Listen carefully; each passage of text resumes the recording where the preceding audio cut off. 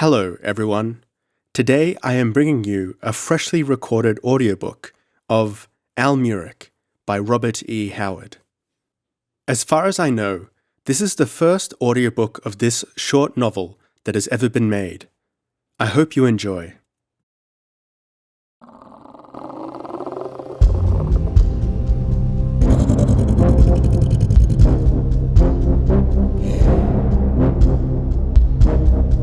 Almuric by Robert E. Howard.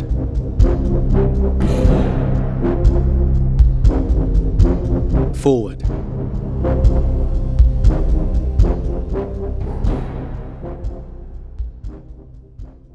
It was not my original intention ever to divulge the whereabouts of Esau Cairn or the mystery surrounding him. My change of mind was brought about by Cairn himself, who retained a perhaps natural and human desire to give his strange story to the world which had disowned him, and whose members can now never reach him. What he wished to tell is his affair. One phase of my part of the transaction I refuse to divulge. I will not make public the means by which I transported Esau Cairn from his native Earth to a planet in a solar system undreamed of, even by the wildest astronomical theorists. Nor will I divulge by what means I later achieved communication with him and heard his story from his own lips, whispering ghostily across the cosmos. Let me say that it was not premeditated. I stumbled upon the great secret quite by accident in the midst of a scientific experiment, and never thought of putting it to any practical use. Until that night, when Esau Cairn groped his way into my darkened observatory, a hunted man with the blood of a human being on his hands. It was chance led him there, the blind instinct of the hunted thing to find a den wherein to turn at bay. Let me state definitively and flatly that, whatever the appearance against him, Esau Cairn is not, and never was, a criminal. In that specific case, he was merely the pawn of a corrupt political machine which turned on him when he realized his position and refused to comply further with its demands. In general, the acts of his life, which might suggest a violent and unruly nature, simply sprang from his peculiar mental makeup. Science is at last beginning to perceive that there is sound truth in the popular phrase, born out of his time. Certain natures are attuned to certain phases or epochs of history, and these natures, when cast by chance into an age alien to their reactions and emotions, find difficulty in adapting themselves to their surroundings. It is but another example of nature's inscrutable laws, which sometimes are thrown out of stride by some cosmic friction or rift, and result in havoc to the individual and the mass. Many men are born outside of their century. Esau Cairn was born outside of his epoch. Neither a moron nor a low-class primitive, possessing a mind well above average, he was, nevertheless, distinctly out of place in the modern age. I never knew a man of intelligence so little fitted for adjustment in a machine-made civilization. Let it be noted that I speak of him in the past tense. Esau Cairn lives as far as the cosmos is concerned. As far as the earth is concerned, he is dead, for he will never again set foot upon it. He was of a restless mould, impatient of restraint, and resentful of authority. Not by any means a bully, he, at the same time, refused to countenance what he considered to be the slightest infringement on his rights. He was primitive in his passions, with a gusty temper, and a courage inferior to none on this planet. His life was a series of repressions. Even in athletic contests, he was forced to hold himself in, lest he injure his opponents. Esau Cairn was, in short, a freak, a man whose physical body and mental bent leaned back to the primordial. Born in the southwest, of old frontier stock, he came of a race whose characteristics were inclined towards violence, and whose traditions were of war and feud and battle against man and nature. The mountain country in which he spent his boyhood carried out the tradition. Contest, physical contest, was the breath of life to him.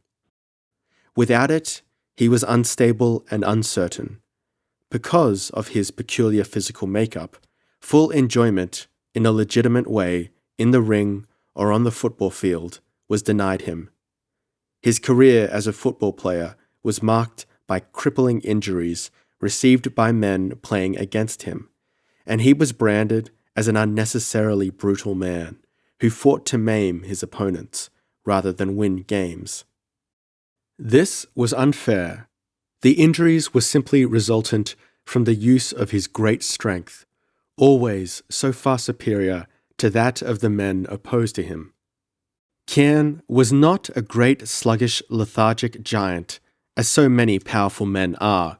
He was vibrant with fierce life, ablaze with dynamic energy. Carried away by the lust of combat, he forgot to control his powers, and the result was broken limbs or fractured skulls for his opponents. It was for this reason that he withdrew from college life, unsatisfied and embittered, and entered the professional ring. Again, his fate dogged him.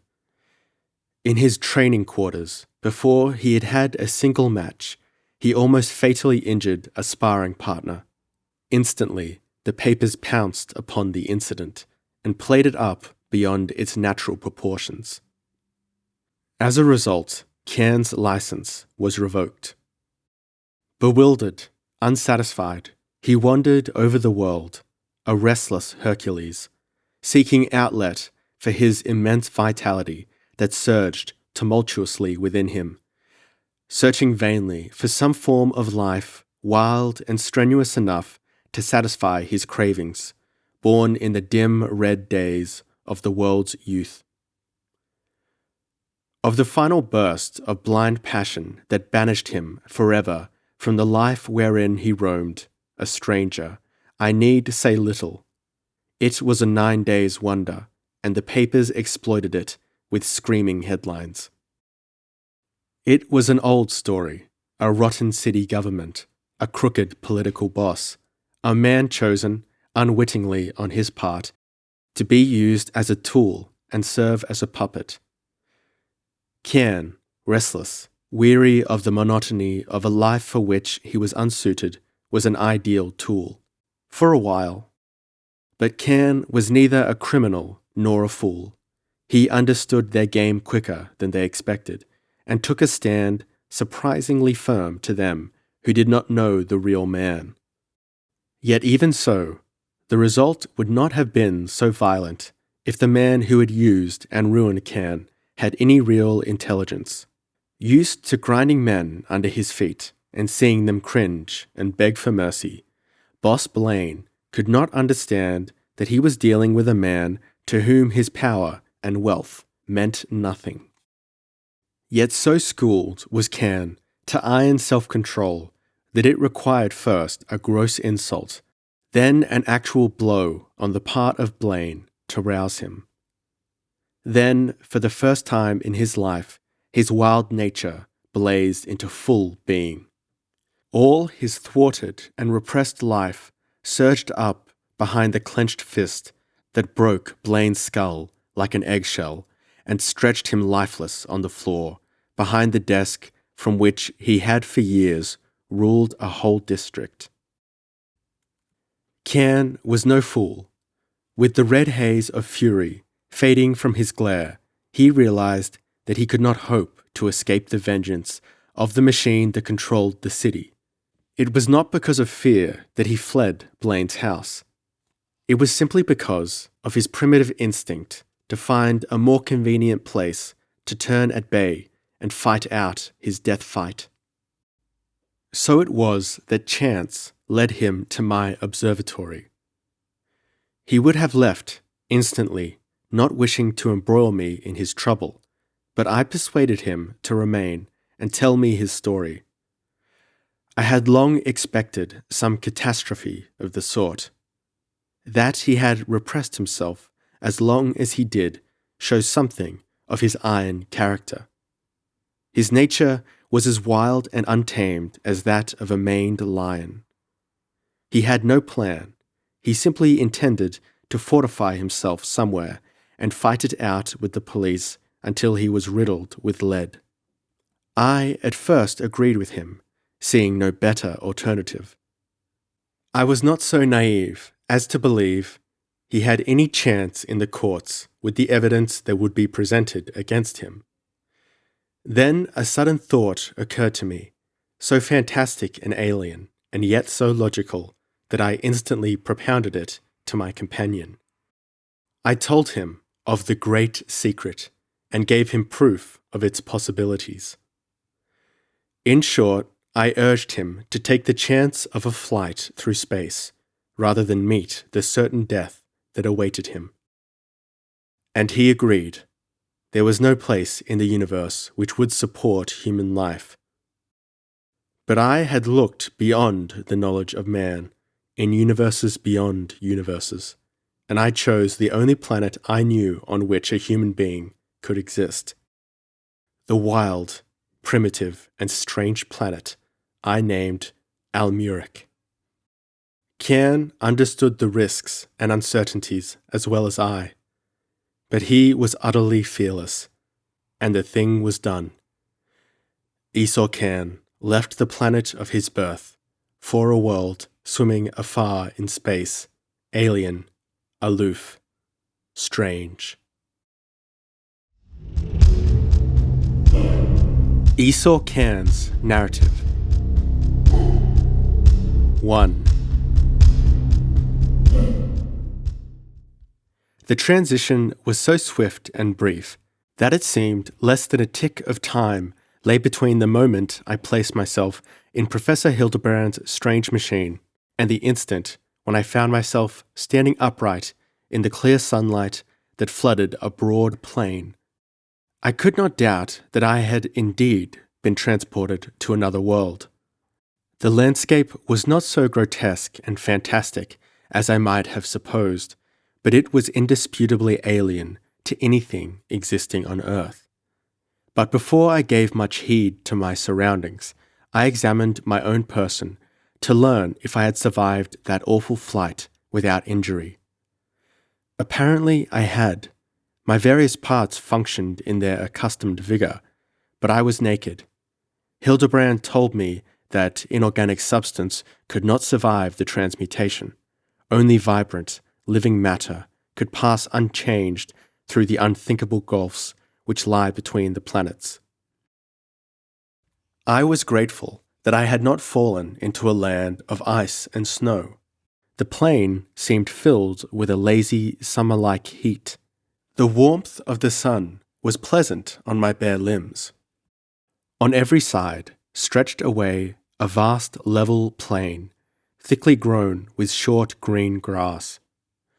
In the distance, this grass attained a greater height, and through it I caught the glint of water. Here and there, throughout the plain, this phenomenon was repeated, and I traced the meandering course of several rivers, apparently of no great width. Black dots moved through the grass near the rivers, but their nature I could not determine. However, it was quite evident that my lot had not been cast on an uninhabited planet, though I could not guess the nature of the inhabitants. My imagination peopled the distances with nightmare shapes. It is an awesome sensation to be suddenly hurled from one's native world into a new, strange, alien sphere. To say that I was not appalled at the prospect, that I did not shrink and shudder in spite of the peaceful quiet of my environs, would be hypocrisy. I, who had never known fear, was transformed into a mass of quivering, cowering nerves, starting at my own shadow. It was that man's utter helplessness was borne in upon me, and my mighty frame and massive thews seemed frail and brittle as the body of a child. How could I pit them against an unknown world? In that instant, I would have gladly returned to earth and the gallows that awaited me, rather than face the nameless terrors with which imagination peopled my newfound world. But I was soon to learn that those thews I now despised were capable of carrying me through greater perils than I dreamed. A slight sound behind me brought me around to stare amazedly at the first inhabitant of Almuric I was to encounter. And the sight, awesome and menacing as it was, yet drove the ice from my veins and brought back some of my dwindling courage. The tangible and material can never be as grisly as the unknown, however perilous. At my first startled glance, I thought it was a gorilla which stood before me. Even with the thought, I realized that it was a man, but such a man as neither I nor any other earthman had ever looked upon. He was not much taller than I, but broader and heavier, with a great spread of shoulders and thick limbs knotted with muscles. He wore a loincloth of some silk-like material girdled with a broad belt which supported a long knife in a leather sheath. High-strapped sandals were on his feet. These details I took in at a glance, my attention being instantly fixed in fascination on his face. Such a countenance it is difficult to imagine or describe. The head was set squarely between the massive shoulders, the neck so squat as to be scarcely apparent. The jaw was square and powerful, and as the wide, thin lips lifted in a snarl, I glimpsed brutal, tusk-like teeth. A short, bristly beard masked the jaw, set off by fierce, up-curving moustaches. The nose was almost rudimentary, with wide, flaring nostrils. The eyes were small, bloodshot, and an icy grey in colour. From the thick, black brows, the forehead, low and receding, sloped back into a tangle of coarse, bushy hair. The ears were small and very close set. The mane and beard were very blue-black, and the creature's limbs and body were almost covered with hair of the same hue. He was not, indeed, as hairy as an ape, but he was hairier than any human being I have ever seen. I instantly realized that the being, hostile or not, was a formidable figure. He fairly emanated strength, hard, raw, brutal power. There was not an ounce of surplus flesh on him. His frame was massive, with heavy bones. His hairy skin rippled with muscles that looked iron-hard. Yet it was not altogether his body that spoke of dangerous power.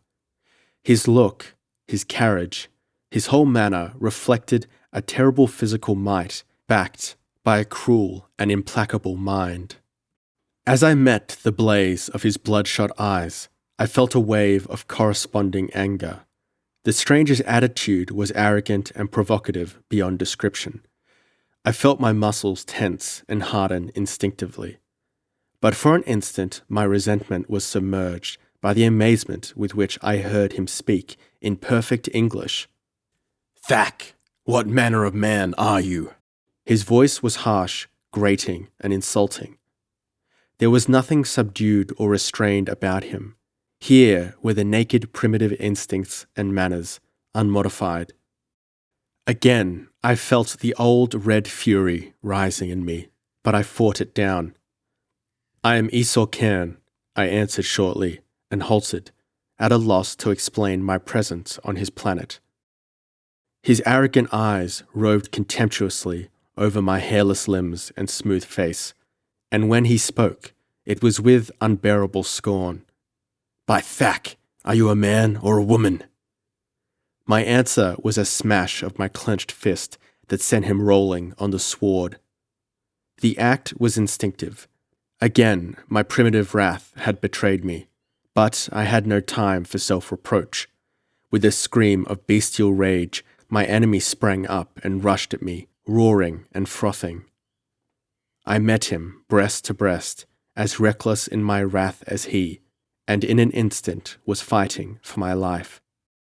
I, who had always had to restrain and hold down my strength, lest I injure my fellow man, for the first time in my life, found myself in the clutches of a man stronger than myself. This I realized in the first instant of impact, and it was only by the most desperate efforts that I fought clear of his crushing embrace. The fight was short and deadly. The only thing that saved me was the fact that my antagonist knew nothing of boxing. He could, and did, strike powerful blows with his clenched fists, but they were clumsy, ill-timed, and erratic. Thrice I mauled my way out of grapples that would have ended with the snapping of my spine. He had no knack of avoiding blows. No man on earth could have survived the terrible battering I gave him. Yet he incessantly surged in on me, his mighty hands spread to drag me down.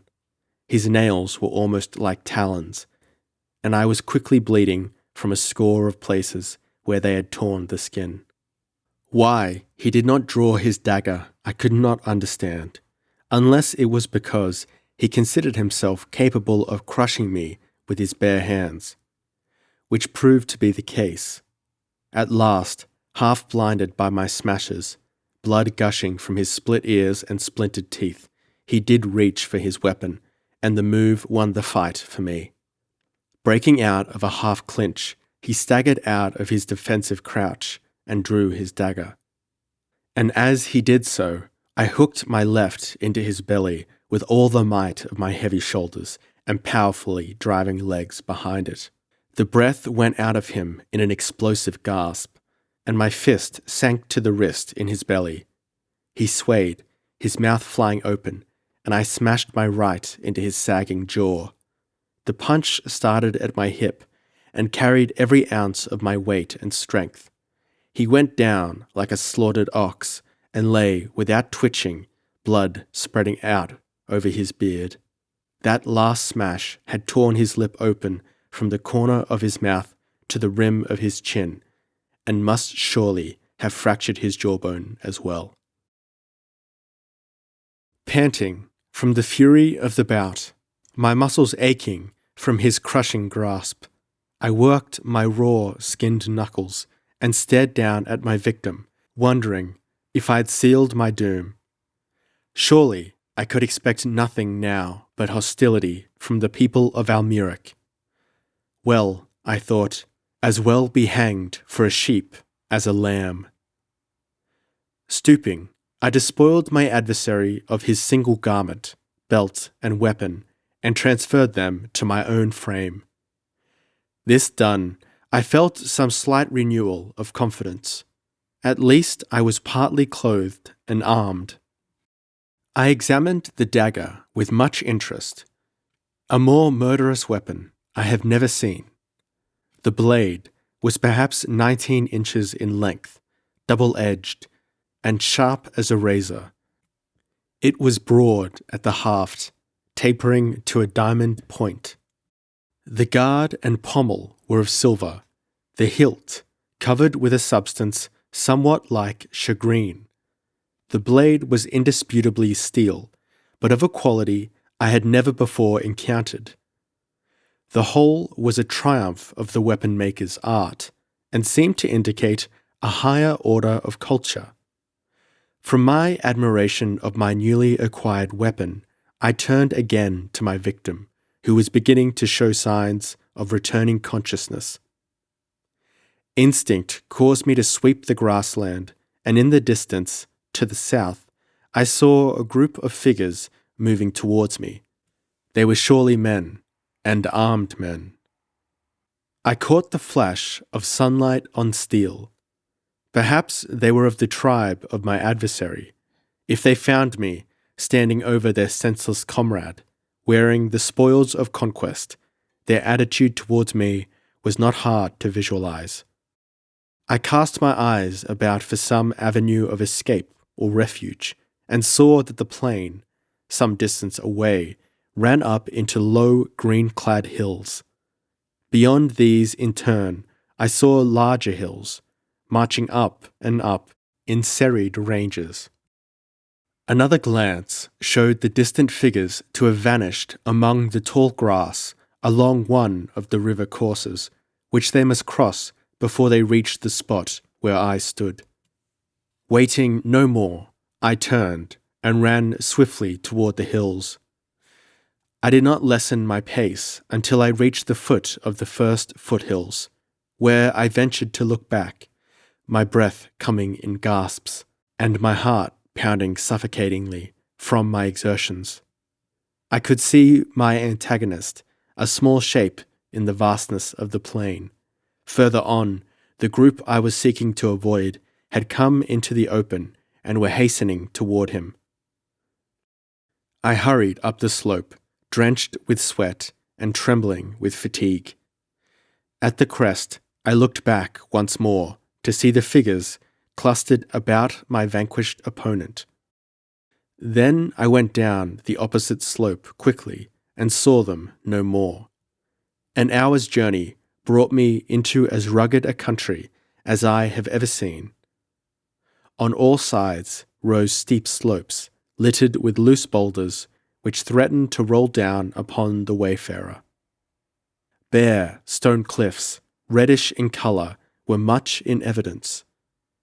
There was little vegetation, except for low stunted trees, of which the spread of their branches was equal to the height of the trunk, and several varieties of thorny bushes, upon some of which grew nuts of peculiar shape and colour. I broke open several of these, finding the kernel to be rich and meaty in appearance, but I dared not eat it, although I was feeling the bite of hunger. My thirst bothered me more than my hunger, and this, at least, I was able to satisfy, although the satisfying nearly cost me my life. I clambered down a precipitous steep and entered a narrow valley, enclosed by lofty cliffs, at the foot of which the nut-bearing bushes grew in great abundance. In the middle of the valley lay a broad pool, apparently fed by a spring. In the centre of the pool, the water bubbled continuously, and a small stream led off down the valley. I approached the pool eagerly, and lying on my belly at its lush-grown marge, plunged my muzzle into the crystal-clear water. It, too, might be lethal for an earthman, for all I knew, but I was so maddened with thirst that I risked it. It had an unusual tang, a quality I have always found present in Almuric water, but it was deliciously cold and satisfying. So pleasant it was to parch my lips that after I had satisfied my thirst, I lay there, enjoying the sensation of tranquility. That was a mistake. Eat quickly, drink quickly, sleep lightly, and linger not over anything. Those are the first rules of the wild, and his life is not long who fails to observe them. The warmth of the sun, the bubbling of the water, the sensuous feeling of relaxation and satiation after fatigue and thirst, those wrought on me like an opiate to lull me into semi-slumber.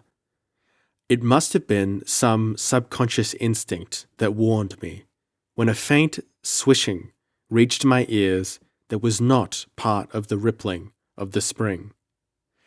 Even before my mind translated the sound as the passing of a heavy body through the tall grass, I whirled on my side, snatching at my poniard. Simultaneously, my ears were stunned with a deafening roar. There was a rushing through the air, and a giant form crashed down where I had lain an instant before, so close to me that its outspread talons raked my thigh. I had no time to tell the nature of my attacker. I had only a dazed impression that it was huge, supple, and cat-like. I rolled frantically aside as it spat and struck at me sideways. Then it was on me, and even as I felt its claws tearing agonizingly into my flesh, the ice-cold water engulfed us both. A cat-like yowl rose half-strangled, as if the yowler had swallowed a large amount of water. There was a great splashing and thrashing about me.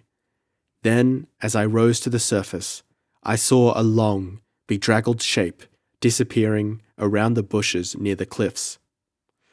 What it was, I could not say, but it looked more like a leopard than anything else, though it was bigger than any leopard I had ever seen. Scanning the shore carefully, I saw no other enemy, and crawled out of the pool, shivering from my icy plunge. My poniard was still in its scabbard. I had had no time to draw it, which was just as well. If I had not rolled into the pool just when I did, dragging my attacker with me, it would have been my finish. Evidently, the beast had a true, cat-like distaste for water. I found that I had a deep gash in my thigh and 4 lesser abrasions on my shoulder, where a great talon-armed paw had closed. The gash in my leg was pouring blood, and I thrust the limb deep into the icy pool, swearing at the excruciating sting of the cold water on the raw flesh. My leg was nearly numb when the bleeding ceased. I now found myself in a quandary. I was hungry. Night was coming on. There was no telling when the leopard beast might return or another predatory animal attack me. More than that, I was wounded. Civilized man is soft and easily disabled. I had a wound such as would be considered, among civilized people, ample reason for weeks of an invalid's existence. Strong and rugged as I was, according to Earth standards, I despaired when I surveyed the wound and wondered how I was to treat it. The matter was quickly taken out of my hands. I had started across the valley toward the cliffs, hoping I might find a cave there, for the nip of the air warned me that the night would not be as warm as the day, when a hellish clamour up near the mouth of the valley caused me to wheel and glare in that direction. Over the ridge came what I thought to be a pack of hyenas, except for their noise, which was more infernal than an earthly hyena, even, could produce. I had no illusions as to their purpose. It was I they were after. Necessity recognizes few limitations. An instant before, I had been limping painfully and slowly. Now I set out on a mad race for the cliff, as if I were fresh and unwounded. With every step, a spasm of agony shot along my thigh, and the wound, bleeding afresh, spurted red. But I gritted my teeth and increased my efforts. My pursuers gave tongue and raced after me with such appalling speed that I had almost given up hope of reaching the trees beneath the cliffs before they pulled me down. They were snapping at my heels when I lurched into the low, stunted growths and swarmed up the spreading branches with a gasp of relief. But to my horror, the hyenas climbed after me. A desperate downward glance showed me that they were not true hyenas. They differed from the breed that I had known, just as everything on Almuric differed subtly from its nearest counterpart on Earth. These beasts had curving cat-like claws, and their bodily structure was cat-like enough to allow them to climb as well as a lynx. Despairingly, I was about to turn at bay when I saw a ledge on the cliff above my head. There the cliff was deeply weathered, and the branches pressed against it. A desperate scramble up the perilous slant, and I had dragged my scratched and bruised body up on the ledge and lay glaring down at my pursuers, who loaded the topmost branches and howled up at me like lost souls. Evidently their climbing ability did not include cliffs, because after one attempt, in which one sprang up towards the ledge, clawed frantically for an instant on the sloping stone wall, and then fell off with an awful shriek. They made no effort to reach me.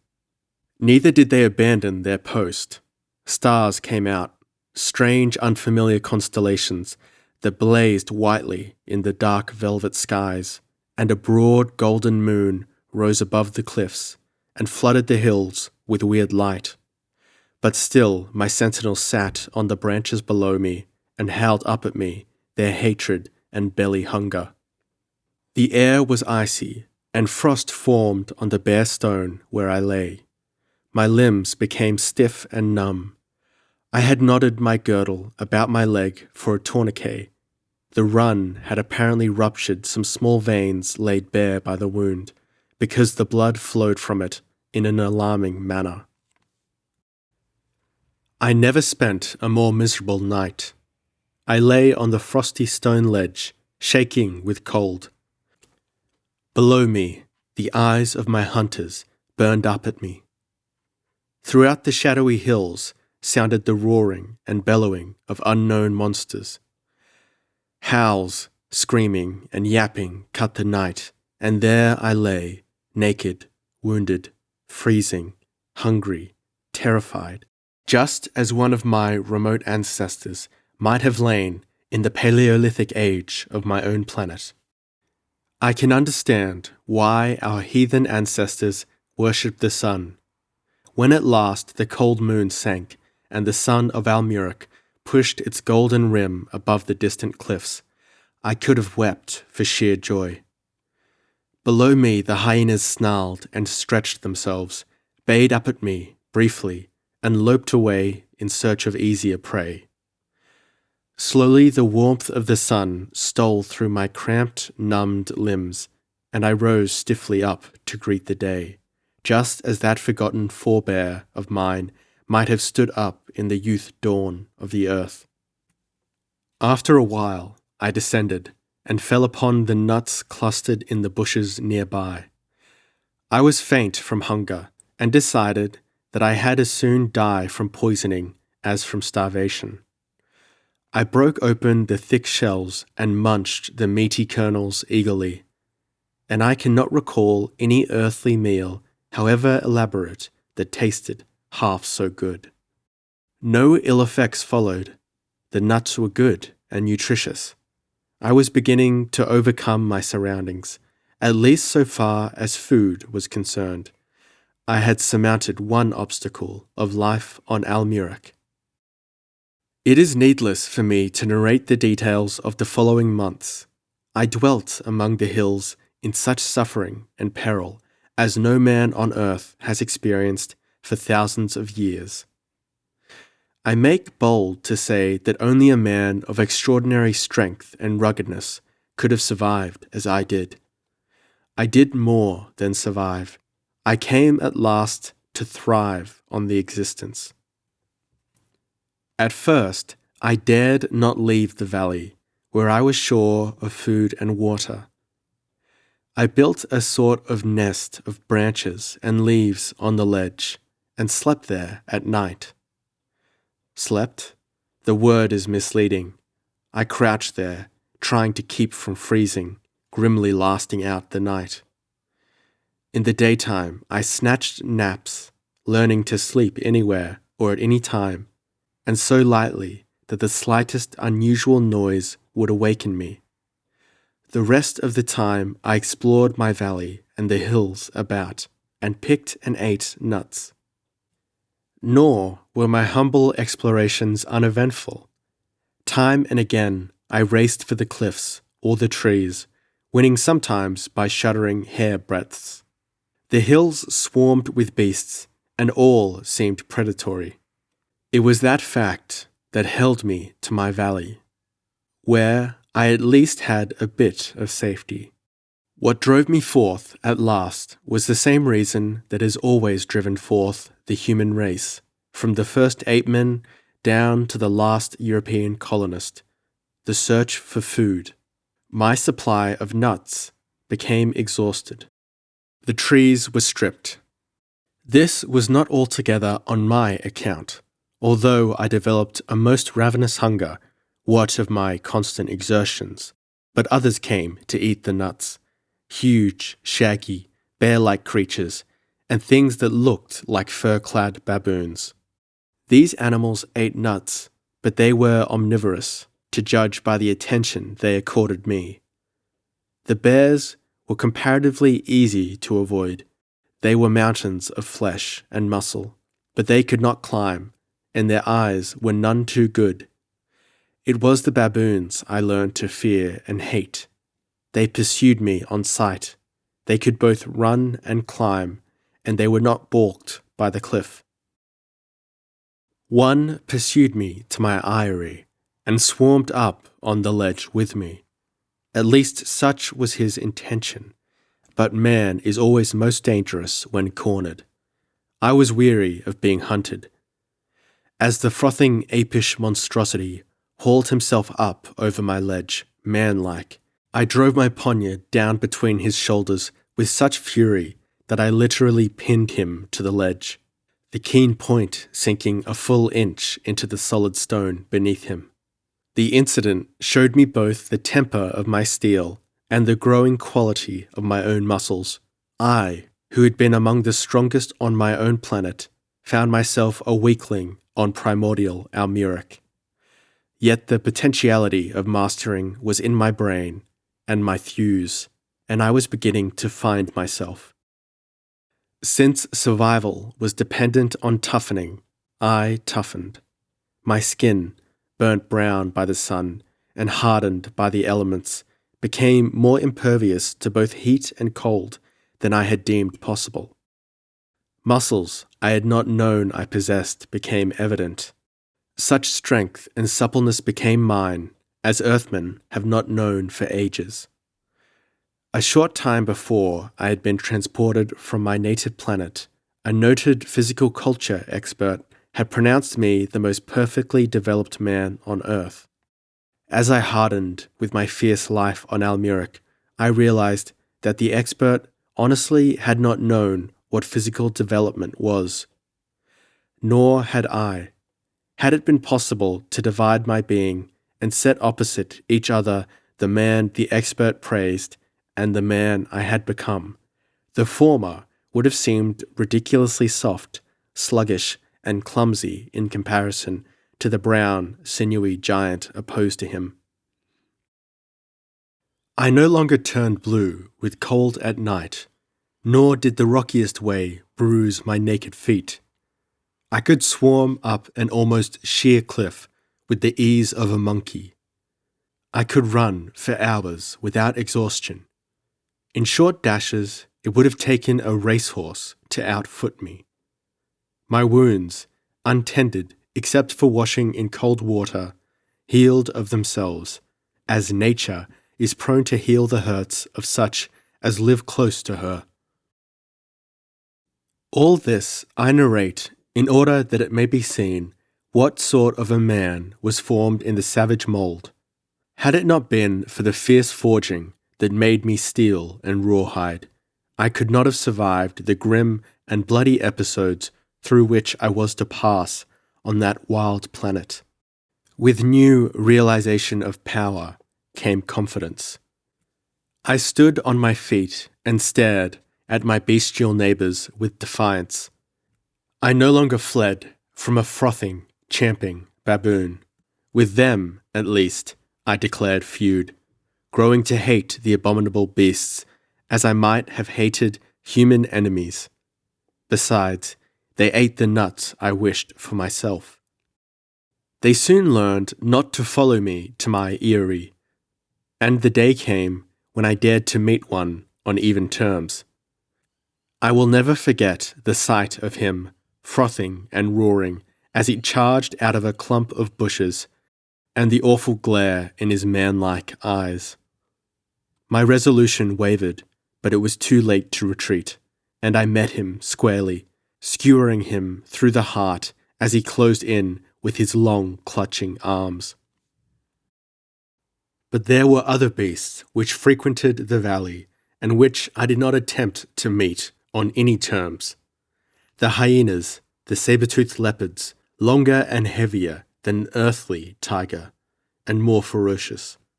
Giant moose-like creatures, carnivorous, with alligator-like tusks.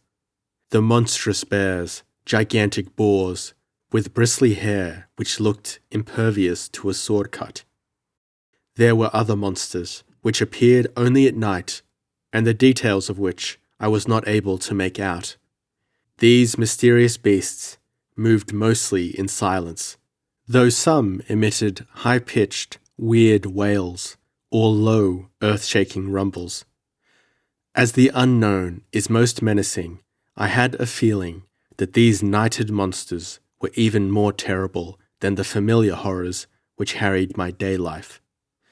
I remember one occasion on which I woke suddenly and found myself lying tensely on my ledge, my ears strained to a night suddenly and breathlessly silent. The moon had set and the valley was veiled in darkness. Not a chattering baboon, not a yelping hyena disturbed the sinister stillness. Something was moving through the valley. I heard the faint rhythmic swishing of the grass that marked the passing of some huge body, but in the darkness I made out only a dim, gigantic shape, which somehow seemed infinitely longer than it was broad, out of natural proportion somehow. It passed away up the valley, and with its going, it was as if the night audibly expelled a gusty sigh of relief. The nocturnal noises started up again, and I lay back to sleep once more with a vague feeling that some grisly horror had passed me in the night.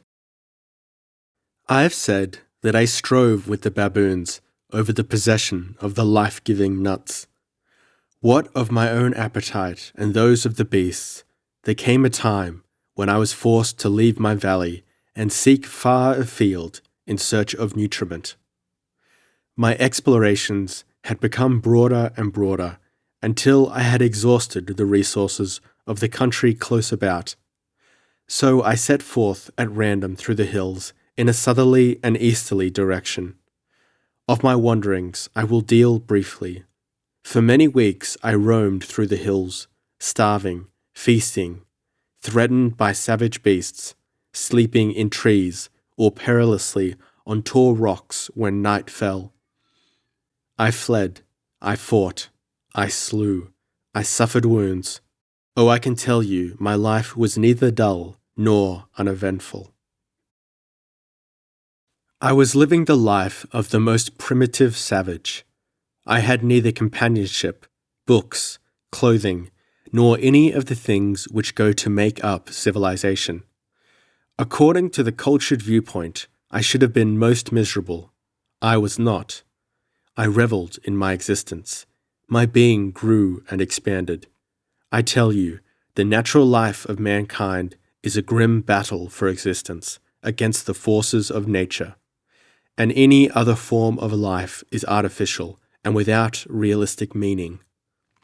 My life was not empty, it was crowded with adventures, calling on every ounce of intelligence and physical power. When I swung down from my chosen eyrie at night, I knew that I would see the sunset only through my personal craft and strength and speed. I came to read the meaning of every waving grass tuft, each masking bush, each towering boulder. On every hand lurked death in 1,000 forms.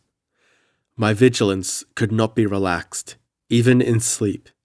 When I closed my eyes at night, it was with no assurance that I would open them at dawn. I was fully alive.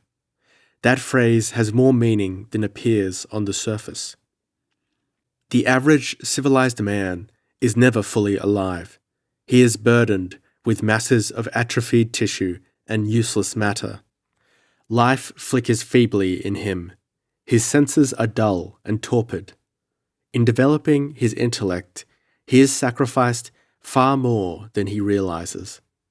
I realized that I, too, had been partly dead on my native planet, but now I was alive in every sense of the word. I tingled and burned and stung with life to the fingertips and the ends of my toes. Every sinew, vein, and springy bone was vibrant with the dynamic flood of singing, pulsing, humming life. My time was too much occupied with food getting and preserving my skin to allow the developing of the morbid and intricate complexes and inhibitions which torment the civilized individual.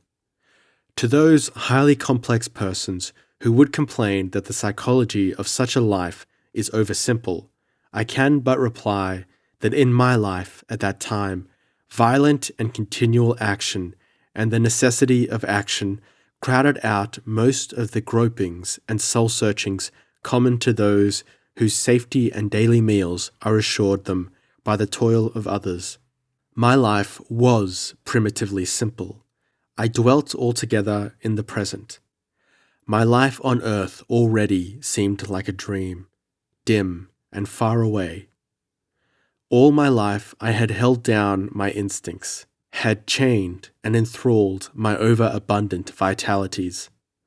Now I was free to hurl all my mental and physical powers into the untamed struggle for existence. And I knew such zest and freedom as I had never dreamed of. In all my wanderings, and since leaving the valley, I had covered an enormous distance.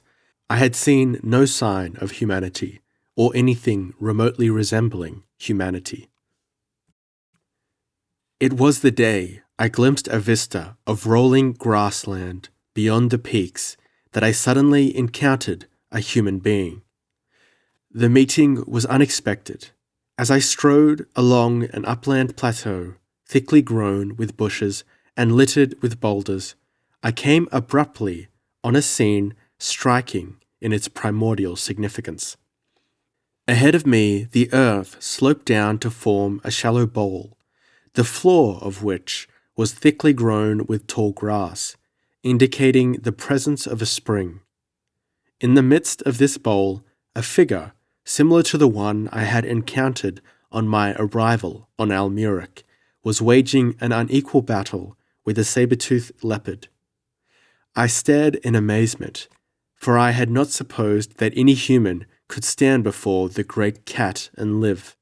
Always the glittering wheel of a sword shimmered between the monster and its prey, and blood on the spotted hide showed that the blade had been fleshed more than once. But it could not last. At any instant I expected to see the swordsman go down beneath the giant body. Even with the thought, I was running fleetingly down the shallow slope. I owed nothing to the unknown man, but his valiant battle stirred newly plumbed depths in my soul. I did not shout, but rushed in silently and murderously, my poniard gleaming in my hand. Even as I reached them, the great cat sprang. The sword went spinning from the wielder's hand, and he went down beneath the hurtling bulk. And almost simultaneously, I disemboweled the saber-tooth with one tremendous ripping stroke. With a scream, it lurched off its victim, slashing murderously as I leapt back, and then it began rolling and tumbling over the grass, roaring hideously and ripping up the earth with its frantic talons, in a ghastly welter of blood and streaming entrails. It was a sight to sicken the hardiest, and I was glad when the mangled beast stiffened convulsively and lay still. I turned to the man, but with little hope of finding life in him. I had seen the terrible saber-like fangs of the giant carnivore tear into his throat as he went down. He was lying in a wide pool of blood, his throat horribly mangled. I could see the pulsing of the great jugular vein, which had been laid bare, though not severed. One of the huge taloned paws had raked down his side from armpit to hip, and his thigh had been laid open in a frightful manner. I could see the naked bone, and from the ruptured veins blood was gushing. Yet to my amazement, the man was not only living, but conscious. Yet even as I looked, his eyes glazed, and the light faded in them. I tore a strip from his loincloth, and made a tourniquet about his thigh, which somewhat slackened the flow of blood. Then I looked down at him helplessly. He was apparently dying, though I knew something of the stamina and vitality of the wild and its people. And such evidently this man was. He was as savage and hairy in appearance, though not quite so bulky, as the man I had fought during my first day on Almuric. As I stood there helplessly, something whistled venomously over my ear and thudded into the slope behind me. I saw a long arrow quivering there, and a fierce shout reached my ears.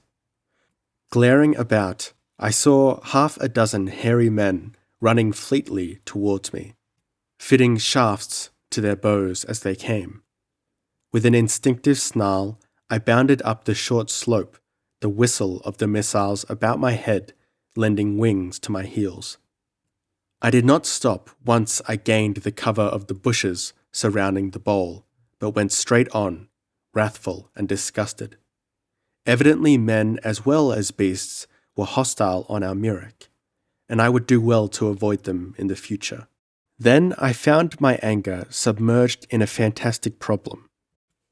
I had understood some of the shouts of the men as they rushed towards me. The words had been in English, just as the antagonist of my first encounter had spoken and understood that language.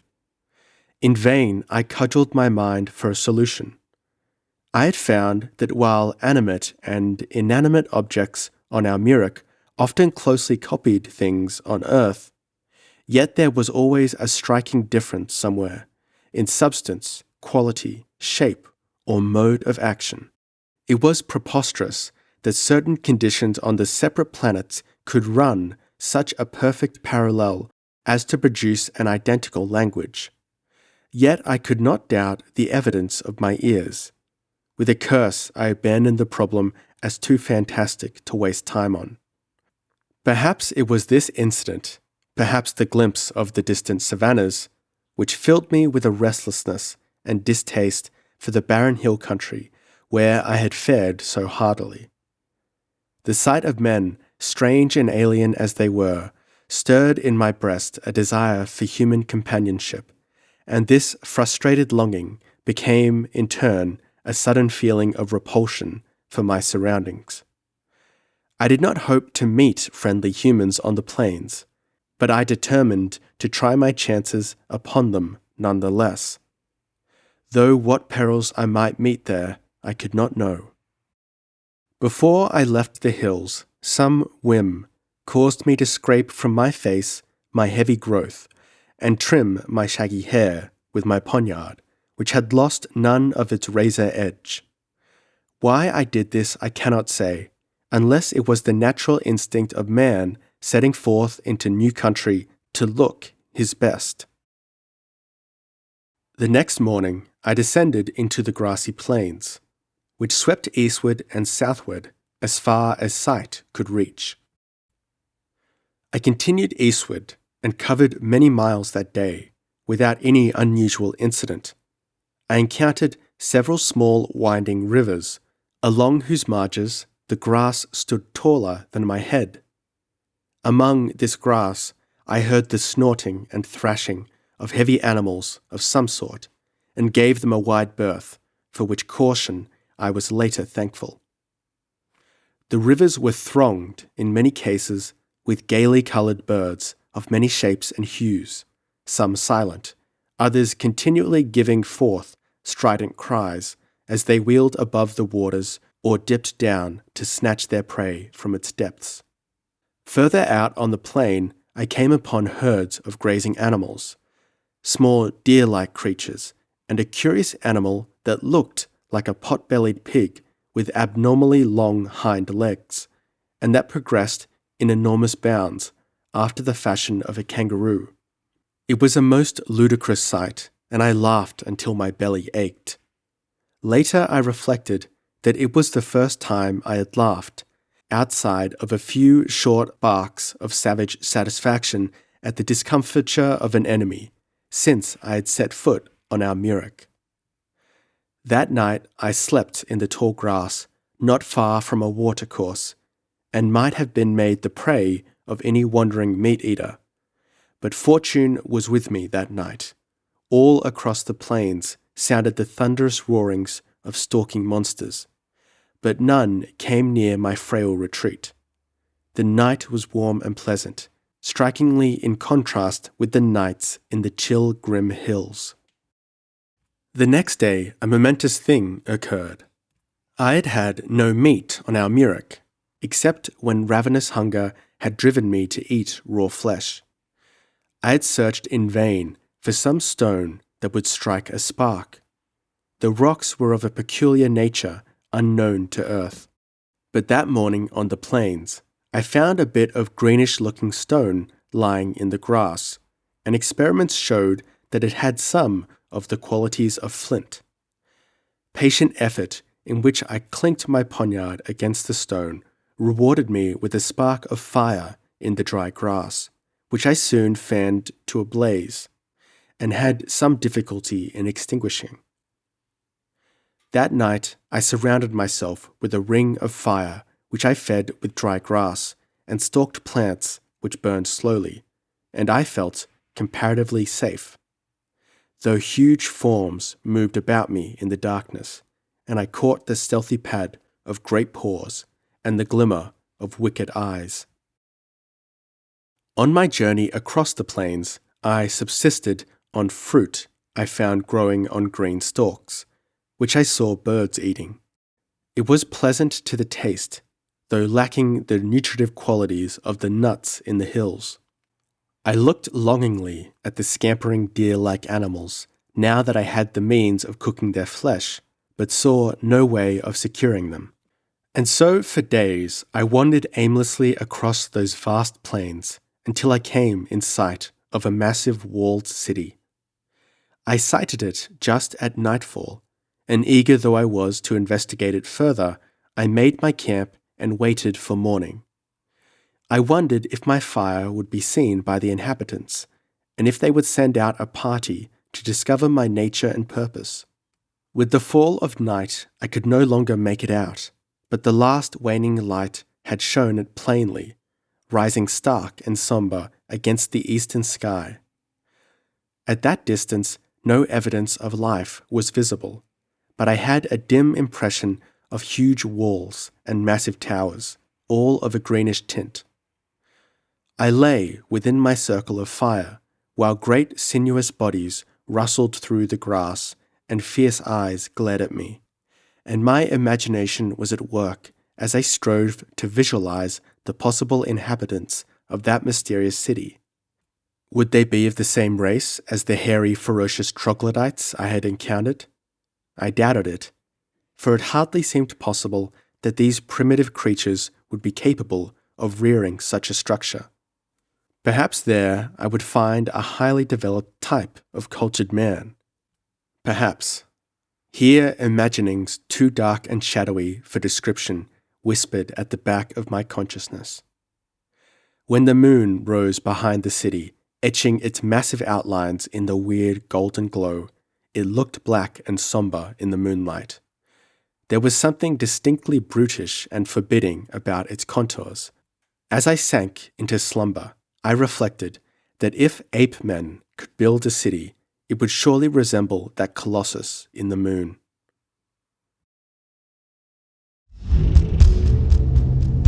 Two. Dawn found me on my way across the plain. It may seem like the height of folly to have gone striding openly towards the city, which might be full of hostile beings. But I had learned to take desperate chances, and I was consumed with curiosity, weary at last of my lonely life. The nearer I approached, the more rugged the details stood out. There was more of the fortress than the city about the walls, which, with the towers that loomed behind and above them, seemed to have been built of huge blocks of greenish stone, very roughly cut. There was no apparent attempt at smoothing, polishing, or otherwise adorning this stone.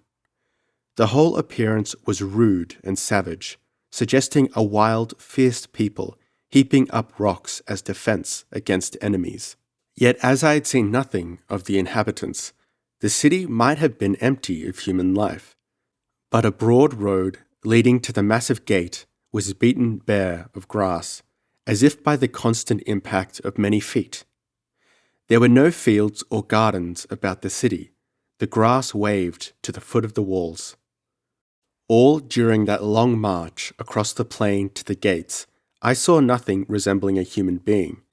But as I came under the shadow of the great gate, which was flanked on either hand by a massive tower, I caught a glimpse of tousled black heads moving along the squat battlements. I halted and threw back my head to hail them. The sun had just topped the towers, and its glare was full in my eyes. Even as I opened my lips, there was a cracking report, like a rifle shot. A jet of white smoke spurted from a tower, and a terrific impact against my head dashed me into unconsciousness. When I came to my senses, it was not slowly, but quickly and clear-headedly. What of my immense recuperative powers? I was lying on a bare stone floor in a large chamber, the walls, ceiling and floor of which were composed of huge blocks of green stone. From a barred window high up in one wall, sunlight poured to illuminate the room, which was without furnishing, except for a bench, crudely and massively built. A heavy chain was looped about my waist and made fast with a strange, heavy lock. The other end of the chain was fastened to a thick ring set in the wall. Everything about the fantastic city seemed massive. Lifting a hand to my head, I found it was bandaged with something that felt like silk. My head throbbed. Evidently, whatever missile it was that had been fired at me from the wall had only grazed my head, inflicting a scalp wound and knocking me senseless. I felt for my poniard, but naturally it was gone. I cursed heartily. When I had found myself on Almuric, I had been appalled by my prospects. But then at least I had been free. Now I was in the hands of God only knew what manner of beings. All I knew was that they were hostile, but my inordinate self-confidence would not down, and I felt no great fear. I did feel a rush of panic, common to all wild things, at being confined and shackled, but I fought down this feeling, and it was succeeded by one of red, unreasoning rage. Springing to my feet, which movement the chain was long enough to allow, I began jerking and tearing at my shackle. It was while engaged in this fruitless exhibition of primitive resentment that a slight noise caused me to wheel, snarling, my muscles tensed for attack or defense. What I saw froze me in my tracks. Just within the doorway stood a girl. Except in her garments, she differed little from the type of girls I had known on Earth, except that her slim figure exhibited a suppleness superior to theirs. Her hair was intensely black, her skin white as alabaster. Her lissom limbs were barely concealed by a light, tunic-like garment, sleeveless, low-necked, revealing the greater part of her ivory breasts. This garment was girdled at her lithe waist, and came to within a few inches above her knees. Soft sandals encased her slender feet. She was standing in an attitude of awed fascination, her dark eyes wide, her crimson lips parted. As I wheeled and glared at her, she gave back with a quick gasp of surprise or fear, and fled lightly from the chamber. I stared after her. If she were typical of the people of the city, then surely the effect produced by the brutish masonry was an illusion, for she seemed the product of some gentle and refined civilization, allowing for a certain barbaric suggestion about her costume. While so musing, I heard the tramp of feet. Harsh voices were lifted in argument, and the next instant a group of men strode into the chamber, halting as they saw me conscious and on my feet. Still thinking of the girl, I glared at them in surprise. They were of the same type as the others I had seen. Huge, hairy, ferocious, with the same ape-like forward-thrust heads and formidable faces. Some, I noticed, were darker than others, but all were dark and fierce, and the whole effect was one of sombre and ferocious savagery. They were instinct with ferocity. It blazed in their icy grey eyes, reflected in the snarling lift of their bristling lips, rumbled in their rough voices. All were armed, and their hands seemed instinctively to seek their hilts as they stood glaring at me, their shaggy heads thrust forward in their ape-like manner. "Thrak!" one exclaimed, or rather roared. All their voices were as gusty as a sea wind. "He's conscious! Do you suppose he can speak or understand human language?" rumbled another. All this while I stood, glaring back at them, wondering anew at their speech. Now I realized that they were not speaking English. The thing was so unnatural that it gave me a shock. They were not speaking any earthly language, and I realized it. Yet I understood them, except for various words which apparently had no counterpart on earth. I made no attempt to understand this seemingly impossible phenomenon, but answered the last speaker. "I can speak and understand," I grunted. "Who are you? What city is this? Why did you attack me? Why am I in chains?" They rumbled in amazement, with much tugging of mustaches, shaking of heads, and uncouth profanity. "He talks, by Thrak," said one. "I tell you, he's from beyond the girdle."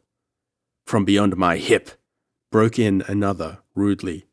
"He is a freak, a damned, smooth-skinned, degenerate misfit, which should not have been born or allowed to exist. Ask him how he came by the bone crusher's poniard," requested yet another. At that, one of them advanced, fixing me with a stern and accusing eye, held out a sheathed weapon which I recognized as my poniard. "Did you steal this from Logar?" he demanded. "I stole nothing," I snapped, feeling like a wild beast being prodded through the bars of a cage by unfeeling and critical spectators. My rages, like all the emotions on that wild planet, were without restraint. "I took that poniard from the man who carried it, and I took it in a fair fight," I added. "Did you slay him?" they demanded, unbelievingly. "No," I growled. "We fought with our bare hands until he tried to knife me. Then I knocked him senseless." A roar greeted my words.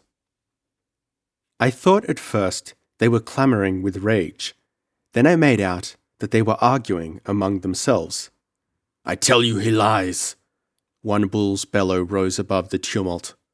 "We all know that Logar the Bone Crusher is not the man to be thrashed and stripped by a smooth-skinned, hairless brown man like this.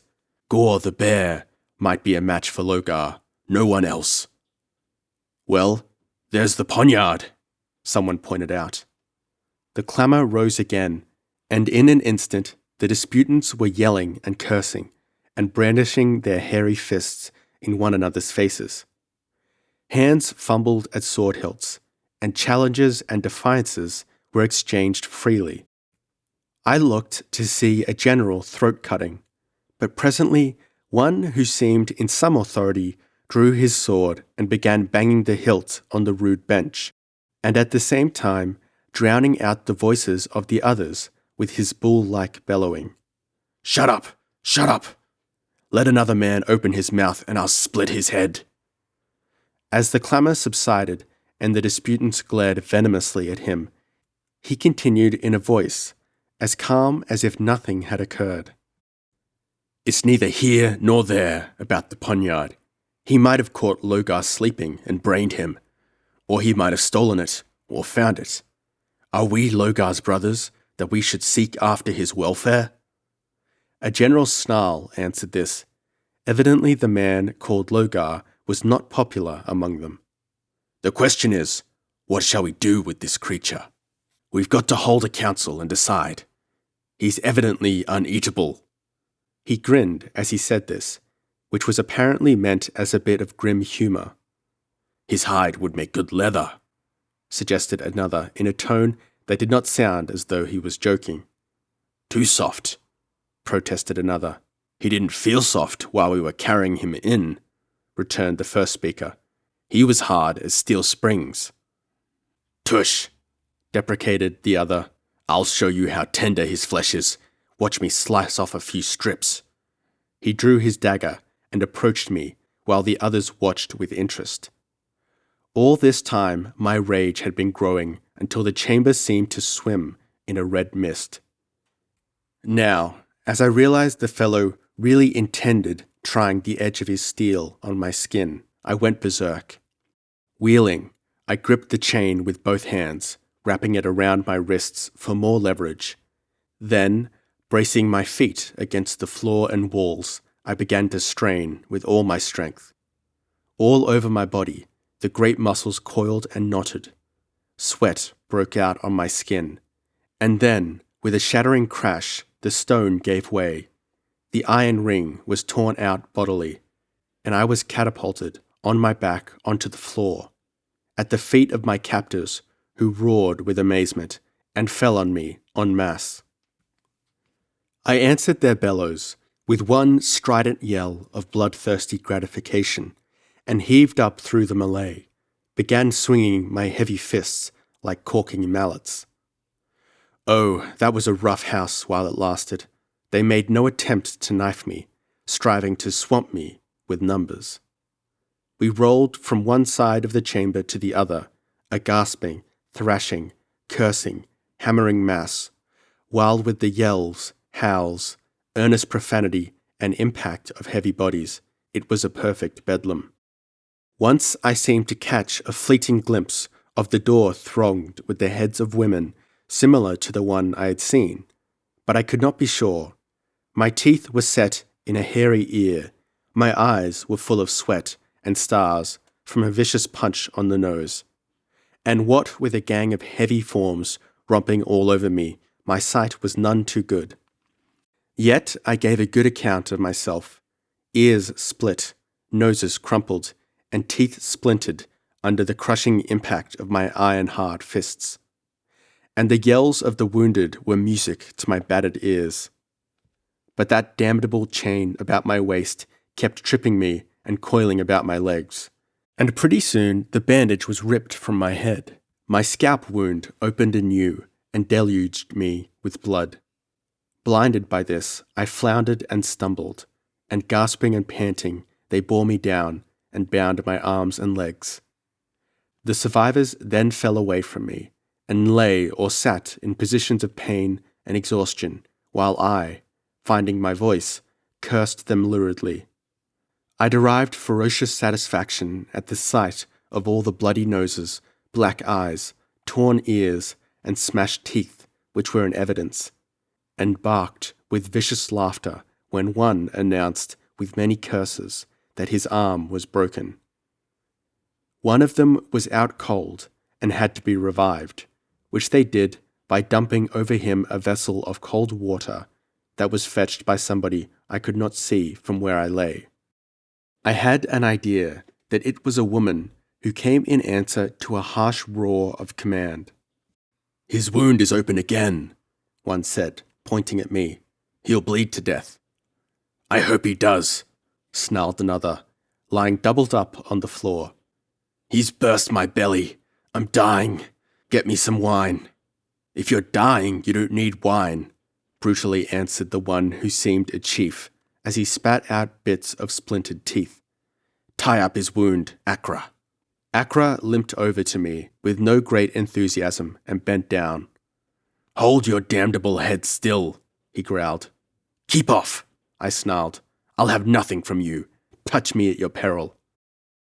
He exasperatedly grabbed my face in his broken hand and shoved me violently down. That was a mistake. My jaws locked on his thumb, evoking an ear-splitting howl, and it was only with the aid of his comrades that he extricated the mangled member. Maddened by the pain, he howled wordlessly, then suddenly gave me a terrific kick in the temple, driving my wounded head with great violence back against the massive bench leg. Once again, I lost consciousness.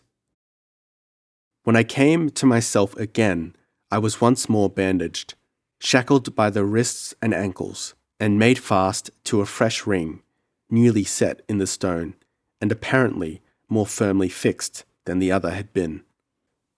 It was night. Through the window I glimpsed the star-dotted sky. A torch, which burned with a peculiar white flame, was thrust into a niche in the wall. A man sat on the bench, elbows on knees and chin on fists, regarding me intently. On the bench near him stood a huge gold vessel. "I doubted if you'd come to after that last crack," he said at last. "It would take more than that to finish me." I snarled. "You are a pack of cursed weaklings. But for my wound and that infernal chain, I'd have bested the whole mob of you." My insults seemed to interest rather than anger him. He absently fingered a large bump on his head, on which blood was thickly clotted, and asked, "Who are you? Whence do you come?" "None of your business," I snapped. He shrugged his shoulders, and lifting the vessel in one hand, drew his dagger with the other. "In Koth, none goes hungry," he said. "I'm going to place this food near your hand, and you can eat it. But I warn you, if you try to strike or bite me, I'll stab you." I merely glared truculently, and he bent and set down the bowl, hastily withdrawing. I found the food to be a kind of stew, satisfying both thirst and hunger. Having eaten, I felt in somewhat better mood, and upon my guard renewing his questions, I answered. "My name is Esau Khan. I am an American from the planet Earth." He mulled over my statements for a space and then asked, "Are these places beyond the girdle?" "I don't understand you," I answered. He shook his head. "Nor I you. But if you do not know of the girdle, you cannot be from beyond it. Doubtless it is all fable anyway. But whence did you come when we saw you approaching across the plain? Was that your fire we glimpsed from the towers last night?" "I suppose so," I replied. "For many months I have lived in the hills to the west. It was only a few weeks ago that I descended into the plains." He stared and stared at me. "In the hills? Alone? And with only a poniard?" "Well, what about it?" I demanded. He shook his head as if in doubt of wonder. "A few hours ago I would have called you a liar. Now I am not so sure." "What is the name of this city?" I asked. "Koth, of the Kothan tribe. Our chief is Kosuth, Skull Crusher. I am Thab, the Swift. I am detailed to guard you while the warriors hold council." "What's the nature of their council?" I inquired. "They discuss what shall be done with you, and they have been arguing since sunset, and are no nearer a solution than before." "What is their disagreement?" "Well," he answered, "some want to hang you, and some want to shoot you."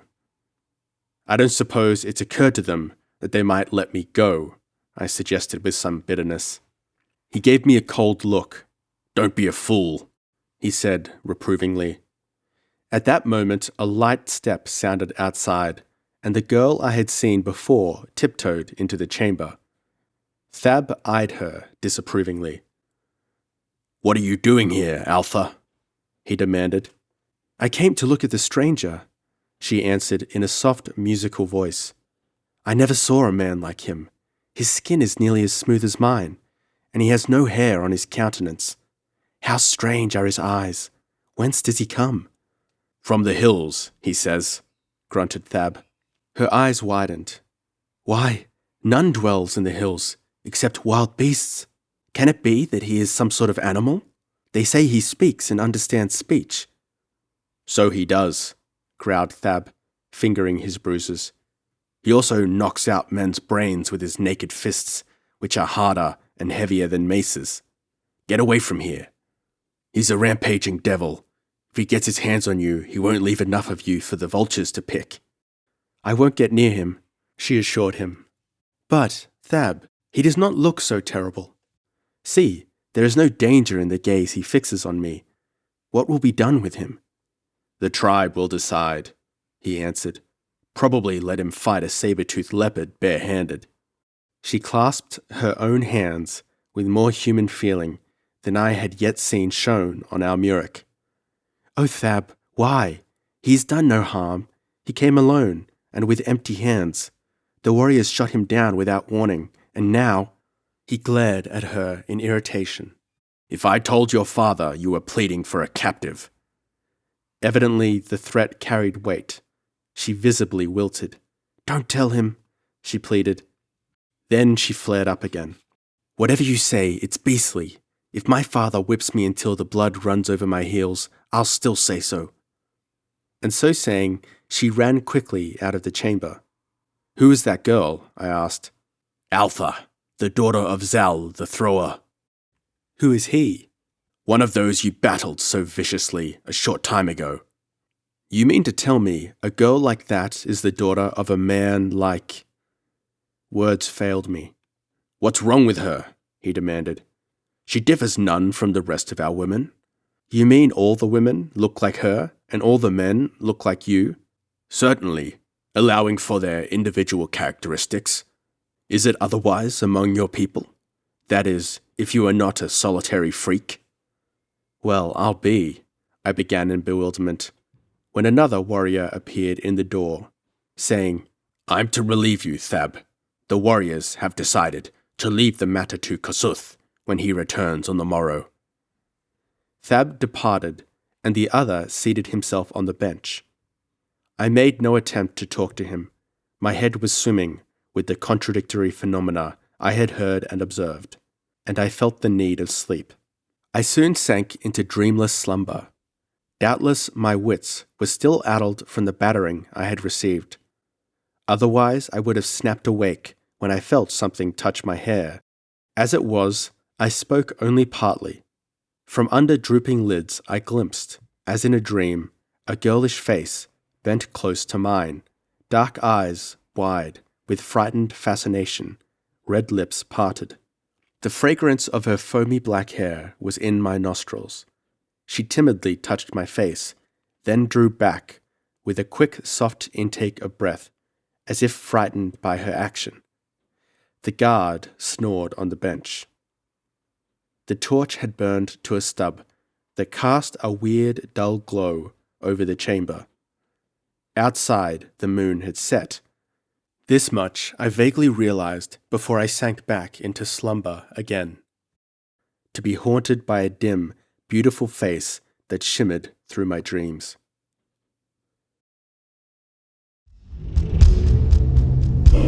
Three.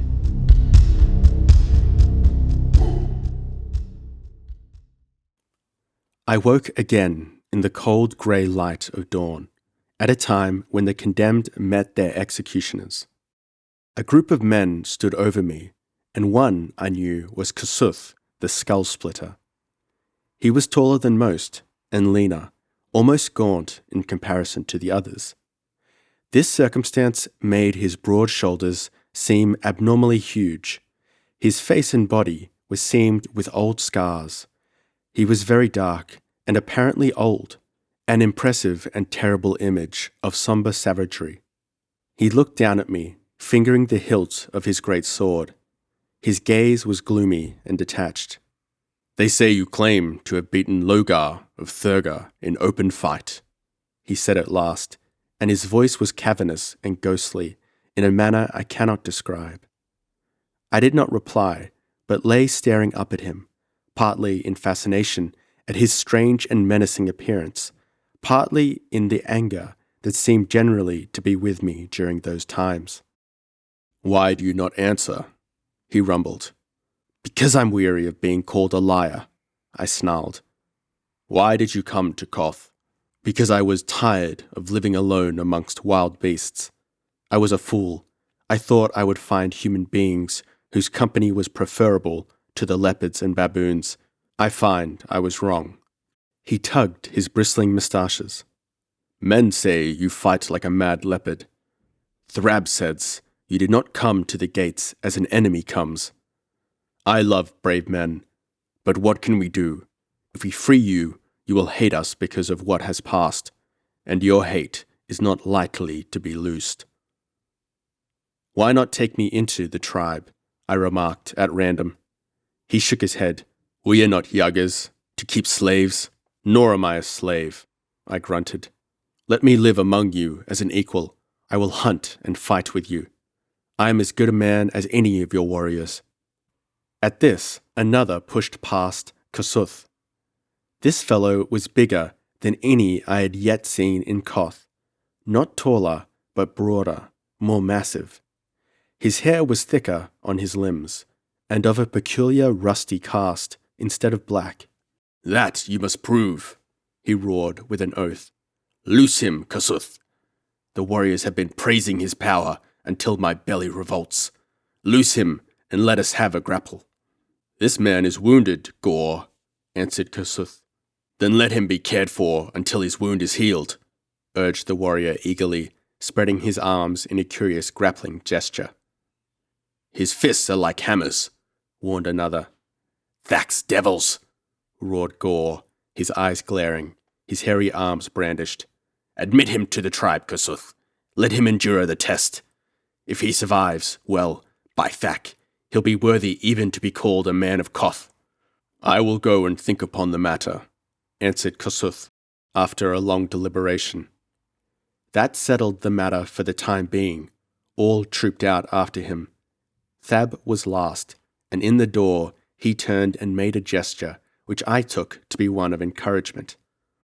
These strange people seemed not entirely without feelings of pity and friendship. The day passed uneventfully. Thab did not return. Other warriors brought me food and drink, and I allowed them to bandage my scalp. With more human treatment, the wild beast fury in me had been subordinated to my human reason. But that fury lurked close to the surface of my soul, ready to blaze into ferocious life at the slightest encroachment. I did not see the girl Altha, though I had heard light footsteps outside the chamber several times. Whether hers or another's, I could not know. About nightfall, a group of warriors came into the room and announced that I was to be taken to the council, where Kasuth would listen to all the arguments and decide my fate. I was surprised to learn that arguments would be presented on my behalf. They got my promise not to attack them and loosed me from the chain that bound me to the wall, but they did not remove the shackles on my wrists and ankles. I was escorted out of the chamber into a vast hall, lighted by white fire torches.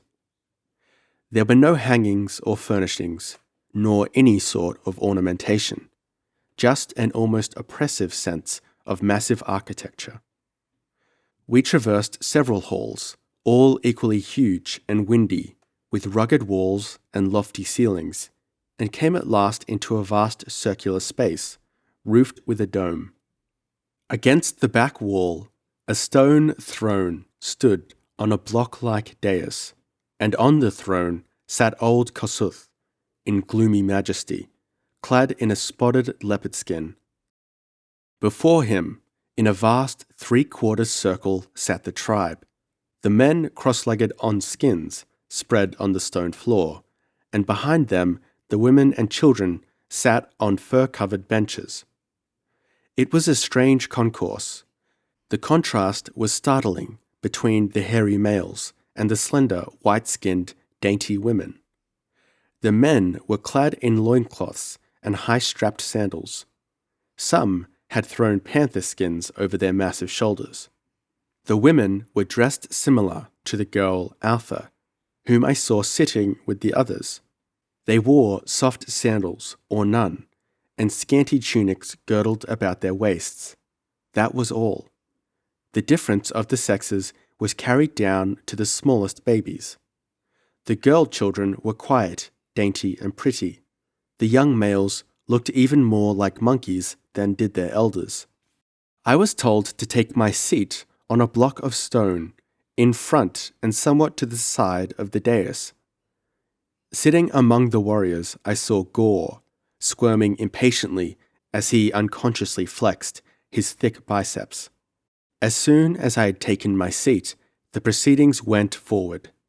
Kossuth simply announced that he would hear the arguments and pointed out a man to represent me, at which I was again surprised. But this apparently was regular custom among these people. The man chosen was the lesser chief who had commanded the warriors I had battled in the cell, and they called him Gutchluk, Tiger Wrath. He eyed me venomously as he limped forward with no great enthusiasm, bearing the marks of the encounter. He laid his sword and dagger on the dais, and the foremost warriors did likewise. Then he glared at the rest truculently, and Kossuth called for arguments to show why Esau Khan, he made a marvelous jumble of the pronunciation, should not be taken into the tribe. Apparently, the reasons were legion. Half a dozen warriors sprang up and began shouting at the top of their voice, while Gotchluk dutifully strove to answer them. I felt already doomed, but the game was not played out, or even well begun. At first, Gotchluk went at it only half-heartedly, but opposition heated him to the task. His eyes blazed, his jaw jutted, and he began to roar and bellow with the best of them. From the arguments he presented, or rather thundered, one would have thought he and I were lifelong friends.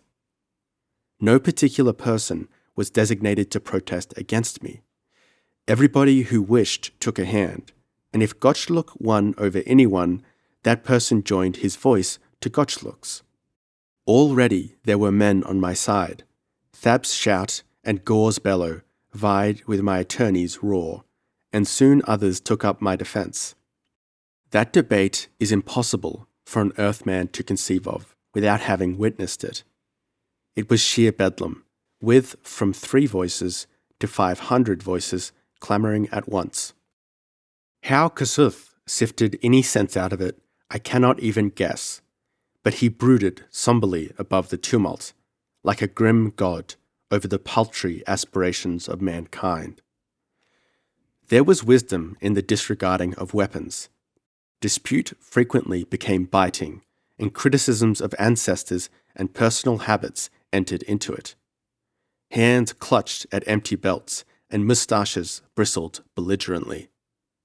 Occasionally, Kossuth lifted his weird voice across the clamour and restored a semblance of order. My attempts to follow the arguments were vain.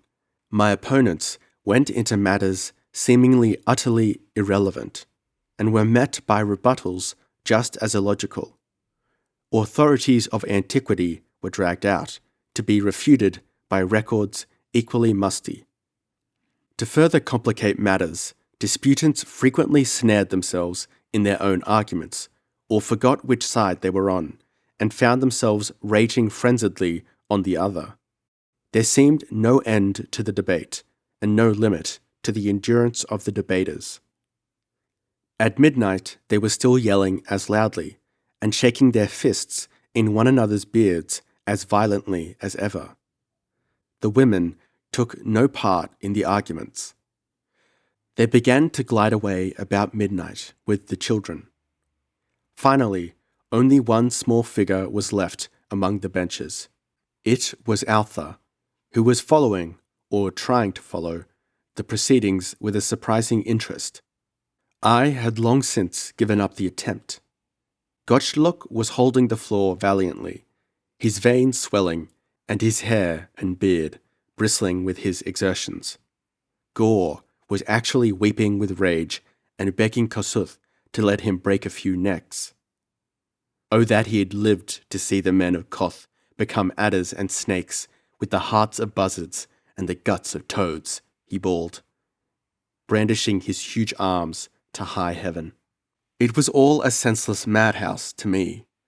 Finally, in spite of the clamour and the fact that my life was being weighed in the balance, I fell asleep on my block and snored peacefully while the men of Koth raged and pounded their hairy breasts and bellowed, and the strange planet of Almuric whirled on its way under the stars that neither knew nor cared for men, earthly or otherwise. It was dawn when Thrab shook me awake and shouted in my ear, "We have won! You enter the tribe if you'll wrestle Gore." "I'll break his neck," I grunted, and went back to sleep again.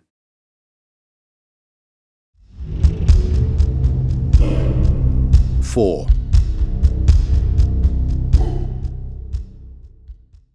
So began my life as a man among men on Almuric. I, who had begun my new life as a naked savage, now took the next step on the ladder of evolution and became a barbarian. For the men of Koth were barbarians. For all their silks and steel and stone towers, their counterpart is not on earth today, nor has it ever been. But of that later. Let me tell first of my battle with Gore the bear. My chains were removed, and I was taken to a stone tower on the wall, there to dwell until my wounds had healed. I was still a prisoner. Food and drink were brought me regularly by the tribesmen, who also tended carefully to my wounds, which were unimportant considering the hurts I had had from wild beasts, and had recovered from, unaided. But they wished me to be in prime condition for the wrestling, which was to decide whether I should be admitted to the tribe of Koth, or, well, from what they said of Gore, if I lost, there would be no problem as to my disposition. The wolves and vultures would take care of that. Their manner toward me was non-committal, with the exception of Thrab the Swift, who was frankly cordial to me. I saw neither Kasuth, Gore, nor Gutchluk during the time I was imprisoned in the tower, nor did I see the girl, Altha. I do not remember a more tedious and wearisome time. I was not nervous because of any fear of Gore. I frankly doubted my ability to beat him, but I had risked my life so often and against such fearful odds that personal fear had been stamped out of my soul. But for months I had lived like a mountain panther, and now to be caged up in a stone tower where my movements were limited, bound, and restricted, it was intolerable. And if I had been forced to put up with it a day longer, I would have lost control of myself and either fought my way to freedom or perished in the attempt. As it was, all the constrained energy in me was pent up almost to the snapping point, giving me a terrific store of nervous power, which stood me in good stead in my battle. There is no man on earth equal in sheer strength to any man of Koth. They live barbaric lives, filled with continuous peril and warfare against foes human and bestial. But after all, they lived the lives of men, and I had been living the life of a wild beast. As I paced my tower chamber, I thought of a certain great wrestling champion of Europe, with whom I had once contested in a friendly private bout, but who pronounced me the strongest man he had ever encountered. Could he have seen me now in the Tower of Koth, I am certain I could have torn out his biceps like rotten cloth, broken his spine across my knee, or caved in his breastbone with my clenched fist. And as for speed, the most finely trained earth athlete would have seemed awkward and sluggish in comparison to the tigerish quickness lurking in my rippling sinews. Yet for all that, I knew that I would be strained to the utmost, even to hold my own with the giant they called Gore the bear. He did indeed resemble a shaggy, rusty-hued cave bear. Thab the Swift narrated some of his triumphs to me, and such a record of personal mayhem I never heard. The man's progress through life was marked by broken limbs, backs, and necks. No man had yet stood before him in bare-handed battle, though some swore Logar the Bone Crusher was his equal. Logar, I learned, was chief of Thugra, a city hostile to Koth. All cities on Almuric seemed to be hostile to each other, the people of the planet being divided into many small tribes, incessantly at war. The chief of Thugra was called the Bone Crusher because of his terrible strength. The poniard I'd taken from him had been his favorite weapon, a famous blade, forged, Thab said, by a supernatural smith. Thab called this being a Gorka, and I found in tales concerning the creature an analogy to the dwarfish metal workers of the ancient Germanic myths of my own world. Thab told me much concerning his people and the planet, but of these things I will deal later. At last, Kossuth came, found my wounds completely cured, eyed my bronze sinews with the shadow of respect in his cold, brooding eyes, and pronounced me fit for battle. Night had fallen when I was led into the streets of Koth. I looked with wonder at the giant walls towering above me, dwarfing their human inhabitants. Everything in Koth was built on a heroic scale. Neither the walls nor the edifices were unusually high in comparison to their bulk, but they were so massive. My guides led me to a sort of amphitheatre near the outer wall. It was an oval space surrounded by huge stone blocks, rising tier upon tier, and forming seats for the spectators. The open space in the centre was hard ground, covered with short grass. A sort of bulwark was formed about it out of woven leather thongs, apparently to keep the contestants from dashing their heads against the surrounding stones. Torches lighted the scene. Spectators were already there, the men occupying the lower blocks and the women and children the upper. My gaze roved over the sea of faces, hairy or smooth, until it rested on one I recognized, and I felt a strange throb of pleasure at the sight of Altha sitting there watching me with her intent, dark eyes. Thab indicated for me to enter the arena, and I did so, thinking of the old-time bare-knuckle bouts of my own planet, which were fought in crude rings pitched, like this, on the naked turf. Thab and the other warriors who had escorted me remained outside. Above us brooded old Kossuth in a carven stone elevated above the first tier, and covered with leopard skins. I glanced beyond him to that dusky star-filled sky, whose strange beauty never failed to fascinate me, and I laughed at the fantasy of it all. Where I, Esau Cairn, was to earn by sweat and blood my right to exist on this alien world, the existence of which was undreamed by the people of my own planet. I saw a group of warriors approaching from the other side, a giant form looming above them. Gore, the bear, glared at me across the ring. His hairy paws grasped the thongs, and then with a roar, he vaulted over them and stood before me, an image of truculence incarnate, angry because I had chanced to reach the ring before him. On his rude throne above us, old Kossuth lifted a spear and cast it earthward. His eyes followed its flight, and as it sheathed its shining blade in the turf outside the ring, we hurled ourselves at each other, iron masses of bone and thew, vibrant with fierce life and the lust to destroy. We were each naked, except for a sort of leather loincloth, which was more brace than garment. The rules of the match were simple.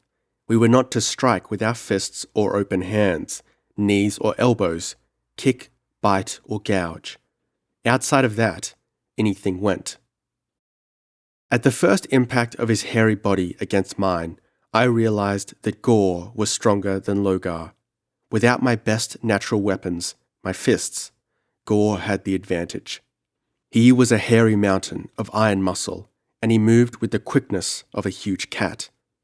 Accustomed to such fighting, he knew the tricks of which I was ignorant. Lastly, his bullet head was set so squarely on his shoulders that it was practically impossible to strangle that thick, squat neck of his. What saved me was the wild life I had lived, which had toughened me as no man, living as a man, can be toughened.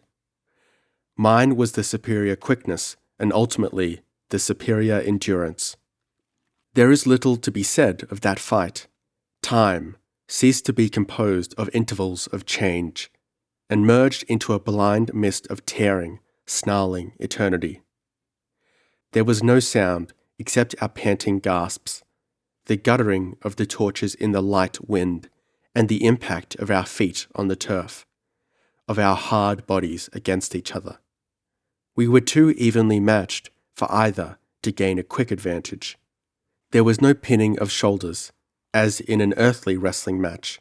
The fight would continue until one or both of the contestants were dead or senseless.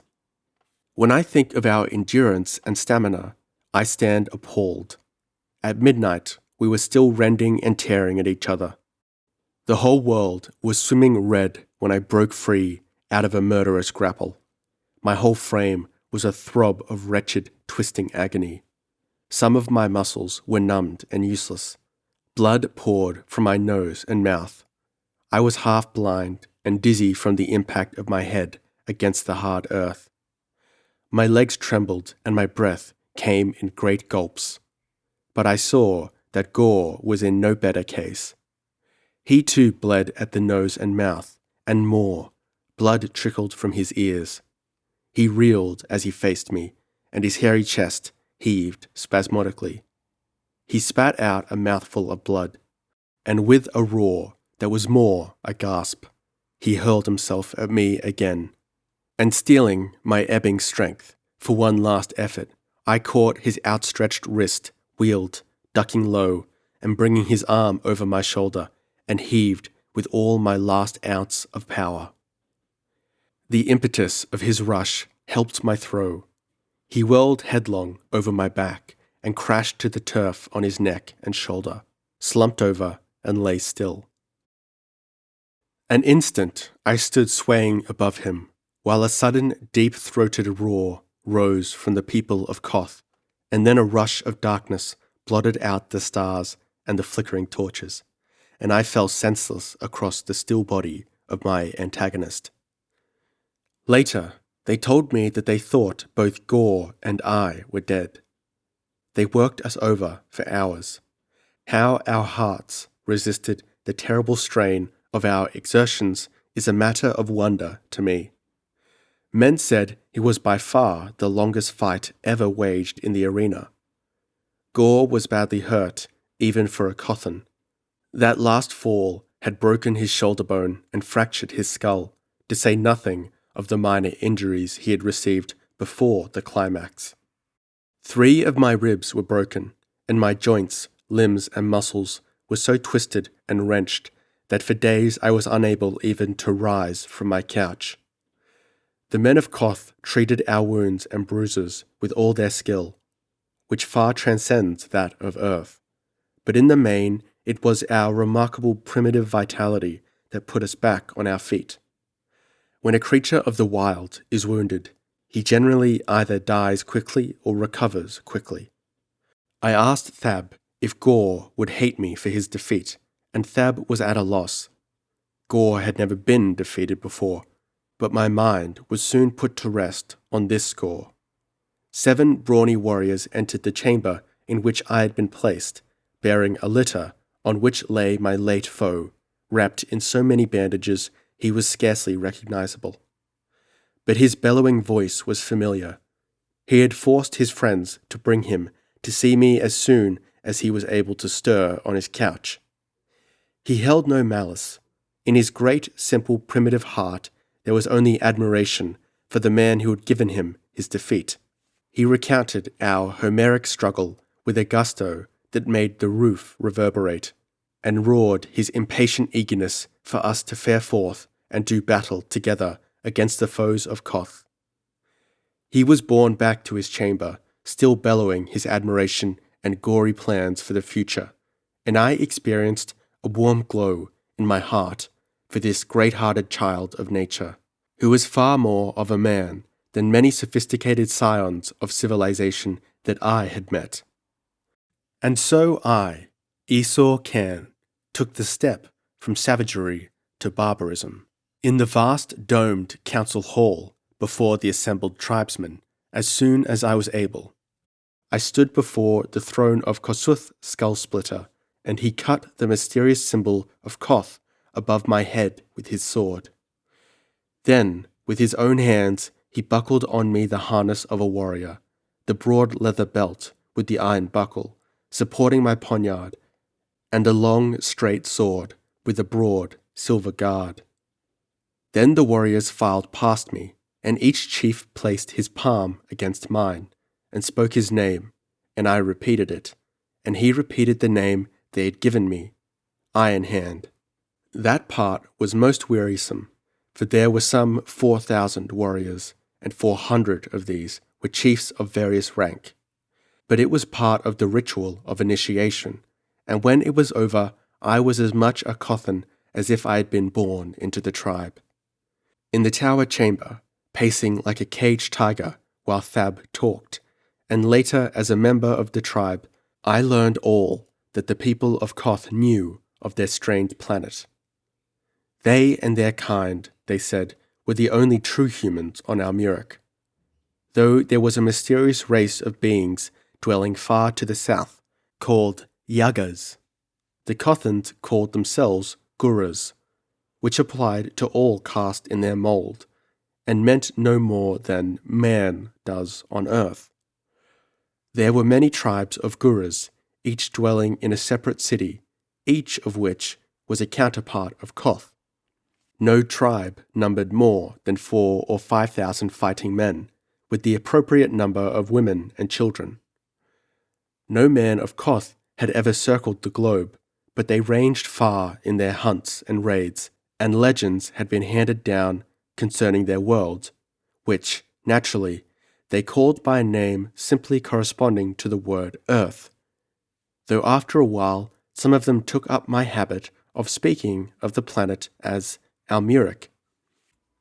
Far to the north, there was a land of ice and snow, uninhabited by human beings, though men spoke of weird cries shuddering by night from the ice crags, and of shadows falling across the snow. A lesser distance to the south rose a barrier no man had ever passed, a gigantic wall of rock which legend said girdled the planet. It was called, therefore, the Girdle. What lay beyond that girdle none knew. Some believed it was the rim of the world, and beyond it lay only empty space. Others maintained that another hemisphere lay beyond it. They believed, as seemed to me most logical, that the girdle separated the north and southern halves of the world, and that the southern hemisphere was inhabited by men and animals, though the exponents of this theory could give no proof, and were generally scoffed at as over-imaginative romanticists. At any rate, the cities of the Guras dotted the vast expanse that lay between the girdle and the land of ice. The northern hemisphere possessed no great body of water. There were rivers, great plains, a few scattered lakes, occasional stretches of dark, thick forests, long ranges of barren hills, and a few mountains. The larger rivers ran south to plunge into chasms in the girdle. The cities of the Guras were invariably built on the open plains and always far apart. Their architecture was the result of the peculiar evolution of their builders. They were, basically, fortresses of rocks heaped up for defense. They reflected the nature of their builders, being rude, stalwart, massive, despising gaudy show and ornamentation, and knowing nothing of the arts. In many ways, the Guras are like the men of Earth, in other ways bafflingly different. Some of the lines on which they have evolved are so alien to Earth evolution that I find it difficult to explain their ways and their development. Specifically, Koth, and what is said of Koth, can be said of every other Gura city. The men of Koth are skilled in war, the hunt, and weapon-making. The latter science is taught to each male child, but now seldom used. It is seldom found necessary to manufacture new arms because of the durability of the material used. Weapons are handed down from generation to generation or captured from enemies. Metal is only used for weapons, in building, and for clasps and buckles on garments. No ornaments are worn, either by men or women, and there is no such things as coins. There is no medium of exchange, no trade between cities exists, and such business as goes on within the city is a matter of barter. The only cloth worn is a kind of silk, made from the fibre of a curious plant grown within the city walls. Other plants furnish wine, fruit, and seasonings. Fresh meat, the principal food of the Guras, is furnished by hunting, a pastime at once a sport and an occupation. The folk of Koth, then, are highly skilled in metalworking, in silk weaving, and in their peculiar form of agriculture. They have a written language, a simple hieroglyphic form, scrawled on leaves like papyrus, with a dagger-like pen dipped in the crimson juice of a curious blossom, but few except the chiefs can read or write. Literature they have none. They can know nothing of painting, sculpturing, or the higher learning. They have evolved to the point of culture needful for the necessities of life, and they have progressed no further. Seemingly defying laws we on earth have come to regard as immutable, they remain stationary, neither advancing nor retrogressing. Like most barbaric people, they have a form of rude poetry, dealing almost exclusively with battle, mayhem, and rapine. They have no bards or minstrels, but every man of the tribe knows the popular ballads of his clan, and after a few jacks of ale is prone to bellow them forth in a voice fit to burst one's eardrums. These songs are never written down, and there is no written history. As a result, the events of antiquity are hazy and mixed with improbable legends. No one knows how old is the city of Koth. Its gigantic stones are impervious to the elements, and might have stood there 10 years or 10,000 years. I am of the opinion that the city is at least 15,000 years old. The Guras are an ancient race, in spite of their exuberant barbarism, which gives them the atmosphere of a new young people. Of the evolution of the race, from whatever beast was their common ancestor, of their racial splittings off and their tribal drifts, of their development to their present condition, nothing whatever is known. The Guras themselves have no idea of evolution. They suppose that, like eternity, their race is without beginning and without end, that they have always been exactly as they are now. They have no legends to explain their creation. I have devoted most of my remarks to the men of Koth. The women of Koth are no less worthy of detailed comment. I found the difference in the appearance of the sexes not so inexplicable after all. It is simply the result of natural evolution, and its roots lie in a fierce tenderness on the part of the Gura males for their women. It was to protect their women that they first, I am certain, built those brutish heaps of stone and dwelt among them, for the innate nature of the Gura male is definitively nomadic. The women, carefully guarded and shielded both from danger and from the hard work that is the natural portion of the women of earthly barbarians, evolved by natural processes into the type I have described. The men, on the other hand, lead incredibly active and strenuous lives. Their existence has been a savage battle for survival ever since the first ape stood upright on Almuric, and they have evolved into a special type to fit their needs. Their peculiar appearance is not a result of degeneration or underdevelopment. They are, indeed, a highly specialized type, finely adapted to the wild life they follow. As the men assume all risks and responsibility, they naturally assume all authority. The Gura woman has no say whatever in the government of the city and tribe, and her mate's authority over her is absolute, with the exception that she has the right to appeal to the council and chief in case of oppression. Her scope is narrow. Few women ever set foot outside the city in which they are born, unless they are carried off in a raid. Yet her lot is not so unhappy as it might seem. I have said that one of the characteristics of the Gura male is a savage tenderness for his women. Mistreatment of a woman is very rare, not tolerated by the tribe. Monogamy is the rule. The Guras are not given to hand-kissing and pretty compliments, and the other superficial adjuncts of chivalry. But there is justice and a rough kindness in their dealing with women, somewhat similar to the attitude of the American frontiersman. The duties of the Gura women are few, concerned mainly with childbearing and child-rearing. They do no work heavier than the manufacture of silk from the silk plants. They are musically inclined and play on a small stringed affair resembling a lute, and they sing. They are quick-witted and of much more sensitive mind than the men. They have their own amusements, and time does not seem to drag for them. The average woman would not be persuaded to set foot outside the city walls.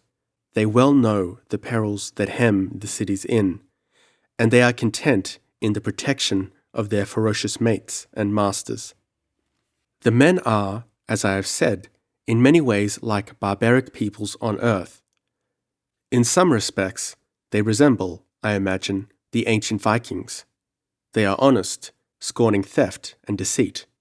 They delight in war and the hunt, but are not wantonly cruel, except when maddened by rage of bloodlust.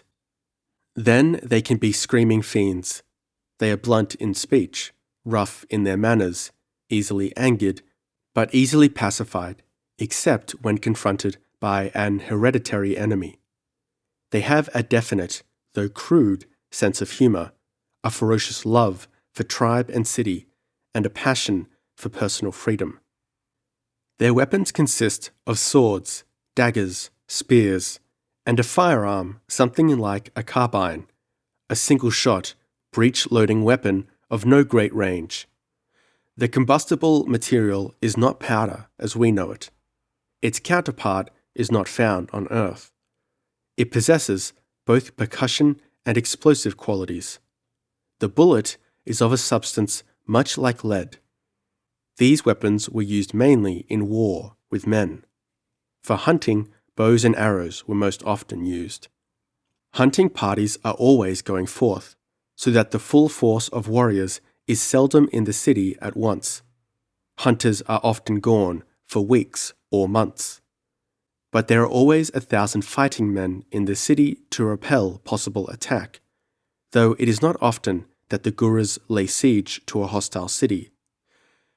Those cities are difficult to storm, and it is impossible to starve out the inhabitants, since they produce so much of their food supply within the walls.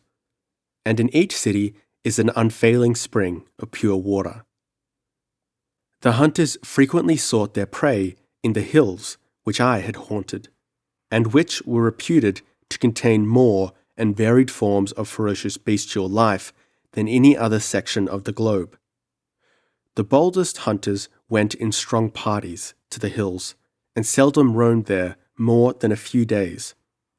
The fact I had lived among the hills alone for months won me even more respect and admiration among those wild fighting men than had my fight with Gore. Oh, I had learned much of Almuric. As this is a chronicle and not an essay, I can scarcely skim the surface of customs, ways, and traditions. I learned all they could tell me, and I learned much more. The Guras were not the first on Almuric, though they considered themselves to be. They told me of ancient ruins, never built by Guras, relics of vanished races who, they supposed, were contemporary with their distant ancestors, but which, as I came to learn, had risen and vanished awfully before the first Gura began to heap up stones to build his primordial city. And how I learned what no Gura knew is part of this strange narrative. They spoke of strange inhuman beings, or survivals.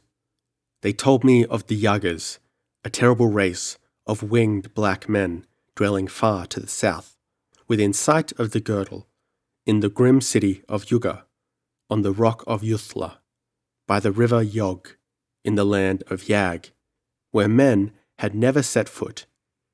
The Yagas, the Gurus said, were not true men, but devils in a human form.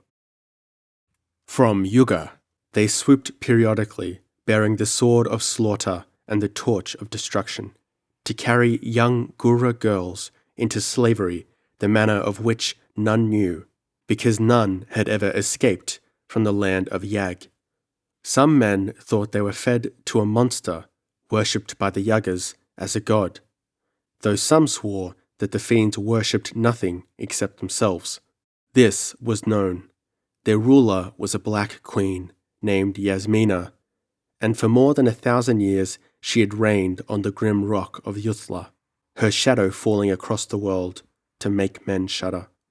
The Gurus told me other things weird and terrible, of dog-headed monstrosities skulking beneath the ruins of nameless cities, of earth-shaking colossals stalking through the night, of fires flitting like flaming bats through the shadowy skies, of things that haunted midnight forests, crawling, squamous things that were never seen, but which tracked men down in the dank depths. They told me of great bats whose laughter drove men mad, and of gaunt shapes shambling hideously through the dusk of the hills. They told me of such things as do not even haunt the dreams of men on my native planet, for life has taken strange shapes on Almuric, and natural life is not the only life there. But the nightmares told to me and the nightmares seen by me unfold in their place, and I have already lingered too long in my narrative. Be patient a little, because events move swiftly on Almuric, and my chronicle moves no less swiftly when underway. For months I dwelt in Koth, fitting into life of hunting, feasting, ale-guzzling, and brawling, as if I had been born into it. There life was not restrained and bound down, as it is on earth. As yet no tribal war had tested my powers, but there was fighting enough in the city with naked hands, in friendly bouts and drunken brawls, when the fighting men dashed down their foaming jacks and bellowed their challenges across the ale-stained boards. I revelled in my new existence. Here, as in the hills, I threw my full powers unleashed into life. And here, unlike as in the hills, I had human companionship, of a sort that suited my particular makeup. I felt no need of art, literature, or intellectuality. I hunted, I gorged, I guzzled, I fought. I spread my massive arms and clutched at life like a glutton. And in my brawling and revelling, I all but forgot the slender figure which had sat so patiently in the council chamber beneath the great dome.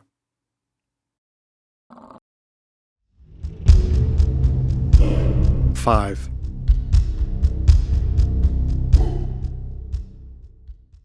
I had wandered far in my hunting. Alone, I had spent several nights on the plains. Now I was returning leisurely, but I was still many miles from Koth, whose massive towers I could not yet glimpse across the waving savannas. I cannot say what my thoughts were as I swung along, my carbine in the crook of my arm, but they were likely connected with the spores on the water's edge, crushed down grass, marking the passing of some large animal, or the scents borne on the light wind. Whatever my thoughts may have been, they were interrupted by a shrill cry. Wheeling, I saw a slim white figure racing across the grassy level towards me. Behind her, gaining with every stride, came one of those giant carnivorous birds, which are among the most dangerous of all the grisly denizens of the grasslands. They tower 10 feet in height and somewhat resemble an ostrich, except for the beak, which is a huge curving weapon, 3 feet in length, pointed and edged like a scimitar. A stroke of that beak can slash a man asunder, and the great taloned feet of the monster can tear a human limb from limb. This mountain of destruction was hurtling along behind the flying girl at appalling speed, and I knew it would overtake her long before I could hope to reach them. Cursing the necessity for depending on my none too accurate marksmanship, I lifted my carbine and took as steady an aim as possible.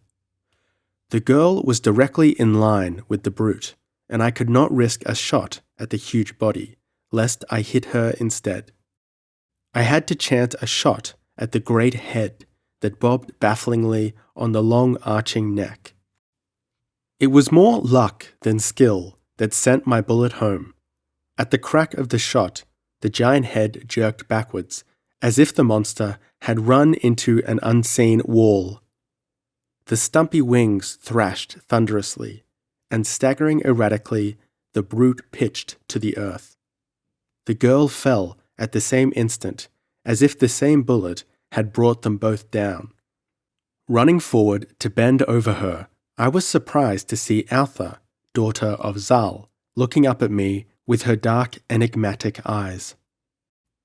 Quickly satisfying myself that she was not injured outside of fright and exhaustion, I turned to the Thunderbird and found it quite dead, its few brains oozing out of a hole in its narrow skull. Turning back to Altha, I scowled at her. "What are you doing outside the city?" I demanded. "Are you quite mad to venture so far into the wilderness alone?" She made no reply, but I sensed a hurt in her dark eyes, and I repented the roughness of my speech. I dropped down on one knee beside her. "You are a strange girl, Altha," I said. "You are not like the other women of Koth. Folk say you are willful and rebellious without reason. I do not understand you. Why should you risk your life like this?" "What will you do now?" she demanded. "Why, take you back to the city, of course." Her eyes smoldered with a curious sullenness. "You will take me back, and my father will whip me, but I will run away again, and again, and again." "But why should you run away?" I asked in bewilderment. "There is nowhere for you to go. Some beast will devour you." "So," she answered, "perhaps it is my wish to be devoured." "Then why did you run from the Thunderbird?" "The instinct to live is hard to conquer," she admitted. "But why should you wish to die?" I expostulated. "The women of Koth are happy, and you have as much as any." She looked away from me, out across the broad plains. "To eat, drink, and sleep is not all," she answered in a strange voice. "The beasts do that." I ran my fingers through my thick hair in perplexity. I had heard similar sentiments voiced in many different ways on Earth, but it was the first time I'd ever heard them from the lips of an inhabitant of Almuric. Altha continued in a low, detached voice, as if she was speaking to herself rather than to me. "Life is too hard for me. I do not fit, somehow, as the others do. I bruise myself on its rough edges. I look for something that is not and never was." Uneasy at her strange words, I caught her heavy locks in my hand and forced back her head to look into her face. Her enigmatic eyes met mine with a strange glimmer in them, such as I had never seen. "It was hard before you came," she said. "It is harder now." Startled, I released her, and she turned her head away. "Why should I make it harder?" I asked bewilderedly. "What constitutes life?" she countered. "Is the life we live all there is? Is there nothing outside and beyond our material aspirations?" I scratched my head in added perplexity. "Why?" I said. "On Earth I met many people who were always following some nebulous dream or ideal, but I never observed that they were happy. On my planet there is much grasping and groping for unseen things, but I never knew there was such full content as I have known on Almuric." "I thought you different," she said, still looking away from me. "When I saw you lying wounded and in chains, with your smooth skin and strange eyes, I thought you were more gentle than other men, but you are as rough and fierce as the rest. You spend your days and nights in slaying beasts, fighting men, and in riotous wassail." "But they all do," I protested. She nodded. "And so I do not fit in that life, and were better dead." I felt unreasonably ashamed. It had occurred to me that an Earthwoman would find life on Almuric intolerably crude and narrow, but it seemed beyond reason that a native woman would have such feelings. If the other women I had seen desired more superficial gentleness on the part of their men, they did not make it known. They seemed content with shelter and protection, and cheerfully resigned to the rough manners of the males. I sought for words, but found none, unskilled as I was in polite discourse. I suddenly felt my roughness, crudity, and raw barbarism, and stood abashed.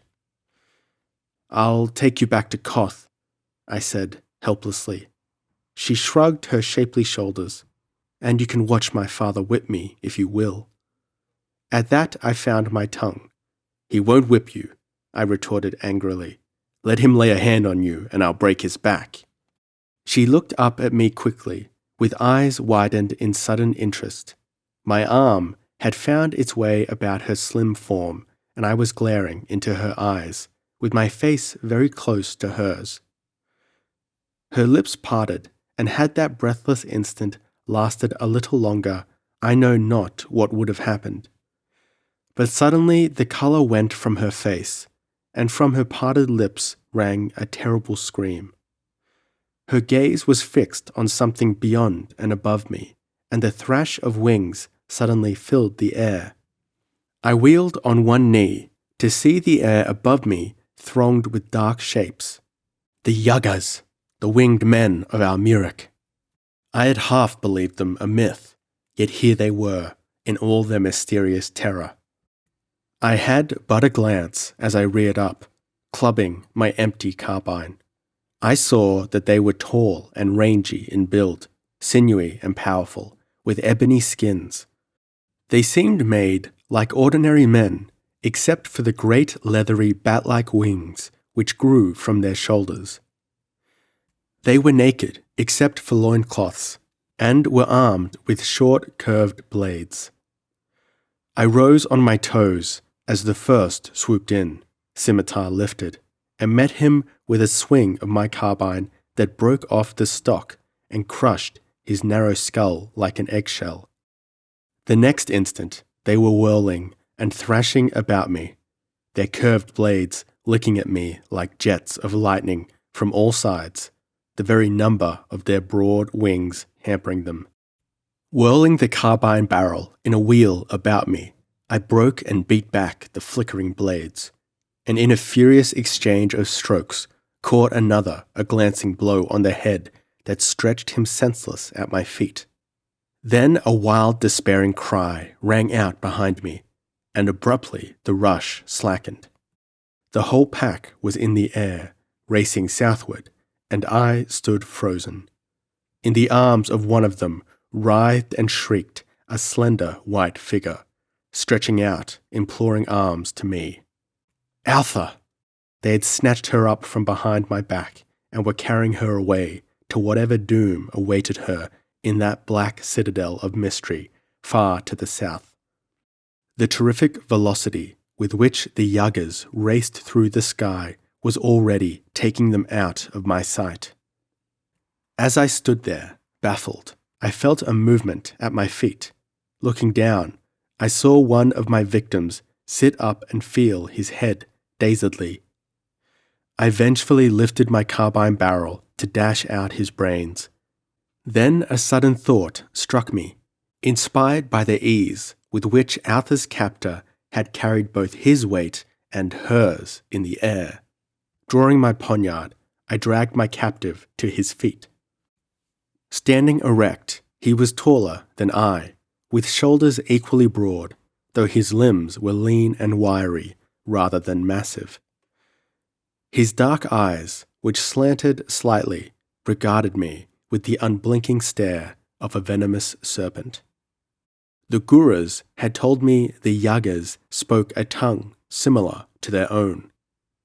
"You are going to carry me through the air in pursuit of your companions," I said. He shrugged his shoulders and spoke in a peculiarly harsh voice. "I cannot carry your weight." "Then it's too bad for you," I answered grimly. Whirling him about, I leapt upon his back, locking my legs about his waist. My left arm was hooked about his neck. The poniard in my right hand pricked his side. He had kept his feet under the impact of my bulk, spreading his great wings. "Take the air," I snarled in his ear, sinking the dagger point into his flesh. "Fly, damn you, or I'll cut your heart out." His wings began to thrash the air, and we rose slowly from the earth.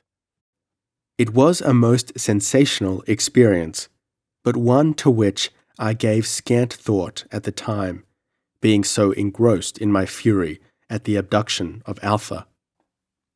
When we had risen to a height of about 1,000 feet, I looked for the abductors and saw them far away, a mere group of black dots in the southern sky.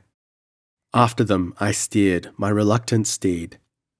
In spite of my threats and urging for greater speed, the flying dots soon vanished.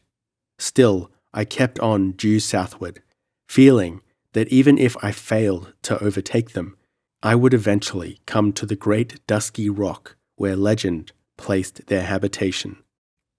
Inspired by my poniard, my bearer made good time, considering the burden he was carrying. For hours we sped over the savannas, and by the middle of the afternoon the landscape changed. We were flying over a forest, the first I had seen on Almuric. The trees seemed to tower to a vast height. It was near sundown when I saw the farther limits of the forest, and, in the grasslands beyond, the ruins of a city. From among these ruins, smoke curled upwards, and I asked my steed if his companions were cooking their evening meal there. His only answer was a snarl. We were flying low over the forest when a sudden uproar caused me to look down. We were just passing over a narrow glade, and in it a terrific battle was taking place. A pack of hyenas had attacked a giant unicorn-like beast, as big as a bison. Half a dozen mangled, trampled bodies attested the fury of the beast's defense, and even as I peered down, he caught the single survivor on his long sword-like ivory horn and cast it a score of feet in the air, broken and torn. In the brief fascination of the sight, I must have involuntarily loosened my grasp on my captive, for at that instant, with a convulsive bucking heave and twist, he wrenched free and hurled me sideways. Caught off guard, I clutched vainly at empty air and, rushing earthward, crashed with a stunning impact on the loafy leaf-carpeted earth directly in front of the maddened unicorn. I had a dazed, brief glimpse of this mountainous bulk looming over me as his massive head drove his horn at my breast. Then I lurched up on one knee, simultaneously grasping that ivory sword with my left hand, seeking to deflect it, while my right hand drove my poniard up towards the great jugular. Then there came a terrific impact against my skull, and consciousness was blotted out in darkness. 6.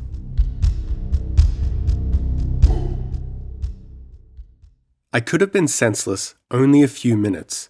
When I regained consciousness, my first sensation was that of a crushing weight upon my limbs and body. Struggling weakly, I found that I was lying beneath the lifeless body of a unicorn. At the instant my poniard had torn open his great jugular vein, the base of his horn must have struck my head, while the vast body collapsed upon me. Only the soft, spongy ground beneath me had saved me from being crushed to a pulp. Working myself out from under that bulk was a Herculean task, but eventually I accomplished it and stood up, bruised and breathless, but with the half-dried blood of the monster clotting in my hair and smearing my limbs. I was a grisly sight to look at, but I wasted no time on my appearance. My erstwhile steed was nowhere in evidence, and the circling trees limited my view of the sky. Selecting the tallest of these trees, I climbed it as swiftly as possible, and on the topmost branches looked out over the forest. The sun was setting. I saw that perhaps an hour's swift walk to the south, the forest thinned out and ceased. Smoke still drifted thinly from the deserted city, and I saw my former captive just dropping down among the ruins. He must have lingered after he had overthrown me, possibly to see if I showed any signs of life, probably to rest his wings after that long grind. I cursed.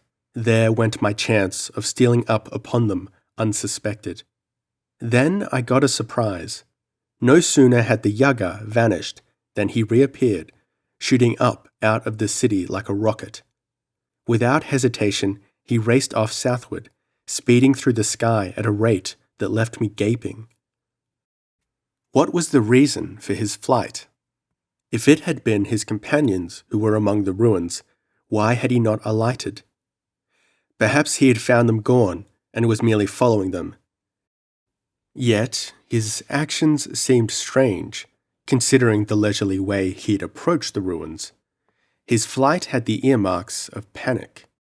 Shaking my head in puzzlement, I descended the tree and set out for the ruins as swiftly as I could make my way through the dense growth, paying no heed to the rustling in the leaves about me and the muttering of rousing life that grew as the shadows deepened.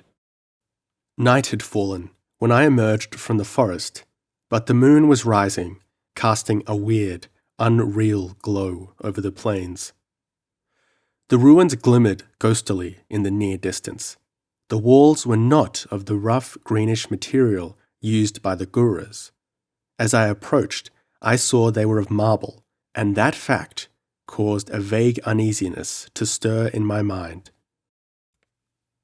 I remembered the legends told by the Kothans of ruined marble cities haunted by ghoulish beings.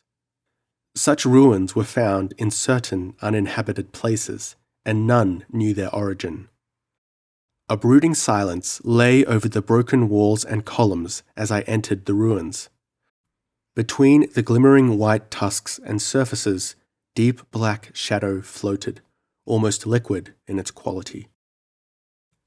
From one dusky pool to the other, I glided silently, sword in hand, expecting anything from an ambush by the Yagas to an attack by some lurking beast of prey. Utter silence reigned, as I had never encountered it anywhere on Almuric before. Not a distant lion roared, not a night fowl voiced its weird cry. I might have been the last survivor on a dead world. In silence, I came to a great open space, flanked by a circle of broken pillars, which must have been a plaza. Here I halted, motionless, my skin crawling.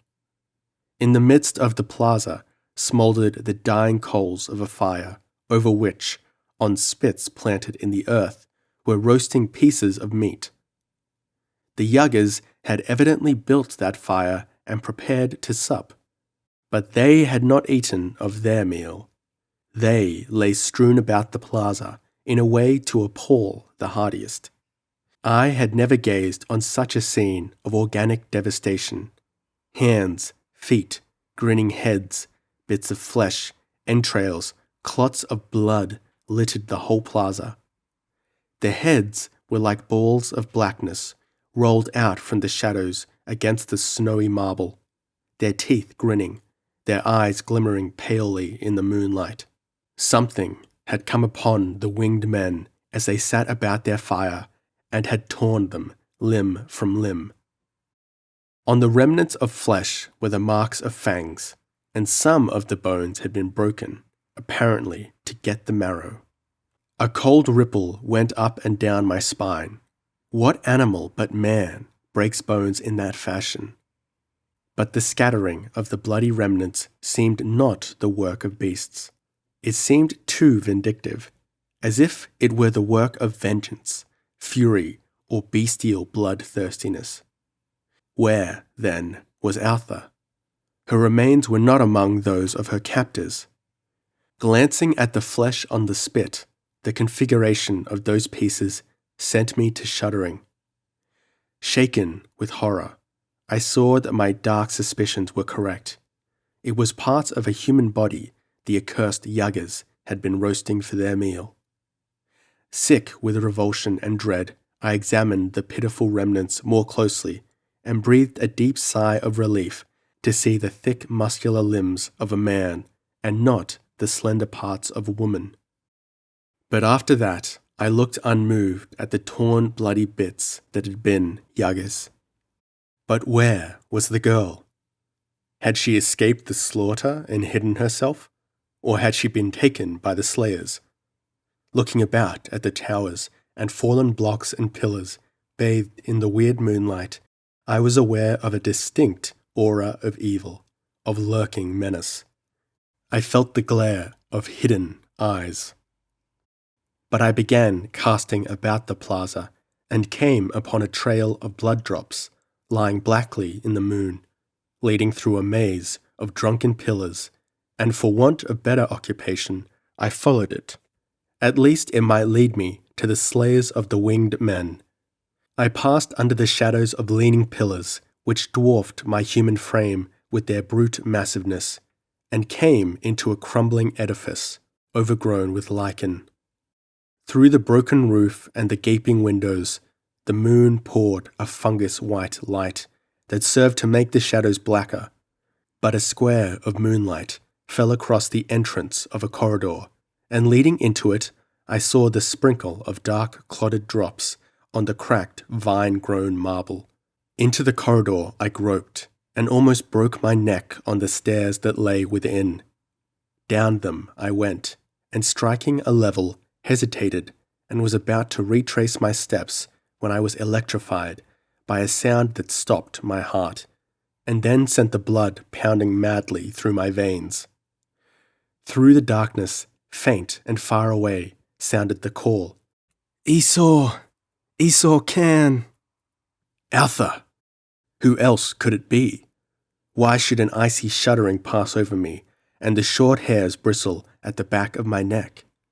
I started to answer, then caution clutched my tongue. She could not know I was within hearing, surely. Perhaps she was calling, as a frightened child will call for someone far out of hearing. I went as swiftly down the black tunnel as I dared, in the direction I had heard the cry, and was gagged by a tendency towards a nausea. My groping hand encountered a doorway, and I halted, sensing, as a wild thing does, a living presence of some sort near me. Straining my eyes in the pitch dark, I spoke Altha's name, in a low, urgent voice. Instantly, 2 lights burned in the darkness, yellowish glows, at which I stared for an instant before I realized that they were 2 eyes.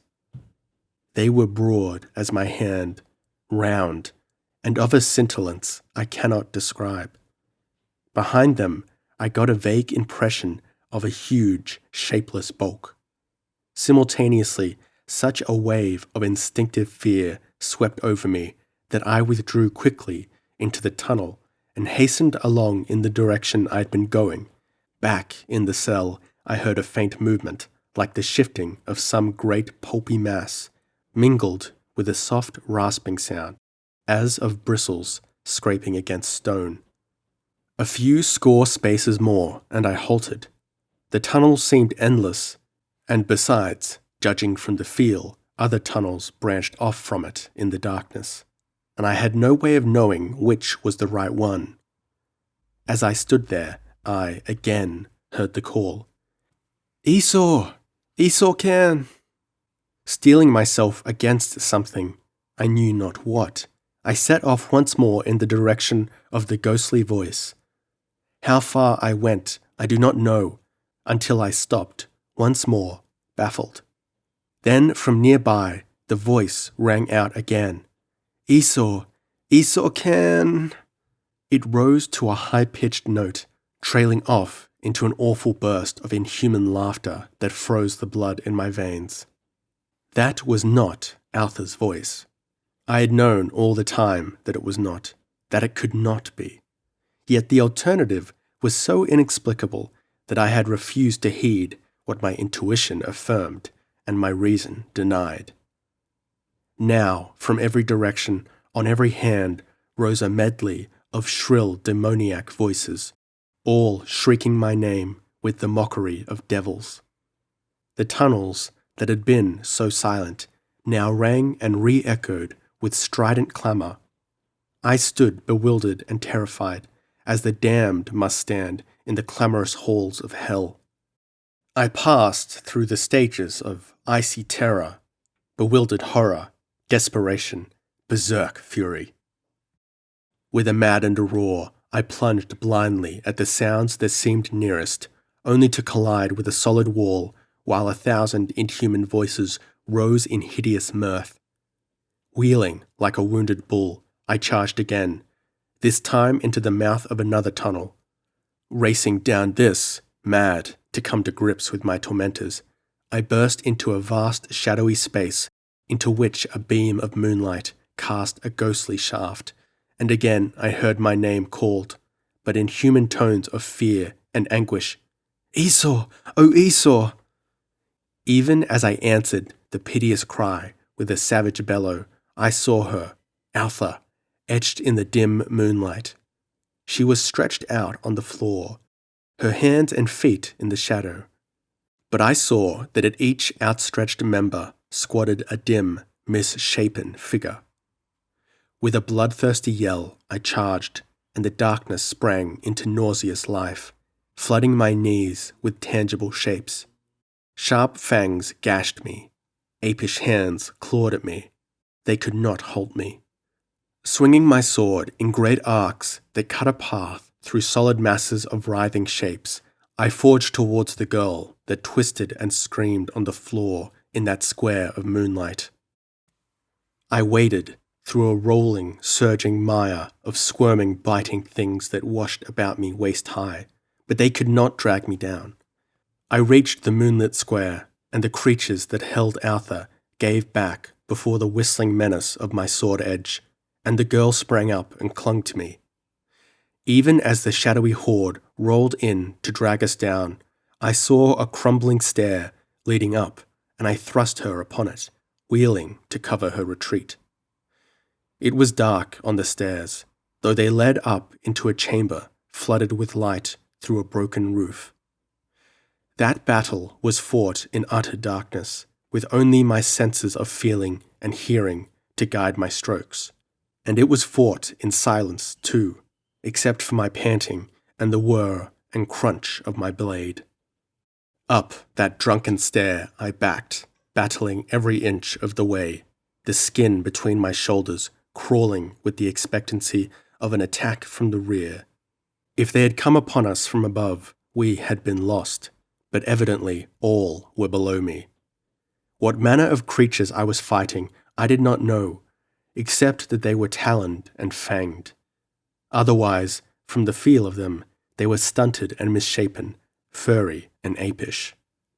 When I came out into the chamber above the tunnels, I could see little more. The moonlight, streaming through the broken roof, made only a white shaft in the darkness.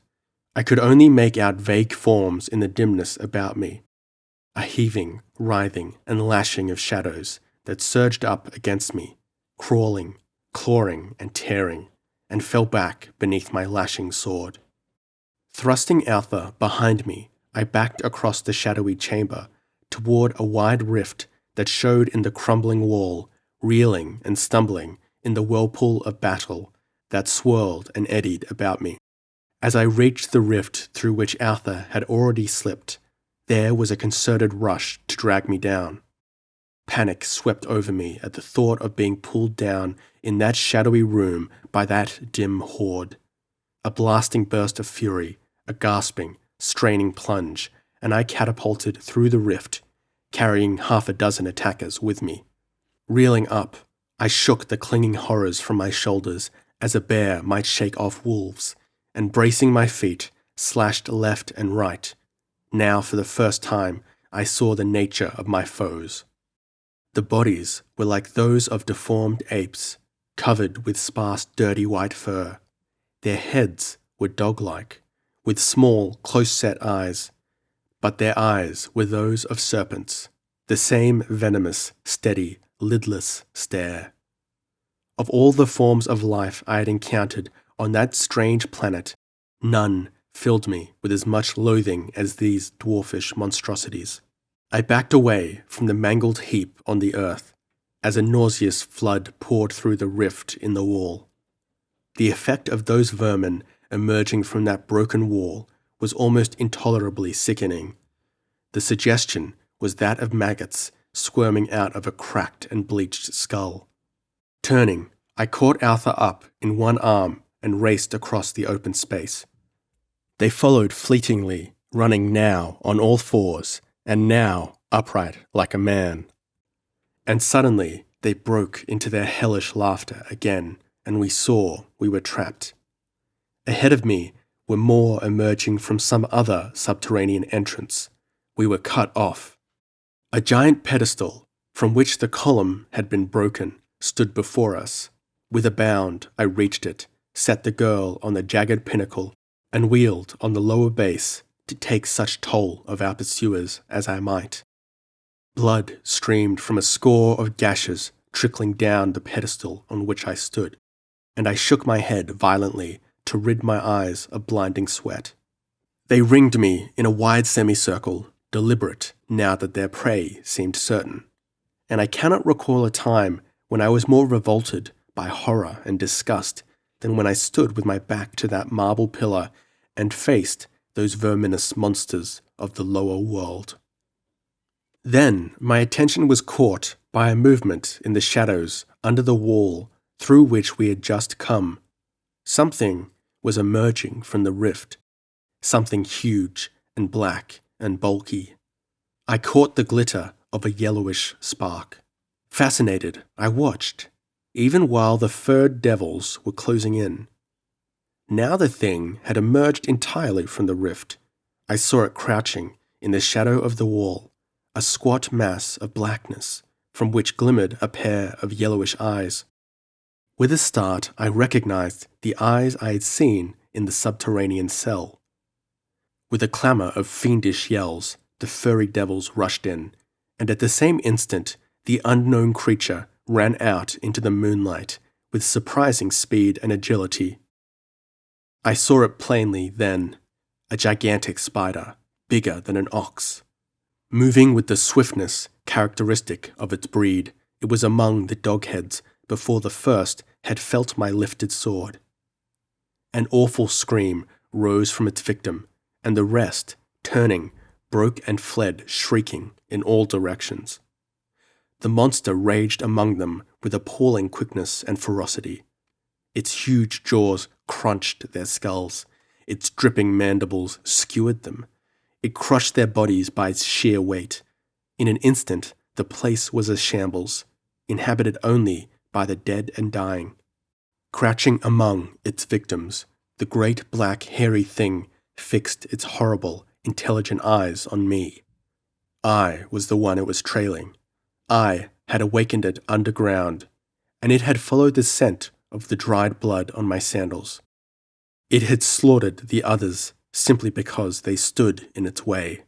As it crouched on its 8 bent legs, I saw that it differed from earthly spiders not only in size, but in the number of its eyes and the shape of its jaws. Now, Alpha screamed as it ran swiftly towards me. But where the fangs and claws of 1,000 beast things were futile against the venom dripping from those black mandibles, the brain and thews of a single man prevailed. Catching up a heavy block of masonry, I poised it for an instant and then hurled it straight into the onrushing bulk. Full among those branching hairy legs it crushed, and a jet of nauseous green stuff gushed into the air from a torn torso.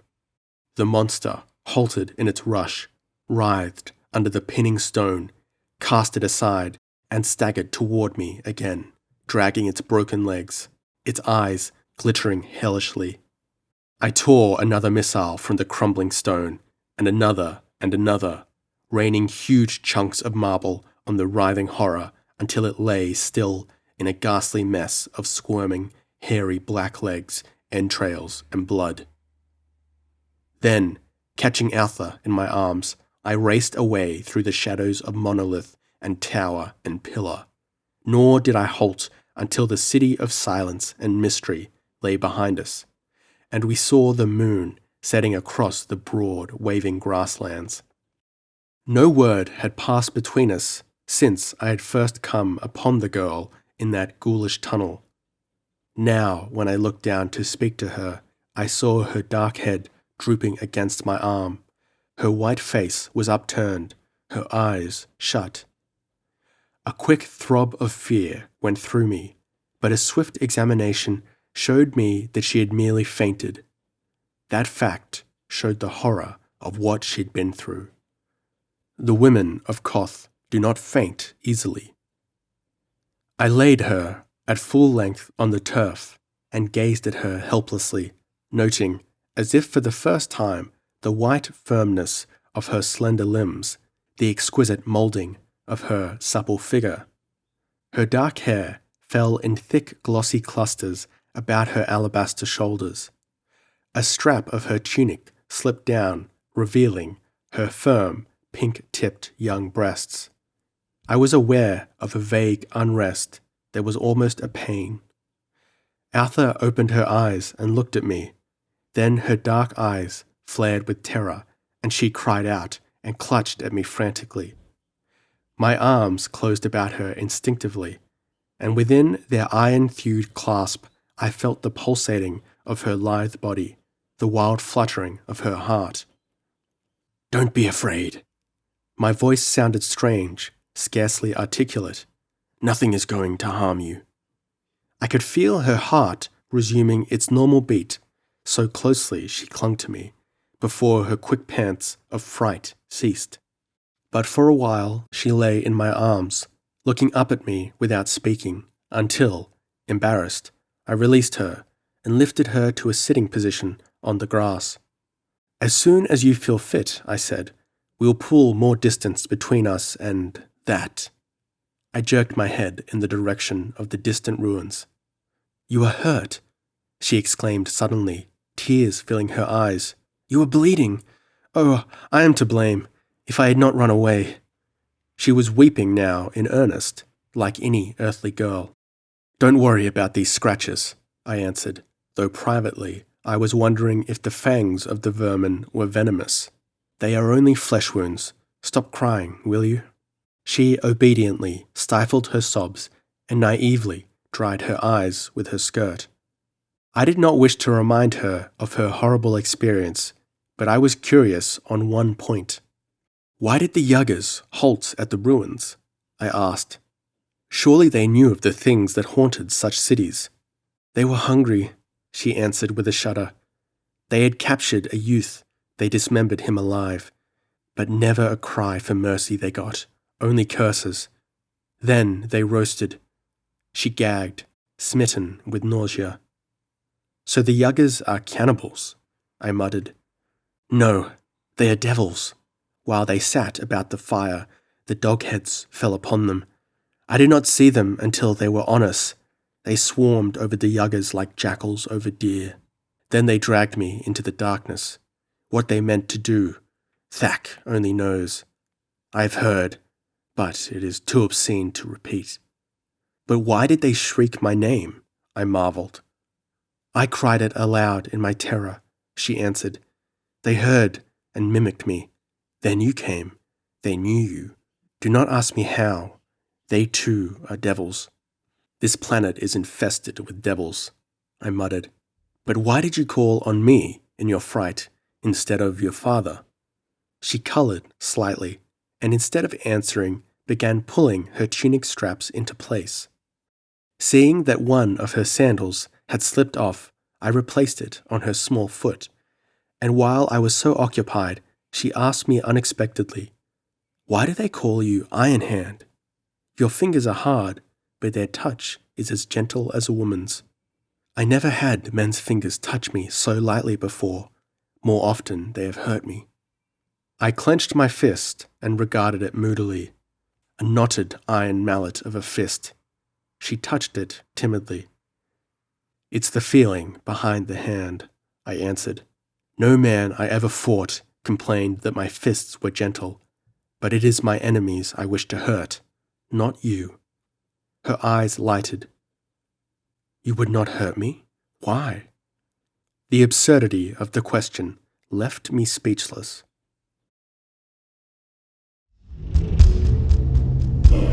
7.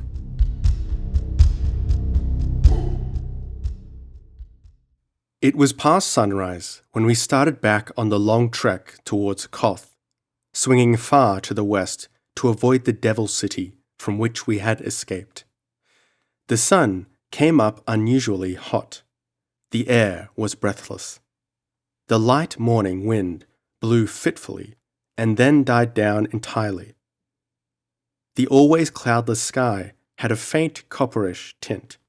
Altha eyed that sky apprehensively, and in answer to my question said she feared a storm. I had supposed the weather to be always clear and calm and hot on the plains, clear and windy and cold in the hills. Storms had not entered into my calculation. The beasts we saw shared her uneasiness. We skirted the edge of the forest, for Altha refused to traverse it until the storm had passed. Like most plains dwellers, she had an instinctive distrust of thick woods. As we strode over the grassy undulations, we saw the herds of grazers milling confusedly. A drove of jumping pigs passed us, covering the ground with gargantuan bounds of 30 and 40 feet. A lion started up in front of us with a roar, but dropped his massive head and slunk away hurriedly through the tall grass. I kept looking for clouds, but saw none. Only the copperish tint about the horizons grew, discolouring the whole sky. It turned from light colour to dull bronze, and from bronze to black. The sun smouldered for a little, like a veiled torch, veining the dusky dome with fire. Then it was blotted out. A tangible darkness seemed to hover an instant in the sky, then rush down, cloaking the world in utter blackness, through which shone neither sun, moon, nor star. I had never guessed how impenetrable darkness could be. I might have been a blind, disembodied spirit wandering through unlighted space, but for the swish of the grasses under my feet, and the soft warm contact of Altha's body against mine. I began to fear we might fall into a river or blunder against some equally blind beast of prey. I had been making for a mass of broken boulders, such a formation as occasionally occurs on the plains. Darkness fell before we reached them, but groping on, I stumbled upon a sizable rock, and placing my back to it, drew Altha against it, and stood sheltering her with my body as well as I could. Out on the dark plains, breathless silence alternated with the sound of varied and widespread movement, rustling of grass, shuffle of padded hoofs, weird, low, and low-pitched roaring. Once, a vast herd of some sort swept by us, and I was thankful for the protection of the boulders that kept us from being trampled. Again, all sounds ceased, and the silence was as complete as the darkness. Then, from somewhere, came a weird howling. "What's that?" I asked uneasily, unable to classify it. "The wind," she shivered, snuggling closer to me. It did not blow with a steady blast. Here and there, it swept in mad, fitful gusts. Like lost souls, it wailed and moaned. It ripped the grasses near us, and finally a puff of it struck us squaringly, knocking us off our feet and bruising us against the boulder behind us. Just that one abrupt blast, like a buffet from an unseen giant's fist. As we regained our feet, I froze. Something was passing near our refuge, something mountain huge, beneath whose tread the earth trembled. Altha caught me in a desperate clutch, and I felt the pounding of her heart. My hair prickled with nameless fear. The thing was even with us. It halted, as if sensing our presence. There was a curious leathery sound, as of the movement of great limbs. Something waved in the air above us. Then I felt a touch on my elbow. The same object touched Altha's bare arm, and she screamed, her taut nerves snapping. Instantly, our ears were deafened by an awful bellow above us, and something swept down through the darkness with a clashing of gigantic teeth. Blindly, I lashed out and upward, feeling my sword edge meet tangible substance. A warm liquid spurted along my arm, and with another terrible roar, this time more of pain than rage, the invisible monster shambled away, shaking the earth with its tread, dimming the shrieking wind with its bellowing. "What was it, in God's name?" I panted. "It was one of the blind ones," she whispered. "No man has ever seen them. They dwell in the darkness of the storm. Whence they come, whither they go, no one knows. But look, the darkness melts." Melts was the right word. It seemed to shred out, to tear in long streamers. The sun came out, the sky showed blue from horizon to horizon. But the earth was barred, fantastically, with long strips of darkness, tangible shadows floating on the plain, with broad spaces of sunlight between. The scene might have been a dream landscape of an opium eater.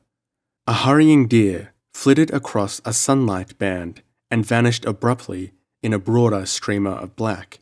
As suddenly it flashed into light and sight again. There was no gradual shaking into darkness. The borders of the torn strips of blackness were as clear-cut and definite as ribbons of ebony on a background of gold and emerald. As far as I could see, the world was stripped and barred with black ribbons. Sight could not pierce them, but they were thinning, dividing, vanishing. Directly before one of the streamers of darkness ripped apart and disappeared, revealing the figure of a man, a hairy giant who stood glaring at me, sword in hand, as surprised as I. Then several things happened all at once. Altha screamed, "A Thugren!"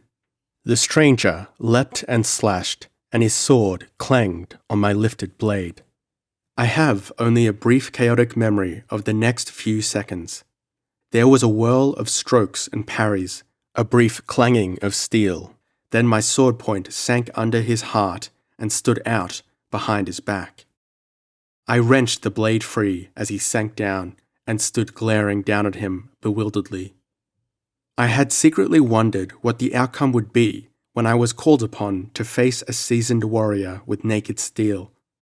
Now it had occurred and was over with, and I was absolutely unable to remember how I had won. It had been too fast and furious for conscious thought. My fighting instincts had acted for me. A clamour of angry cries burst on me, and wheeling, I saw a score of hairy warriors swarming out from among the rocks. It was too late to flee. In an instant they were on me, and I was the centre of a whirling, flashing maelstrom of swords. How I parried them even for a few seconds I cannot say, but I did, and even had the satisfaction of feeling my blade grate around another and sever the wielder's shoulder bone. A moment later, one stooped beneath my thrust and drove the spear through the calf of my leg. Maddened by the pain, I dealt him a stroke that split his skull to the chin, and then a carbine stock descended on my head. I partially parried the blow, else it had smashed my skull, but even so, it beat down on my crown with murderous impact, and the lights went out. I came to with the impression that I was lying in a small boat which was rocking and tossing in a storm. Then I discovered that I was bound hand and foot, and being borne on a litter made of spear shafts. 2 huge warriors were bearing me between them, and they made no effort to make the travelling any easier for me. I could see only the sky, the hairy back of the warrior in front of me, and, by drawing back my head, the bearded face of the warrior behind. This person, seeing my eyes open, growled a word to his mate, and they promptly dropped the litter. The jolt sent my damaged head to throbbing, and the wound in my leg to hurting abominably. "Logar!" bawled one of them. "The dog is conscious. Make him walk if you must bring him to Thugra. I've carried him far as I'm going to." I heard footsteps, and then above me towered a giant form and a face that seemed familiar. It was a fierce, brutal face, and from the corner of the snarling mouth to the rim of the square jaw ran a livid scar. "Well, Esau Cairn," said this individual, "we meet again." I made no reply to this obvious comment. "What?" he sneered. "Do you not remember Logar the Bone Crusher, you hairless dog?" He punctuated his remarks by a savage kick in my ribs. Somewhere there rang out a feminine shriek of protest, the sound of a scuffle, and Altha broke through the ring of warriors and fell to her knees beside me. "Beast!" she cried, her beautiful eyes blazing. "You kick him when he is helpless, when you would not dare face him in fair battle." "Who let this coffin cat loose?" roared Logar. "Val, I told you to keep her away from this dog." "She bit my hand," snarled the big warrior, striding forward and shaking a drop of blood from his hairy paw. "I'd as soon try to hold a spitting wildcat." "Well, haul him to his feet," directed Logar. "He walks the rest of the way." "But he is wounded in the leg," wailed Altha. "He cannot walk." "Why don't you finish him here?" demanded one of the warriors. "Because that would be too easy," roared Logar, red lights flickering in his bloodshot eyes. "The thief struck me foully with a stone from behind and stole my poniard." Here, I saw that he was wearing it once more at his girdle.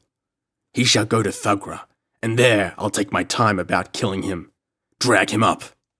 They loosened my legs, none too gently, but the wounded one was so stiff I could hardly stand, much less walk.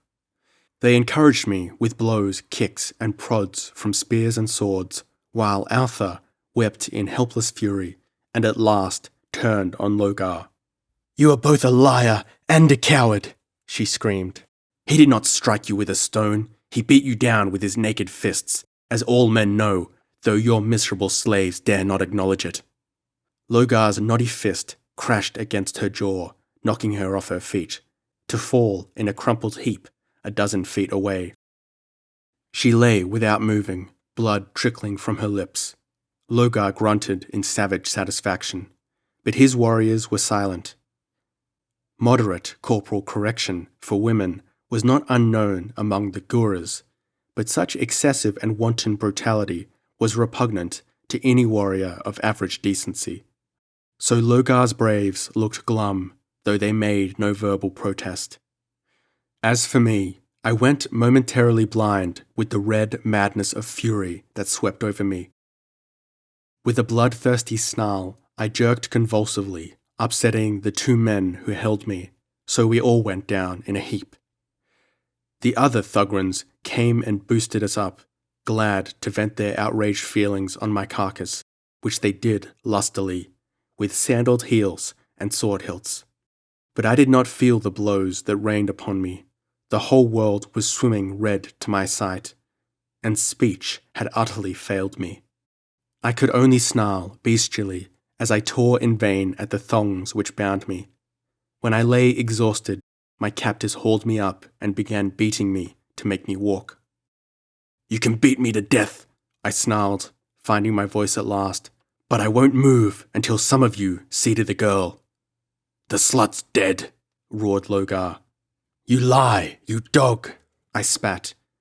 "You miserable weakling, you couldn't hit hard enough to kill a newborn babe."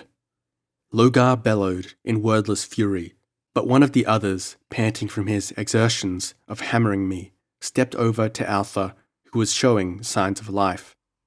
"Let her lie," roared Logar. "Go to the devil," snarled his warrior. "I love her no more than you do, but if bringing her along will make that smooth-skinned devil walk of his own accord, I'll bring her, if I have to carry her all the way. He's not human. I've pummeled him till I'm ready to drop dead, and he's in better shape than I." So Altha, wobbly on her legs and very groggy, accompanied us as we marched to Thugra. We were on the road several days, during which time walking was agony to my wounded leg. Altha persuaded the warriors to let her bandage my wounds, and but for that, I very probably should have died. I was marked in many places by the gashes received in the haunted ruins, battered and bruised from head to foot by the beatings the Thugrans gave me. Just enough food and water was given me to keep me alive. And so, dazed, weary, harassed by thirst and hunger, crippled, stumbling along over those endless rolling plains, I was even glad at last to see the walls of Thugra looming in the distance, even though I knew they spelled my doom. Altha had not been treated badly on the march, but she had been prevented from giving me aid and comfort beyond bandaging my wounds, and all through the nights, waking from the beast-like sleep of utter exhaustion, I heard her sobbing. Among the hazy, tortured impressions of that dreary trek, that stands out most clearly. Altha sobbing in the night, terrible with loneliness and despair in the immensity of shadowed world and moaning darkness. And so we came to Thugra. The city was almost exactly like Koth. The same huge tower-flanked gates, massive walls built of rugged green stone, and all. The people, too, differed none in the main essentials from the Kothans, but I found that their government was more like an absolute monarchy than was Koth's. Logar was a primitive despot, and his will was the last power. He was cruel, merciless, lustful, and arrogant. I will say this for him: he upheld his rule by personal strength and courage. Thrice during my captivity in Thugra, I saw him kill a rebellious warrior in hand-to-hand combat, once with his naked hands against the other's sword. Despite his faults, there was force in the man, a gusty, driving, dynamic power that beat down opposition with sheer brutality. He was like a roaring wind, bending or breaking all that stood before him. Possessed of incredible vitality, he was intensely vain of his physical prowess, in which, I believe, his superiority of personality was rooted. That was why he hated me so terribly. That was why he lied to his people and told them that I struck him with a stone. That was why, too, he refused to put the matter to test. In his heart lurked fear, not of any bodily harm I might do him, but fear lest I overcome him again, and discredit him in the eyes of his subjects. It was his vanity that made a beast of Logar. I was confined in a cell, chained to the wall. Logar came every day to curse and taunt me. It was evident that he wished to exhaust all mental forms of torment before he had proceeded to physical torture. I did not know what had become of Altha. I had not seen her since first we entered the city. He swore that he had taken her to his palace and described to me with great detail the salacious indignities to which he swore he subjected her. I did not believe him, for I felt he would be more likely to bring her to my cell and torture her before me. But the fury into which his obscene narrations threw me could not have been much more violent if the scenes he described had been enacted before me. It was easy to see that the Thugrans did not relish Logar's humour, for they were no worse than other Guras, and all Guras possess, as a race, an innate decency in regard to women. But Logar's power was too complete for any to venture a protest. At last, however, the warrior who brought me food told me that Altha had disappeared immediately after reaching the city, and that Logar was searching for her, but unable to find her.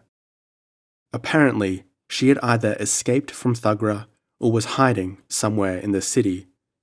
And so, the slow days crawled by.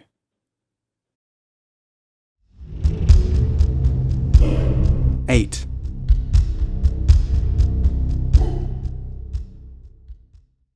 It was midnight when I awoke suddenly.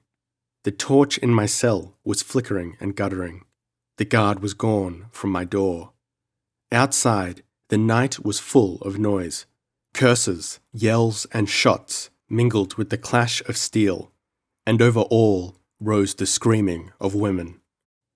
This was accompanied by a curious thrashing sound in the air above. I tore at my bonds, mad to know what was happening.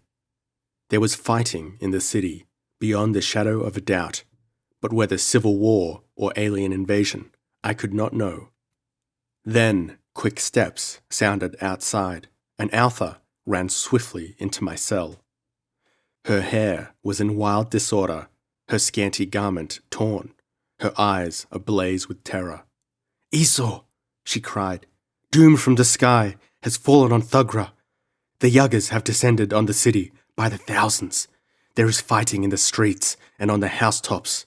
The gutters are running red, and the streets are strewn with corpses. Look, the city is burning."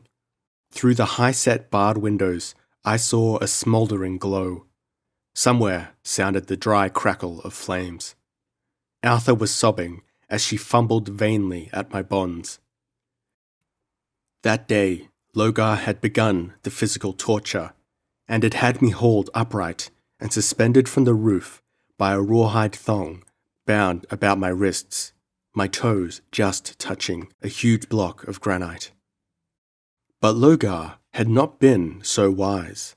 They had used a new thong of hide, and it had stretched, allowing my feet to rest on the block, in which position I had suffered no unbearable anguish, and had even fallen asleep, though naturally the attitude was not conducive to great comfort. As Altha worked futilely to free me, I asked her where she had been, and she answered that she had slipped away from Logar when we had reached the city, and that kind women, pitying her, had hidden and fed her. She had been waiting for an opportunity to aid me in escaping. "And now," she wailed, wringing her hands, "I can do nothing. I cannot untie this wretched noose." "Go find a knife," I directed. "Quick!" Even as she turned, she cried out and shrank back, trembling, as a terrible figure lurched through the door. It was Logar, his mane and beard matted and singed, the hair on his great breast crisped and blackened, blood streaming from his limbs. His bloodshot eyes glared madness as he reeled towards me, lifting the poniard I had taken from him so long ago. "Dog," he croaked, "Thugra is doomed. The winged devils drop from the skies like vultures on a dead ox. I have slain until I die of weariness, yet they still come. But I remembered you. I could not rest easy in hell, knowing you still lived. Before I go forth again to die, I'll send you before me." Altha shrieked and ran to shield me, but he was before her. Rising on his toes, he caught at my girdle, lifting the poniard on high, and as he did so, I drove my knee with terrible force up against his jaw. The impact must have broken his bull neck like a twig. His shaggy head shot back between his shoulders, his bearded chin pointing straight up. He went down like a slaughtered ox, his head crashing hard on the stone floor. A low laugh sounded from the doorway. Etched in the opening stood a tall ebony shape, wings half lifted, a dripping scimitar in a crimsoned hand.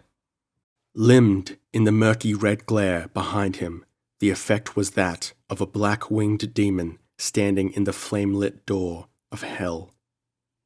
The passionless eyes regarded me enigmatically, flitted across the crumpled form on the floor, then rested on Altha, cowering at my feet. Calling something over his shoulder, the Yaga advanced into the room, followed by a score of his kind. Many of them bore wounds, and their swords were notched and dripping. "Take them," the first comer indicated Arthur and myself. "Why the man?" demurred one. "Who ever saw a white man with blue eyes before? He will interest Yasmina, but be careful, he has the thews of a lion." One of them grasped Arthur's arm and dragged her away, struggling vainly and twisting her head to stare back at me with terrified eyes, and the others, from a safe distance, cast a silken net about my feet. While my limbs were so enmeshed, they seized me, bound me with silken cords that a lion could not have broken, and cut the thong by which I was suspended. Then two of them lifted me and bore me out of the cell. We emerged into a scene of frenzy in the streets. The stone walls were, of course, immune to flame, but the woodwork of the buildings was ablaze. Smoke rolled up in great billowing clouds, shot and veined by tongues of flame, and against this murky background, black shapes twisted and contorted like figments of nightmare. Through the black clouds shot what appeared to be blazing meteors, until I saw they were winged men bearing torches. In the streets, among falling sparks and crashing walls, in the burning buildings, on the roofs, desperate scenes were being hideously enacted. The men of Thugra were fighting with the fury of dying panthers. Any one of them was more than a match for a single Yaga, but the winged devils far outnumbered them, and their fiendish agility in the air balanced the superior strength and courage of the ape-men. Swooping down through the air, they slashed with their curved swords, roaring out of reach again before the victim could return the stroke. When 3 or 4 devils were striking thus at a single enemy, the butchery was certain and swift. The smoke did not seem to bother them as it did their human adversaries. Some, perched on points of vantage, bent bows and sent arrows singing down into the struggling masses in the streets. The killing was not all on one side. Winged bodies as well as hairy shapes lay strewn in the blood-splashed streets. Carbines cracked, and more than a few flying fiends crashed earthward in a frantic thrashing of wings. Madly lashing swords found their target, and when the desperate hands of a Gura closed on a Yaga, that Yaga died horribly. But by far the greater slaughter was among the Thugrans. Blinded and half-strangled, most of their bullets and arrows went wild. Outnumbered and bewildered by the hawk-like tactics of their merciless foes, they fought vainly, were cut down or feathered with arrows. The main object of the Yagas seemed to be women captives. Again and again, I saw a winged man roar up through the whirling smoke, gripping a shrieking girl in his arms. Oh, it was a sickening sight. I do not believe the utter barbarism and demoniac cruelty of the scene could be duplicated on Earth, vicious as its inhabitants can be at times. It was not like humans fighting humans, but like members of 2 different forms of life at war, utterly without sympathy or any common plane of understanding. But the massacre was not complete. The Yagas were quitting the city they had ruined, sweeping up into the skies, laden with naked writhing captives. The survivors still held the streets, and fired blindly at the departing victors, evidently preferring to risk killing their captives rather than to let them be carried to the fate that awaited them. I saw a knot of perhaps 100 struggling fighters, slashing and gasping on the highest roof in the city. The Yagas to tear away and escape, the Guras to drag them down. Smoke billowed about them. Flames caught at their hair. Then, with a thunderous roar, the roof fell in, bearing victors and vanquished alike to a fiery death.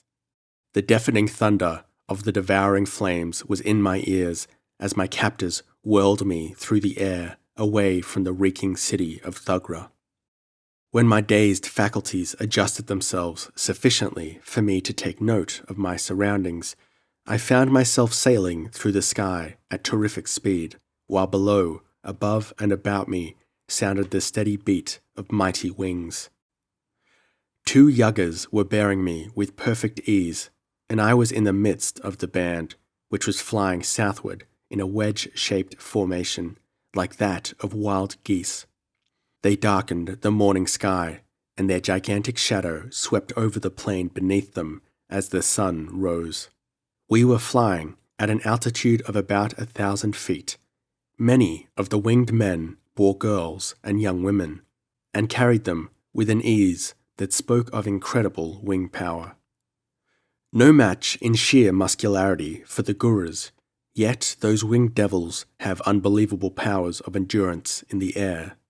They can fly for hours at top speed, and in the wedge formation, with unburdened leaders cleaving the air ahead of them, can carry weights almost equal their own, at almost the same velocity. We did not pause to rest or eat until nightfall, when our captors descended to the plain, where they built fires and spent the night.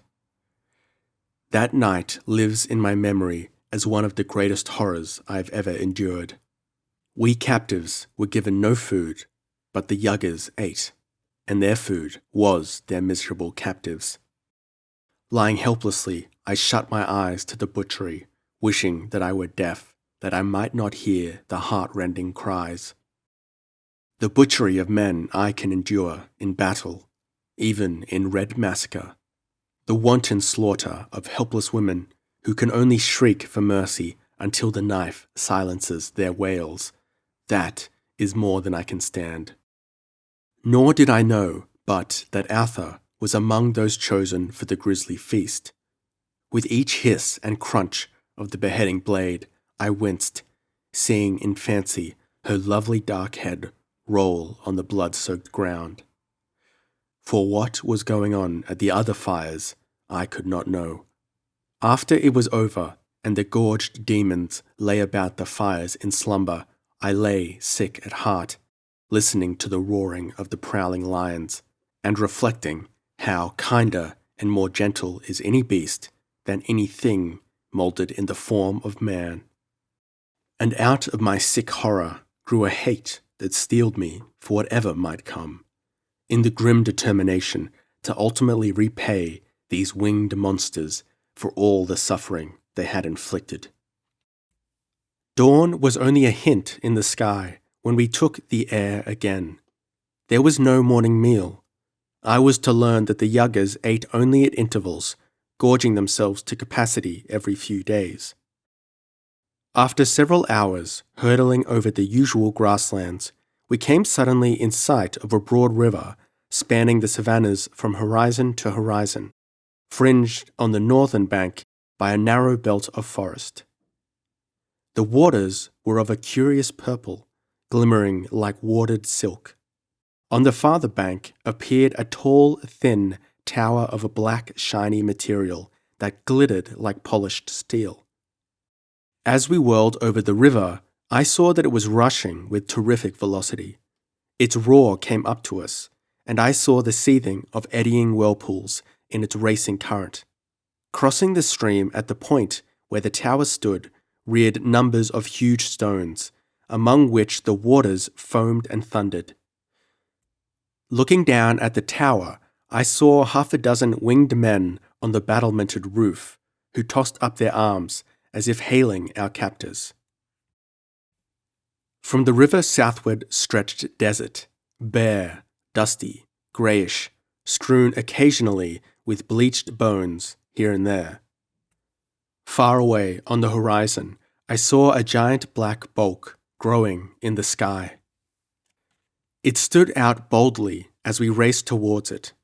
In a few hours we had reached it, and I was able to make out all its details. It was a gigantic block of black basalt-like rock rising sheer out of the desert, a broad river flowing about its feet, its summit crowned with black towers, minarets, and castles. It was no myth, then, but a fantastic reality. Yaga, the Black City, the stronghold of the winged people. The river, cutting through the naked desert, split on that great rock and passed about it on either side, forming a natural moat.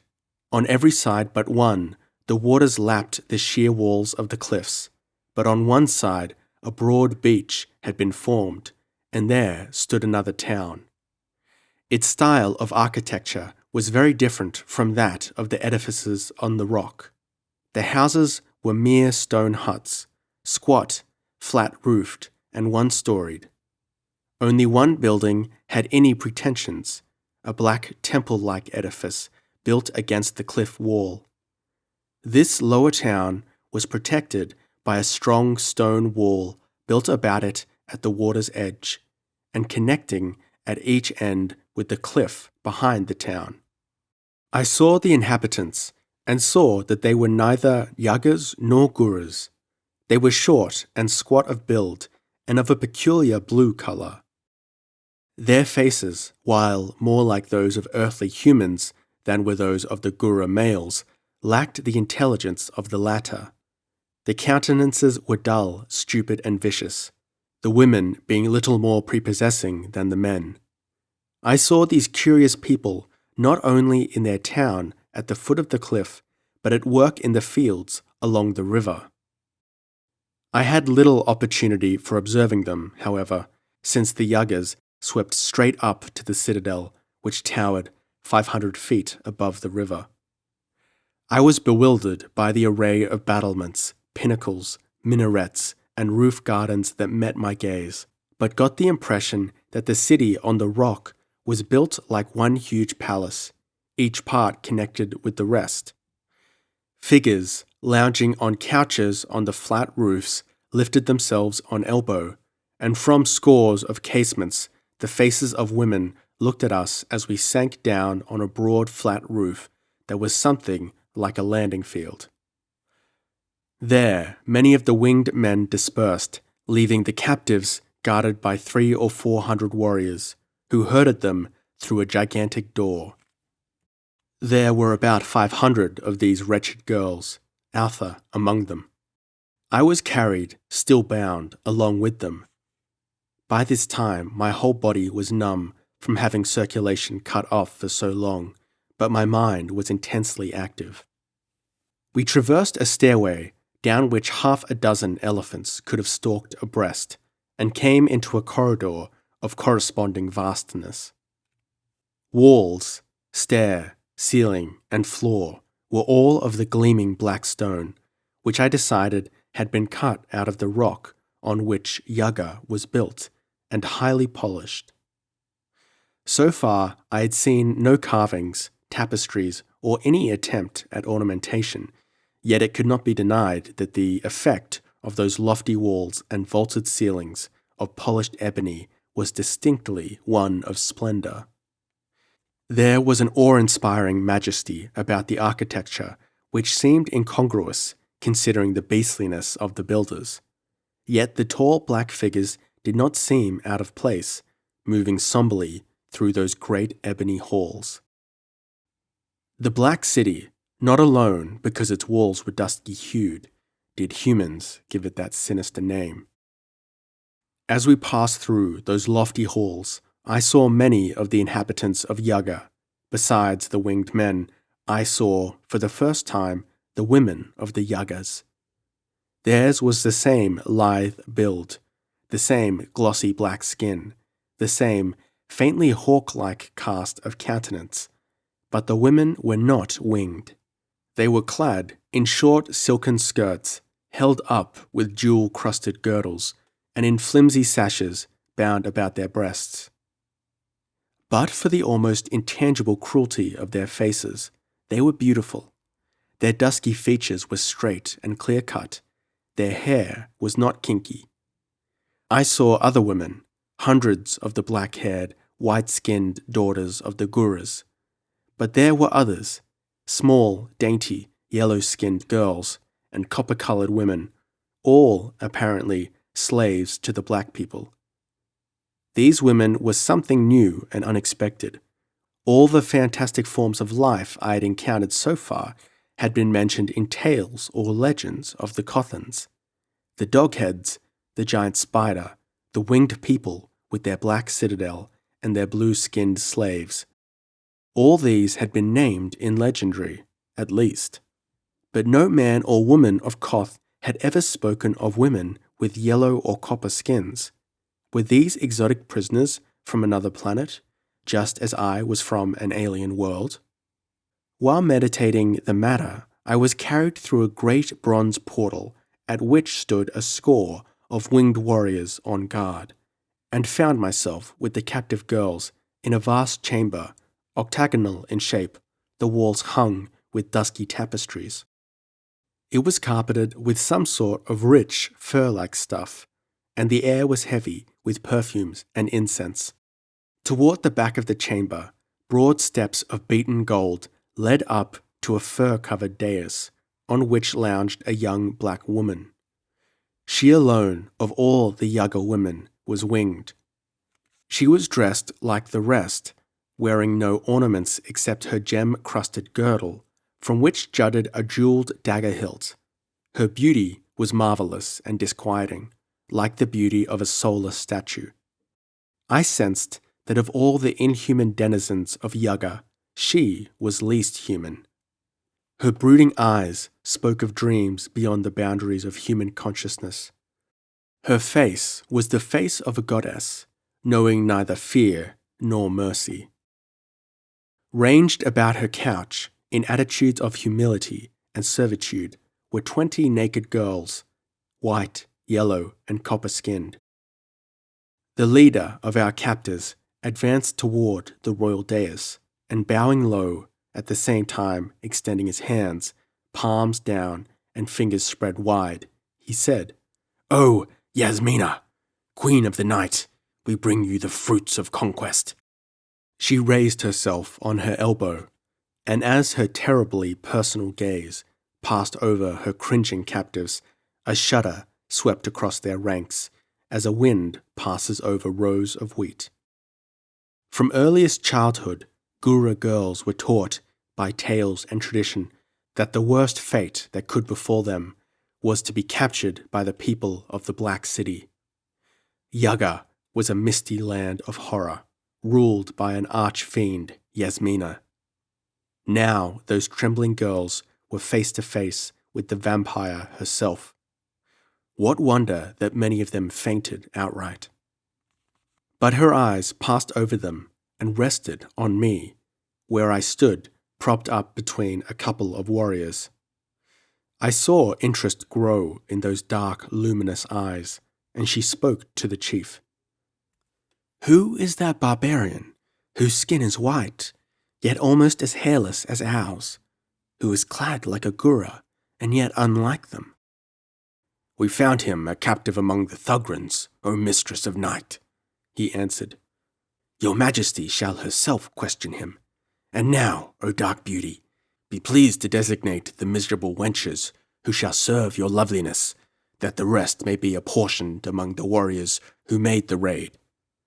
Yasmina nodded, her eyes still on me, and with a few waves of her hand, she indicated a dozen or so of the handsomest girls, among these being Altha. They were drawn aside, and the rest were herded out. Yasmina eyed me a space without speaking, and then she said to him who appeared to be her major domo, "Gotra, this man is weary and stained with travel and captivity, and there is an unhealthy wound in his leg. The sight of him, as he is now, offends me. Take him away, let him bathe and eat and drink, and let his leg be bandaged, then bring him to me again." So my captors, with a weary sigh, heaved me up again and carried me from the royal chamber down a winding corridor along a flight of stairs, and halted finally in a chamber where a fountain bubbled in the floor. There they fastened gold chains to my wrists and ankles, and then cut the cords that bound me. In the excruciating pain of the returning circulation, I scarcely noticed when they splashed me in the fountain, bathing the sweat, dirt, and dried blood from my limbs and body, and clad me in a new loincloth of scarlet silk. They likewise dressed the wound in my calf, and then a copper-skinned slave girl entered with golden vessels of food. I would not touch the meat, what of my grisly suspicions, but I ate ravenously of the fruits and nuts, and drank deeply of a green wine, which I found most delicious and refreshing. After that, I felt so drowsy that I sank down on a velvet couch and passed instantly into deep slumber, from which I was roused by someone shaking me. It was Gotra, bending over me with a short knife in his hand, and all my wild instincts aroused, I did my best to brain him with my clenched fist, and failed only because of the chain on my wrist. He recoiled, cursing. "I have not come to cut your throat, barbarian," he snapped, "though nothing would please me better. The Kothan girl has told Yasmina that it is your habit to scrape the hair from your face, and it is the queen's desire to see you thus. Here, take this knife and scrape yourself. It has no point, and I will be careful to stay out of your reach. Here is a mirror." Still half asleep, by which I believed the green wine was drugged, though for what reason I cannot say, I propped the silver mirror against the wall and went to work on my beard, which had reached no mean proportions during my captivities. It was a dry shave, but my skin is as durable as tanned leather, and the knife had an edge, keener than I have ever found on an earthly razor. When I had finished, Gotra grunted at my changed appearance and demanded the knife again. As there was no point in retaining it, it being useless as a weapon, I threw it at him and immediately fell asleep again. The next time I awoke naturally, and rising, took in my surroundings more minutely. The chamber was unadored, furnished only with the couch, a small ebony table, and a fur-covered bench. There was a single door, which was closed and doubtless bolted on the outside, and one window. My chains were fastened to a gold ring in the wall behind the couch, but the strand that linked me to it was long enough to allow me to take a few steps to the fountain and to the window. This window was barred with gold, and I looked out over flat roofs, at towers and minarets which limited my view. So far, the Yuggers had treated me well enough. I wondered how Arthur was faring, and if the position of member of the Queen's retinue carried any special privileges or safety. Then Gotra entered again, and with half a dozen warriors, and they unlocked my chain from the wall and escorted me down the corridor, up the winding stair. I was not taken back to the great throne chamber, but to a smaller room high up in a tower. This room was so littered with furs and cushions that it was almost stuffed. I was reminded of the soft, padded nest of a spider, and the black spider was there, lounging on a velvet cushion and staring at me with avid curiosity. This time she was not attended by slaves. The warriors chained me to the wall. Every wall in that accursed place seemed to have rings for captives, and left us alone. I leaned back among the furs and pillows, finding their downy contact irksome to my iron-hard frame, unaccustomed to soft living of any kind, and for a wearisome time the Queen of Yugga surveyed me without speaking. Her eyes had a hypnotic quality. I distinctly felt their impact, but I felt too much like a chained beast on exhibition to be aware of any feeling but one of rising resentment. I fought it down. A burst of berserk fury might break the slender chains that held me and rid the world of Yasmina, but Arthur and I would still be prisoners on that accursed rock from which legend said there was no escape save through the air. "Who are you?" Yasmina demanded abruptly. "I have seen men with skins smoother than yours, but never a hairless white man before." Before I could ask her where she had seen hairless men, if not among her own people, she continued, "Nor have I seen eyes like yours. They are like a deep, cold lake, yet they blaze and smoulder like the cold blue flame that dances forever about Zathar. What is your name? Whence come you? The girl Altha said you came out of the wilderness and dwelt in her city, defeating its mighty men in single combat. But she does not know from what land you came, she says. Speak, and do not lie. I'll speak, but you'll think I lie, I grunted. I am Esau Khan, whom the men of Koth call Iron Hand. I come from another world, in another solar system. Chance, or the whim of a scientist whom you would call a magician, cast me on this planet. Chance again threw me among the Kothans. Chance carried me to Yaga. Now I have spoken. Believe me or not, as you will. I believe you, she answered. Of old, men passed from star to star. There are beings now which traverse the cosmos. I would study you. You shall live, for a while at least. But you must wear those chains, for I read the fury of a beast in your eyes, and I know you would rend me if you could. What of Altha? I asked. Well, what of her? She seemed surprised at the question. What have you done with her? I demanded. She will serve me with the rest, until she displeases me. Why do you speak of another woman when you are talking to me? I am not pleased. Her eyes began to glitter. I never saw eyes like Yasmina's. They changed with every shift of mood and whim, and they mirrored passions and angers and desires beyond the maddest dreams of humanity. You do not blench, she said softly.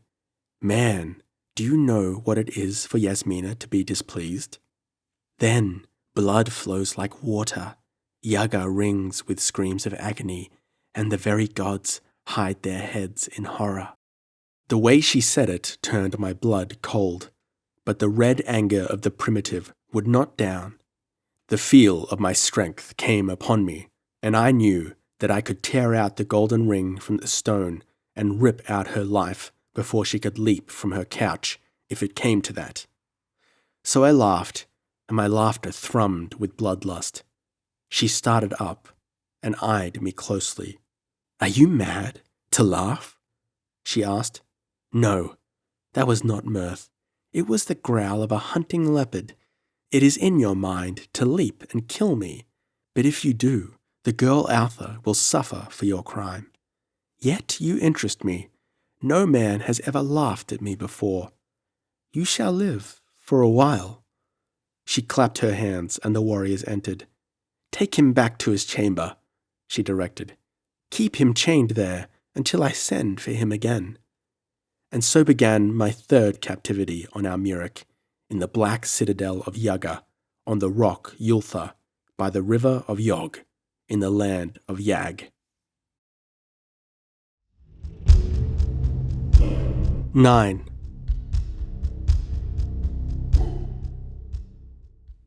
Much I learned of the ways of that terrible people who have reigned over Almuric since ages beyond the memory of man. They might have been human once, long ago, but I doubt it. I believe they represented a separate branch on the tree of evolution, and that it is only an incredible freak of coincidence which cast them in a mold so similar to man, instead of the shapes of the abysmal, howling, blasphemous dwellers of outer darkness. In many ways they seemed, superficially, human enough, but if one followed their lines of consciousness far enough, he would come upon phases inexplicable and alien to humanity. As far as pure intellect went, they were superior to the hairy gurus, but they lacked altogether the decency, honesty, courage, and general manliness of the ape-men. The gurus were quick to wrath, savage and brutal in their anger, but there was a studied cruelty about the Yagas which made the others seem like mere children. The Yagas were merciless in their calmest moments. Roused to anger, their excesses were horrible to behold. They were a numerous horde, the warriors alone numbering some 20,000, There were more women than men, and with their slaves, of which each male and female Yaga possessed a goodly number, the city of the Yagas was fully occupied. Indeed, I was surprised to learn of the multitudes of people who dwelt there, considering the comparative smallness of the rock, Yultha, on which the city was built. But its space was greater vertically than horizontally. The castles and towers soared high into the air, and several tiers of chambers and corridors were sunk into the rock itself. When the Yagas felt themselves crowded for space, they simply butchered their slaves. I saw no children. Losses in war were comparatively slight, and plagues and diseases unknown. Children were produced only at regular intervals, some 3 centuries apart. The last flock had come of age. The next brood was somewhere in the dim distant of the future. The lords of Yaga did no sort of work, but passed their lives in sensual pleasures.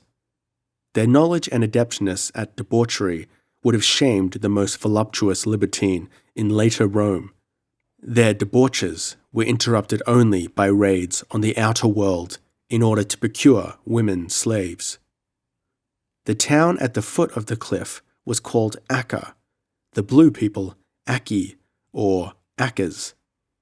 They had been subject to the Yagas as far back as tradition extended.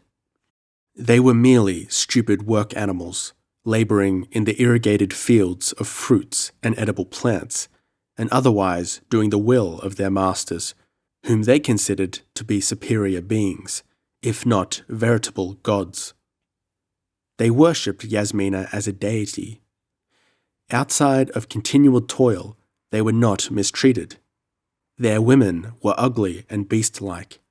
The winged people had a keen aesthetic sense, though their interest in the beauty of the lower orders was sadistic and altogether beastly. The Akkas never came into the upper city, except when there was work there to be done too heavy for the women slaves. Then they ascended and descended by means of great silken ladders let down from the rock. There was no road leading up from below, since the Yagas needed none. The cliffs could not be scaled, so the winged people had no fear of an Akka uprising. The Yaga women were likewise prisoners on the rock Yultha. Their wings were carefully removed at birth. Only the infants destined to become queens of Yaga were spared. This was done in order to keep the male sex in supremacy, and indeed, I was never able to learn how and at what distant date the men of Yaga gained supremacy over their women. For, judging from Yasmina, the winged women were superior to their mates in agility, endurance, courage, and even in strength. Clipping their wings kept them from developing their full superiority. Yasmina was an example of what a winged woman could be. She was taller than the other Yaga females, who in turn were taller than the Gura women, and though voluptuously shaped, the steel thews of a wildcat lurked in her slender, rounded limbs. She was young. All women of Yaga looked young. The average lifespan of the Yaga was 900 years. Yasmina had reigned over Yaga for 400 years. 3 winged princesses of royal blood had contested her for the right to rule, and she had slain each of them, fighting with naked hands in the regal octagonal chamber. As long as she could defend her crown against younger claimants, she would rule. The lot of the slaves in Yaga was hideous. None ever knew when she would be dismembered for the cooking pot, and the lives of all were tormented by the cruel whims of their masters and mistresses. Yaga was as like hell as any place could be. I do not know what went on in the palaces of the nobles and warriors, but I do know what took place daily in the palace of the queen. There was never a day or night that those dusky halls did not re-echo screams of agony and piteous wails for mercy, mingled with vindictive maledictions or lascivious laughter. I never became accustomed to it, hard as I was physically and mentally. I think the only thing that kept me from going mad was the feeling that I must keep my sanity in order to protect Altha if I could. That was precious little. I was chained in my chamber. Where the Cothan girl was, I had not the slightest idea, except that she was somewhere in the palace of Yasmina, where she was protected from the lust of the winged men, but not from the cruelty of her mistress. In Yaga, I heard sounds and saw sights not to be repeated, not even remembered in dreams. Men and women, the Yagas were open and candid in their evil. Their utter cynicism banished ordinary scruples of modesty and common decency. Their bestialities were naked, unhidden, and shameless. They followed their desires with one another and practiced their tortures to their wretched slaves with no attempt at concealment. Deeming themselves gods, they considered themselves above the considerations that guide ordinary humans. The women were more vicious than the men, if such a thing were possible. The refinements of their cruelties toward their trembling slaves cannot be even hinted at.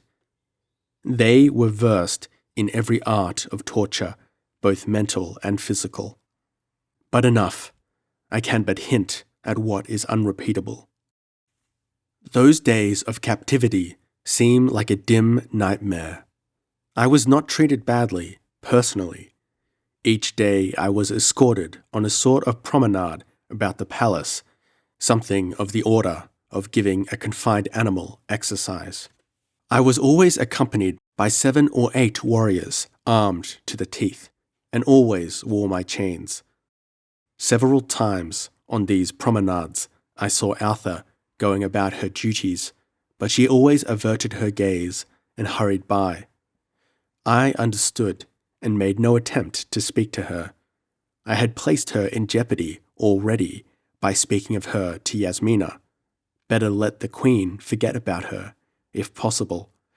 Slaves were safest when the queen of Yaga remembered them least. Somewhere, somehow, I found in me power to throttle my red rage and blind fury.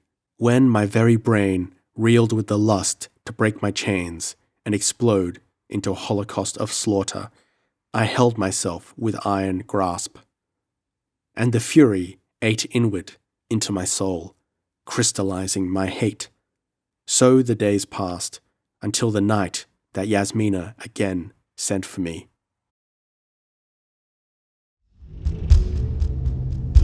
Ten.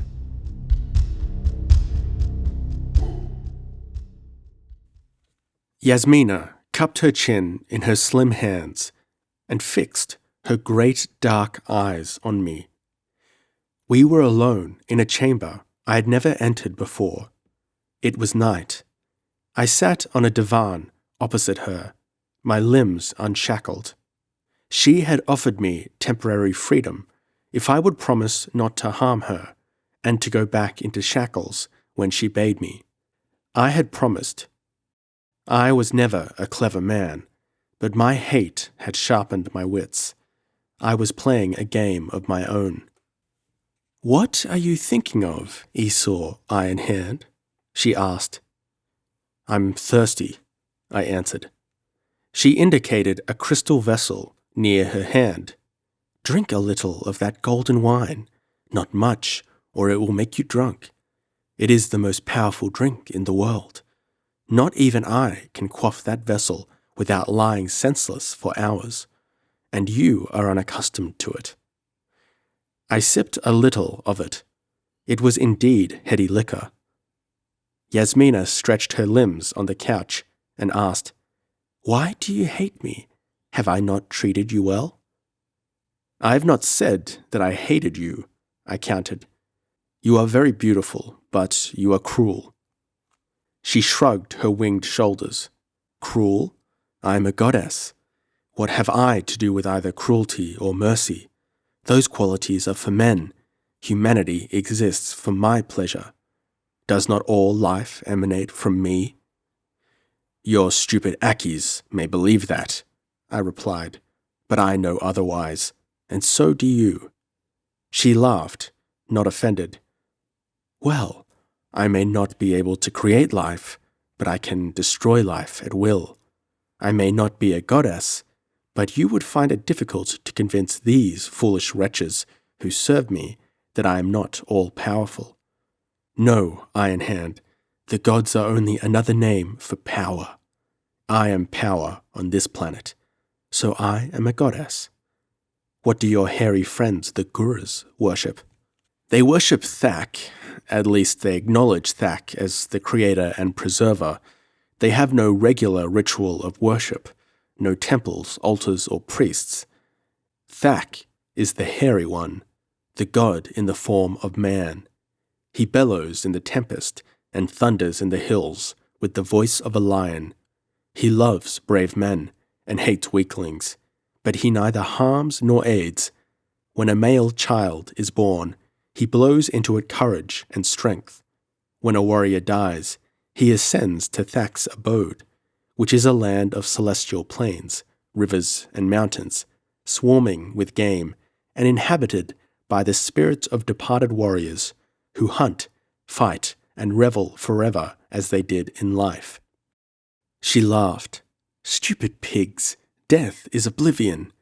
We, Yagas, worship only our bodies, and to our bodies we make rich sacrifices with the bodies of the foolish little people. Your rule cannot last forever, I was moved to remark. It has lasted since beyond the grey dawn of time's beginning. On the dark rock Yultha, my people have brooded through ages uncountable. Before the cities of the Gurus dotted the plains, we dwelt in the land of Yag. We were always masters. As we ruled the Gurus, we ruled the mysterious race which possessed the land before the Gurus evolved from the ape. The race which reared their cities of marble, whose ruins now affright the moon, and which perished in the night. Tales! I could tell you tales to blast your reason. I could tell you of races which appeared from the mist of mystery, moved across the world in restless waves, and vanished in the midst of oblivion. We of Yaga have watched them come and go, each in turn bending beneath the yoke of our godship. We have endured not centuries or millenniums, but cycles. Why should not our rule endure forever? How shall these Gura fools overcome us? You have seen how it is when my hawks swoop from the air in the night on the cities of the ape-men. How then shall they attack us in our eyrie? To reach the land of Yag, they must cross the purple river, whose waters rose too swiftly to be swum. Only at the bridge of rocks can it be crossed, and there keen-eyed guards watch night and day. Once the Gurus did try to attack us. The watchers brought word of their coming, and the men of Yag were prepared. In the midst of the desert, they fell on the invaders and destroyed them by thirst and madness, and arrows showering upon them from the skies. Suppose a horde should fight its way through the desert and reach the rock Yultha. They have the river Yog to cross. And when they have crossed it in the teeth of the Aki spears, what then? They could not scale the cliffs, no. No foreign foe will ever set foot in Yaga. If, by the wildest whim of the gods, such a thing should come to pass, her beautiful features became even more cruel and sinister. Rather than submit to conquest, I would loose the ultimate horror and perish in the ruins of my city, she whispered, more to herself than to me. What do you say? I asked, not understanding. There are secrets beneath the velvet coverings of the darkest secrets, she said. Tread not where the very gods tremble. I said nothing. You heard nothing. Remember that. There was silence for a space. Then I asked a question I had long mulled over. Whence come these red girls and yellow girls among your slaves? You have looked southward from the highest towers on clear days and seen a faint blue line rimming the sky far away? That is the girdle that bands the world. Beyond that girdle dwell the races from which come those alien slaves. We raid across the girdle just as we raid the Guras, though less frequently. I was about to ask more concerning these unknown races when a timid tap came on the outer door. Yasmina, frowning at the interruption, called a sharp question, and a frightened feminine voice informed her that Lord Gotra desired audience. Yasmina spat an oath at her and bade her tell the Lord Gotra to go to the devil. "No, I must see the fellow," she said, rising. "Theta, oh Theta, where has the little minx gone? I must do my own bidding, must I? Her buttocks shall smart for her insolence. Wait here, eye in hand. I'll see to Gotra." She crossed the cushion-strewn chamber with her lithe, long stride, and passed through the door.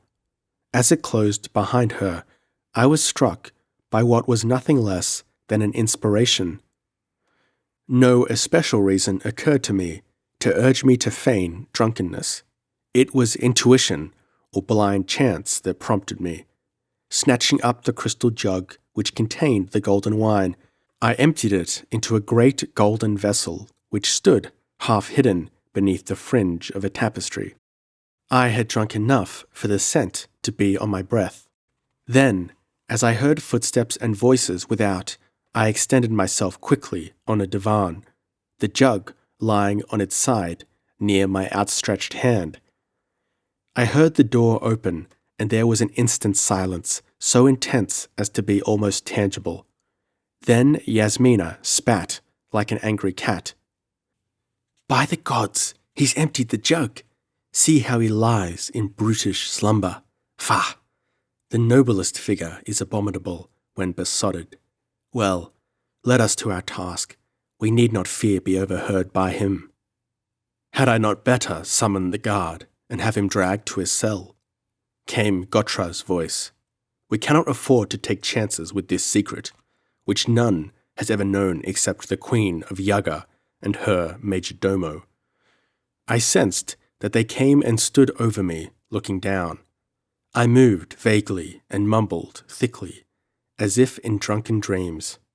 Yasmina laughed. "No fear. He will know nothing before dawn. Yultha could split and fall into Yog without breaking his sottish dreams, the fool. This night he would have been lord of the world, for I would have made him lord of the queen of the world, for one night. But the lion changes not his mane, nor the barbarian his brutishness." "Why not put him to the torture?" grunted Gotra.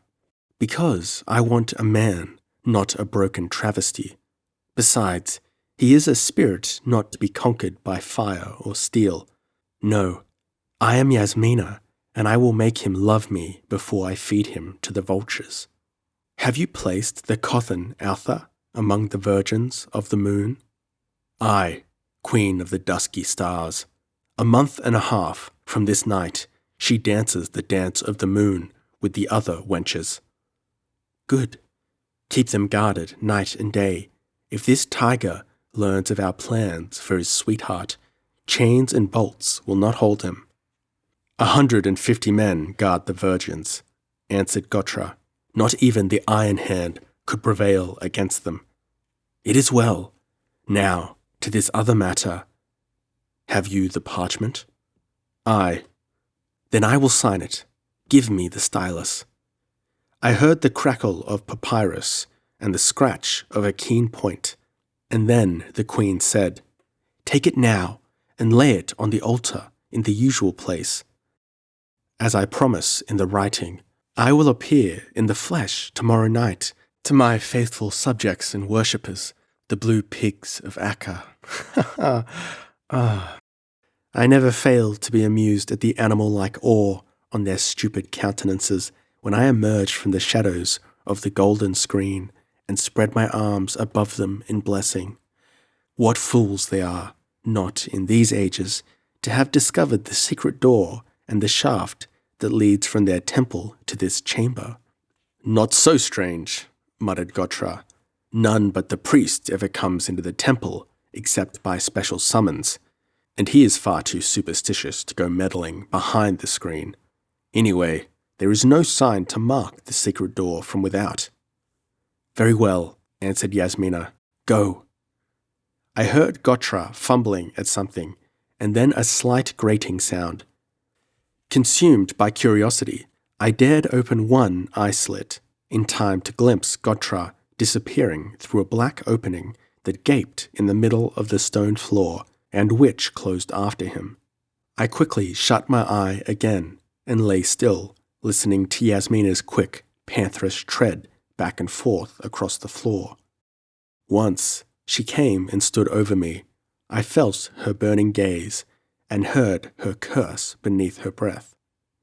Then she struck me viciously across the face with some kind of jeweled ornament that tore my skin and started a trickle of blood. But I lay without twitching a muscle, and presently she turned and left the chamber, muttering. As the door closed behind her, I rose quickly, scanning the floor for some sign of the opening through which Gotra had gone. A furry rug had been drawn aside from the center of the floor, but in the polished black stone I searched in vain for a crevice to denote the hidden trap. I momentarily expected the return of Yasmina, and my heart pounded within me. Suddenly, under my very hand, a section of the floor detached itself and began to move upward. A pantherish bound carried me behind a tapestried couch, where I crouched, watching the trap rise upward. The narrow head of Gotra appeared, then his winged shoulders and body. He climbed up into the chamber, and as he turned to lower the lifted trap, I left the floor with a cat-like leap that carried me over the couch and full on his shoulders. He went down under my weight, and my gripping fingers crushed the yell in his throat. With a convulsive heave, he twisted under me, and stark horror flooded his face as he glared up at me. He was down on the cushioned stone, pinned under my iron bulk. He clawed for the dagger at his girdle, but my knee pinned it down, and crouching on him, I glutted my mad hate for his cursed race. I strangled him slowly, gloatingly, avidly watching his features contort and his eyes glaze. He must have been dead for some minutes before I loosed my hold. Rising, I gazed through the open trap. The light from the torches of the chamber shone down a narrow shaft, into which was cut a series of narrow steps that evidently led down into the bowels of the rock Yultha. From the conversation I had heard, it must lead to the temple of the Akis in the town below. Surely I would find Akka no harder to escape from than Yaga. Yet I hesitated, my heart torn at the thought of leaving Altha alone in Yaga. But there was no other way. I did not know in what part of that devil city she was imprisoned, and I remembered what Gotra had said of the great band of warriors guarding her and the other virgins. Virgins of the moon! Cold sweat broke out on me as the full significance of the phrase became apparent. Just what the festival of the moon was, I did not fully know, but I had heard hints and scattered comments among the Yaga women, and I knew it was a beastly saturnalia in which the full frenzy of erotic ecstasy was reached in the dying gasps of the wretches sacrificed to the only god the winged people recognized, their own inhuman lust. The thought of Altha being subject to such a fate drove me into a berserk fury and steeled my resolution. There was but one chance to escape myself and to try to reach Koth and bring back enough men to attempt a rescue. My heart sank as I contemplated the difficulties in the way, but there was nothing else to do. Lifting Gotra's limp body, I dragged it out of the chamber through a door different from that through which Yasmina had gone. And, traversing a corridor without meeting anyone, I concealed the corpse behind some tapestries. I was certain that it would be found, but perhaps not until I had a good start. Perhaps its presence in another room than the chamber of the trap might divert suspicion from my actual means of escape, and lead Yasmina to think that I was merely hiding somewhere in Yaga. But I was crowding my luck. I could not long hope to avoid detection if I lingered. Returning to the chamber, I entered the shaft, lowering the trap above me. It was pitch dark then, but my groping fingers found the catch that worked the trap, and I felt that I could return if I found my way blocked below. Down those inky stairs I groped, with an uneasy feeling that I might fall into some pit or meet with some grisly denizen of the underworld. But nothing occurred, and at last the steps ceased, and I groped my way along a short corridor that ended at a blank wall. My fingers encountered a metal catch, and I shot the bolt, feeling a section of the wall revolving under my hands. I was dazzled by a dim yet lurid light, and blinking, gazed out with some trepidation. I was looking into a lofty chamber that was undoubtedly a shrine. My view was limited by a large screen of carved gold directly in front of me, the edges of which flamed dully in the weird light. Gliding from the secret door, I peered around the screen. I saw a broad room made with the same stern simplicity and awesome massiveness that characterized Almuric architecture.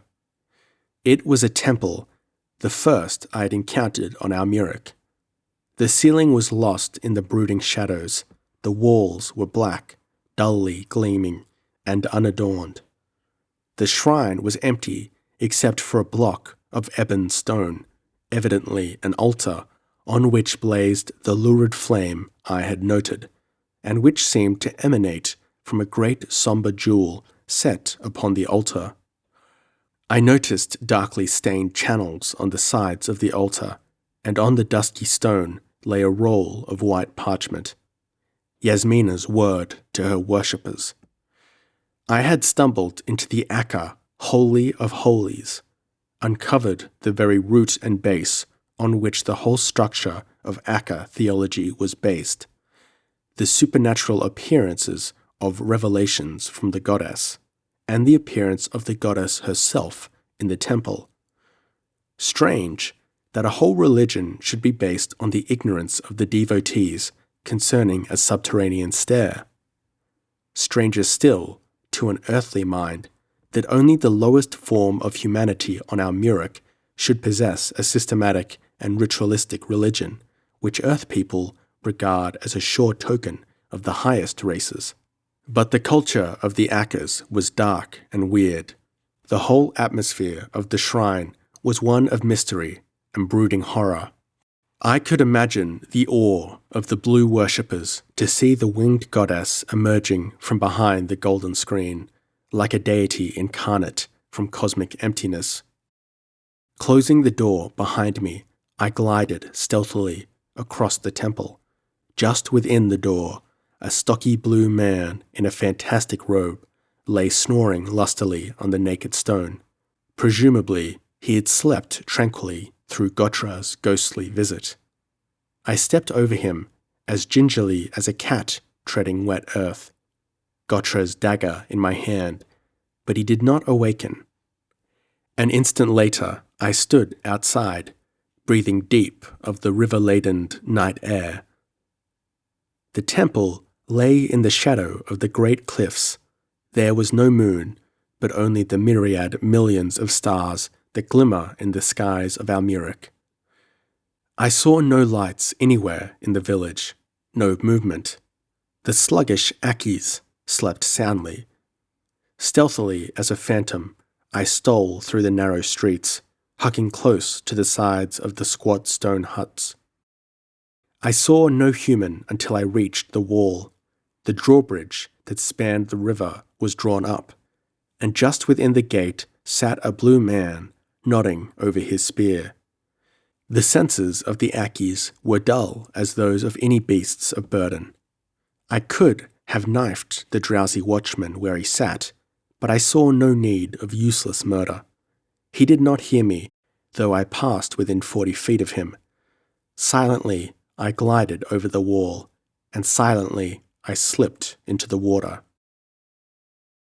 Striking out strongly, I forged across the easy current and reached the farther bank, where I paused, only long enough to drink deep of the cold river water.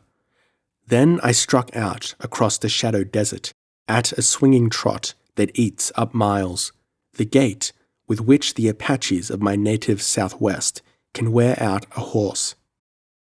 In the darkness before dawn, I came to the banks of the Purple River, skirting wide to avoid the watchtower which jutted dimly against the star-flecked sky. As I crouched on the bank, gazing down into the rushing, swirling current, my heart sank. I knew that, in my fatigued condition, it was madness to plunge into the maelstrom. The strongest swimmer that either Earth or Almuric ever bred had been helpless among those eddies and whirlpools. There was but one thing to be done: try to reach the bridge of rocks before dawn broke and take the desperate chance of slipping under the eyes of the watchers. That, too, was madness, but I had no choice. But the dawn began to whiten the desert before I was within 1,000 yards of the bridge, and looking at the tower, which seemed to swim slowly into clearer outline, etched against the dim sky, I saw a shape soar up from the turrets and wing its way towards me. I had been discovered. Instantly, a desperate plan occurred to me. I began to stagger erratically, ran a few paces, and sank down in the sand near the riverbank. I heard the beat of wings above me as the suspicious harpy circled. Then I knew he was dropping earthward. He must have been on solitary sentry duty and had come to investigate the matter of a lone wanderer without waking his mates. Watching through slitted lids, I saw him strike the earth nearby and walk about me suspiciously, scimitar in hand. At last, he pushed me with his foot, as if to find if I lived. Instantly, my arm hooked about his legs, bringing him down on top of me.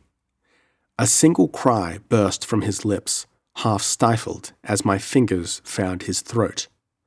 Then, in a great heaving and fluttering of wings and lashing of limbs, I heaved him over and under me. His scimitar was useless at such close quarters. I twisted his arm until his numbed fingers slipped from the hilt. Then I choked him into submission.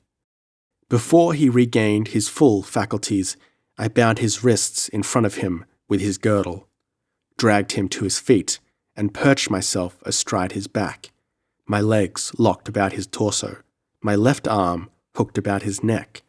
My right hand pricked his hide with Gottra's dagger. In a few low words, I told him what he must do if he wished to live. It was not the nature of a Yaga to sacrifice himself, even for the welfare of his race. Through the rose-pink glow of dawn, we soared into the sky, swept over the rushing purple river, and vanished from the sight of the land of Yag into the blue mazes of the northwest.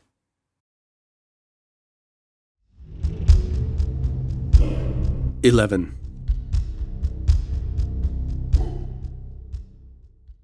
I drove that winged devil unmercifully. Not until sunset did I allow him to drop earthward. Then I bound his feet and wings so he could not escape, and gathered fruit and nuts for our meal. I fed him as well as I fed myself. He needed strength for the flight. That night, The beasts of prey roared perilously close to us, and my captive turned ashy with fright. For we had no way of making a protecting fire, but none attacked us. We had left the forest of the Purple River far, far behind, and were among the grasslands. I was taking the most direct route to Koth, led by the unerring instinct of the wild. I continually scanned the skies behind me for some sign of pursuit, but no winged shapes darkened the southern horizon.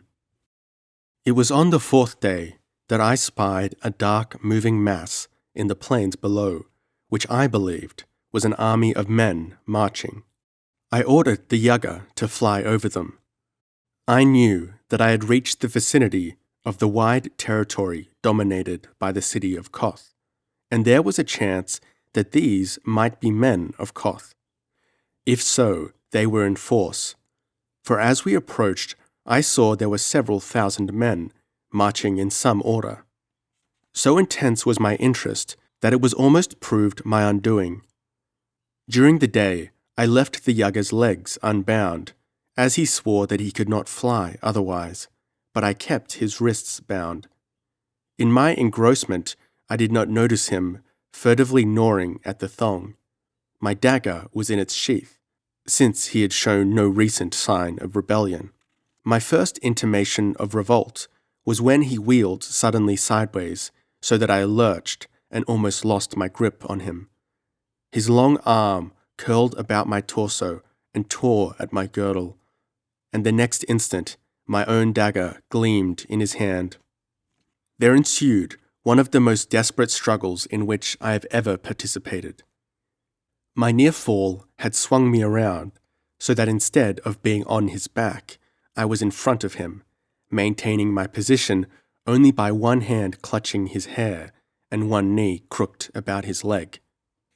My other hand was locked on his dagger wrist, and there we tore and twisted 1,000 feet in the air, he to break away and let me fall to my death, or to drive home the dagger in my breast, I to maintain my grip and fend off the gleaming blade. On the ground, my superior weight and strength would have quickly settled the issue, but in the air he had the advantage. His free hand beat and tore at my face, while his unimprisoned knee drove viciously again and again for my groin.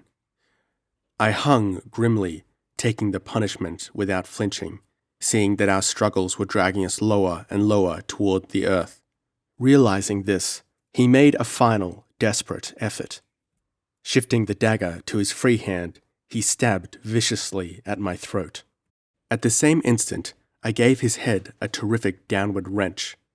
The impetus of both our exertions whirled us down and over, and his stroke, thrown out of line by our erratic convulsion, missed its mark and sheathed the dagger in his own thigh.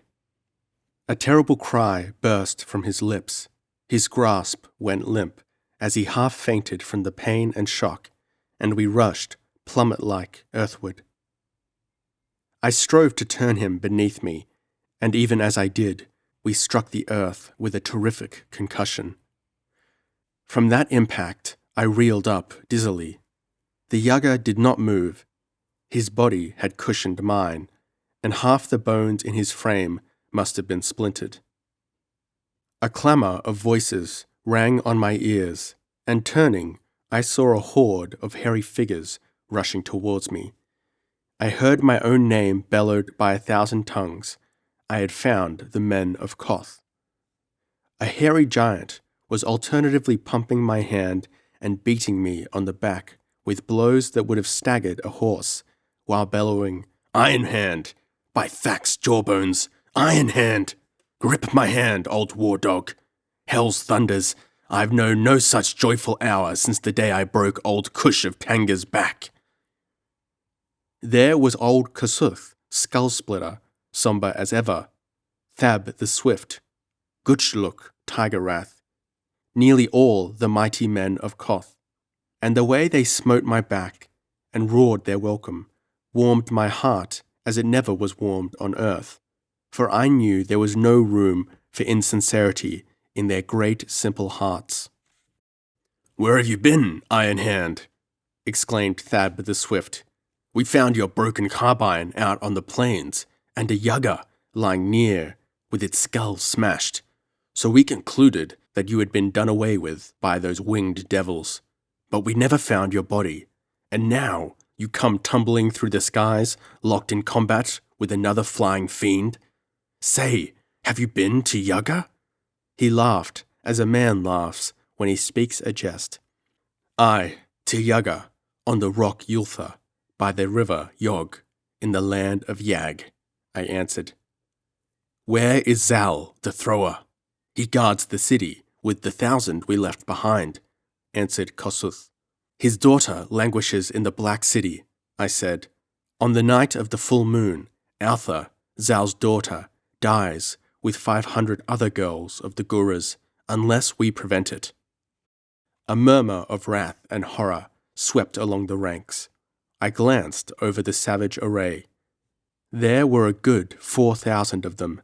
No bows were in evidence, but each man bore his carbine. That meant war, and their numbers proved it was no minor raid. "Where are you going?" I asked.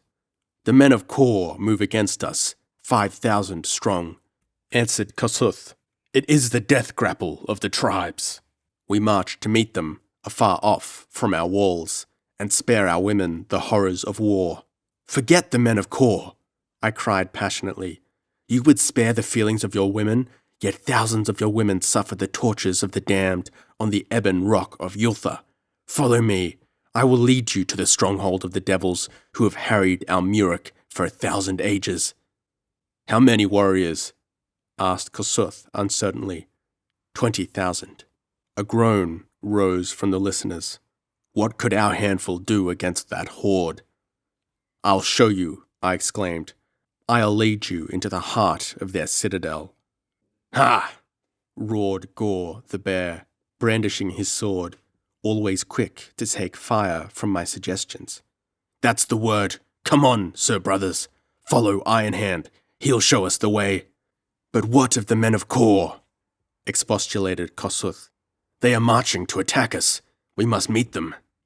Gore grunted explosively as the truth of this assertion came home to him, and all eyes turned toward me. "Leave them to me," I proposed desperately. "Let me talk with them." "They'll hack your head off before you can open your mouth," grunted Kossuth. "That's right," admitted Gore. "We've been fighting the men of Kor for 50,000 years. Don't trust them, comrade." "I'll take the chance," I answered. "The chance you shall have," said Gutschluck grimly, "for there they come." In the distance, we saw a dark moving mass. "Carbines ready," barked old Kossuth, his cold eyes gleaming. "Loosen your blades and follow me." "Will you join the battle tonight?" I asked. He glanced at the sun. "No, we'll march to meet them and pitch camp just out of gunshot. Then with dawn we'll rush them and cut their throats." "They'll have the same idea," explained Thab. "Oh, it will be great fun." "And while you revel in senseless bloodshed," I answered bitterly, "your daughters and theirs will be screaming vainly under the tortures of the winged people over the river Yog. Fools! Oh, you fools!" "But what can we do?" expostulated Gotschluck. "Follow me," I yelled passionately. "We'll march to meet them, and I'll go on to them alone." I wheeled and strode across the plain, and the hairy men of Koth fell in behind me, with many headshakes and mutterings. I saw the oncoming mass, first as a mingled blur, then the details stood out. Hairy bodies, fierce faces, gleaming weapons, but I swung on heedlessly. I knew neither fear nor caution. My whole being seemed on fire with the urgency of my need and desire. Several hundred yards separated the two hosts when I dashed down my single weapon, the Yaga dagger, and shaking off Gore's protesting hands, advanced alone and unarmed, my hands in the air, palms toward the enemy. These had halted, drawn up ready for action. The unusualness of my actions and appearance puzzled them. I momentarily expected the crack of a carbine, but nothing happened until I was within a few yards of the foremost group, the mightiest men clustered about a tall figure that was their chief, old Bragi, Kossuth had told me. I had heard of him, a hard, cruel man, moody and fanatical in his hatreds. "Stand!" he shouted, lifting his sword. "What trick is this? Who are you who comes with empty hands in the teeth of war?" "I am Esau Ironhand, of the tribe of Koth," I answered. "I would parley with you." "What madman is this?" growled Bragi. Then a bullet through the head. But the man called Than, who had been staring eagerly at me, gave a shout instead and threw down his carbine. "Not if I live!" he exclaimed, advancing towards me, his arms outstretched. "By Thak, it is he! Do you not remember me? Than, sword swinger, whose life you saved in the hills." He lifted his chin to display a great scar on his corded neck. "You are he who fought the saber-tooth. I had not dreamed you survived those awful wounds." "We men of Kor are hard to kill," he laughed joyously, throwing his arms about me in a bear-like embrace. "What are you doing among the dogs of Koth? You should be fighting with us." "If I have my way, there will be no fighting," I answered. "I wish only to talk with your chiefs and warriors. There is nothing out of the way about that." "True," agreed Than, sword swinger. "Bragi, you will not refuse him this." Bragi growled in his beard, glaring at me. "Let your warriors advance to that spot." I indicated the place I meant. "Kossuth's men will come up on the other side. There, both hordes will listen to what I have to say. Then, if no agreement can be reached, each side shall withdraw 500 yards, and after that follow its own initiative." "You are mad." Old Bragi jerked his beard with a shaking hand of rage. "It is treachery. Back to your kennel, dog." "I am your hostage," I answered. "I am unarmed. I will not move out of your sword reach. If there is treachery, strike me down on the spot." "But why?" "I have been captive among the Yagas," I exclaimed. "I have come to tell the Gurus what things occur in the land of Yag." "The Yagas took my daughter," exclaimed a warrior, pushing through the ranks. "Did you see her in Yag?" "They took my sister, and my young bride, and my niece." Shouts rose in chorus as men swarmed about me, forgetful of their enemies, shaking me in the intensity of their feelings. "Back, you fools!" roared Bragi, smiting with the flat of his sword. "Will you break ranks and let the Kothans cut you down? Do you not see it is a trick?" "It is no trick," I cried. "Only listen to me, in God's name." They swept away Bragi's protests.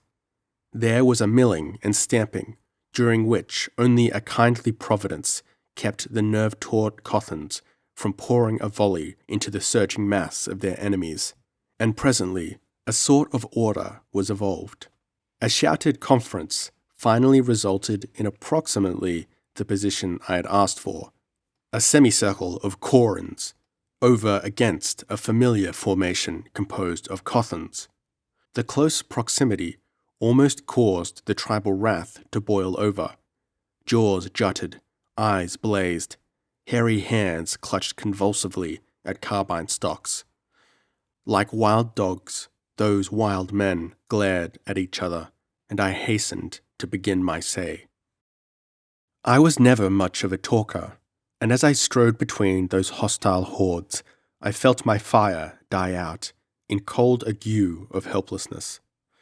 A million ages of traditional war and feud rose up to confound me. One man against the accumulated ideas, inhibitions, and customs of a whole world, built up through countless millenniums. The thought crushed and paralyzed me. Then blind rages swept me at the memory of the horrors of Yaga, and the fire blazed up again and enveloped the world and made it small. And on the wings of that conflagration, I was born to heights of which I had never dreamed. No need for fiery oration to tell the tale I had to tell. I told it in the plainest, bluntest language possible, and the knowledge and feeling that lay behind the telling made those naked words pulse and burn like acid. I told of the hell that was Yaga. I told of young girls dying beneath the excesses of black demons, of women lashed to gory ribbons, mangled on the wheel, sundered on the rack, flayed alive, dismembered alive, of the torments that left the body unharmed, but sucked the mind empty of reason, and left the victim a blind, mewling imbecile. I told them, oh God, I cannot repeat all I told them, at the memory of which I am even now sickened almost unto death. Before I had finished, men were bellowing and beating their breasts with their clenched fists and weeping in agony of grief and fury. I lashed them with a last whip of scorpions. These are your women, your own flesh and blood, who scream on the racks of Yaga. You call yourself men, you strut and boast and swagger, while these winged devils mock you. Men, ha! I laughed as a wolf barks from the depths of my bitter rage and agony. Men, go home and don the skirts of women. A terrible yell arose. Clenched fists were brandished. Bloodshot eyes flamed at me. Hairy throats bayed their anguished fury. You lie, you dog! Damn you, you lie! We are men. Lead us against these devils, or we will rend you. If you follow me, I yelled, few of you will return. You will suffer and you will die in hordes. But if you had seen what I have seen, you would not wish to live. Soon approaches the time when the Yagas will clean their house. They are weary of their slaves. They will destroy those they have and fare forth into the world for more. I have told you of the destruction of Thugra. So it will be with Kor. So it will be with Koth, when winged devils swoop out of the night.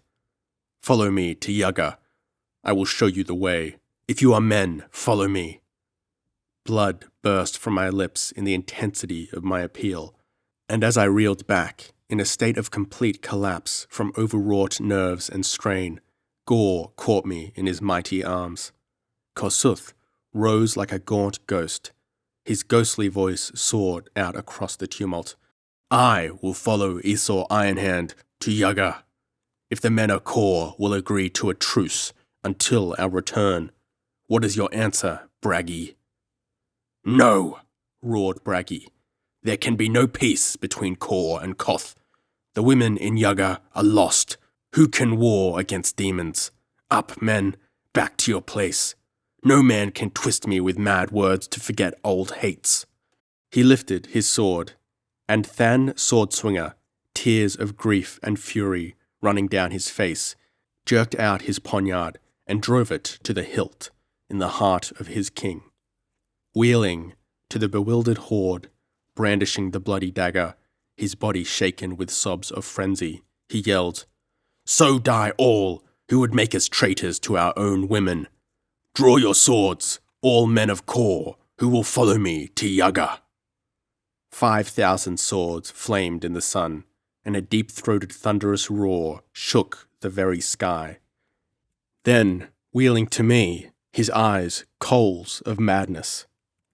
Lead us to Yaga, Esau Ironhand, cried Than Swordswinger. Lead us to Yag, or lead us to hell.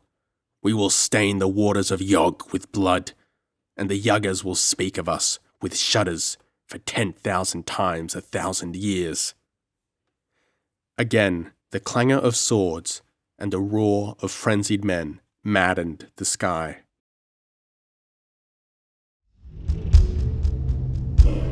12.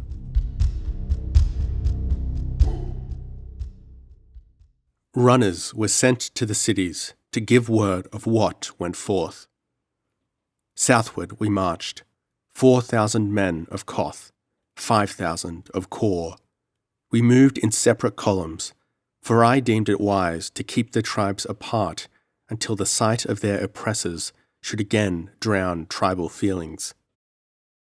Our pace was much swifter than that of an equal body of Earth soldiers.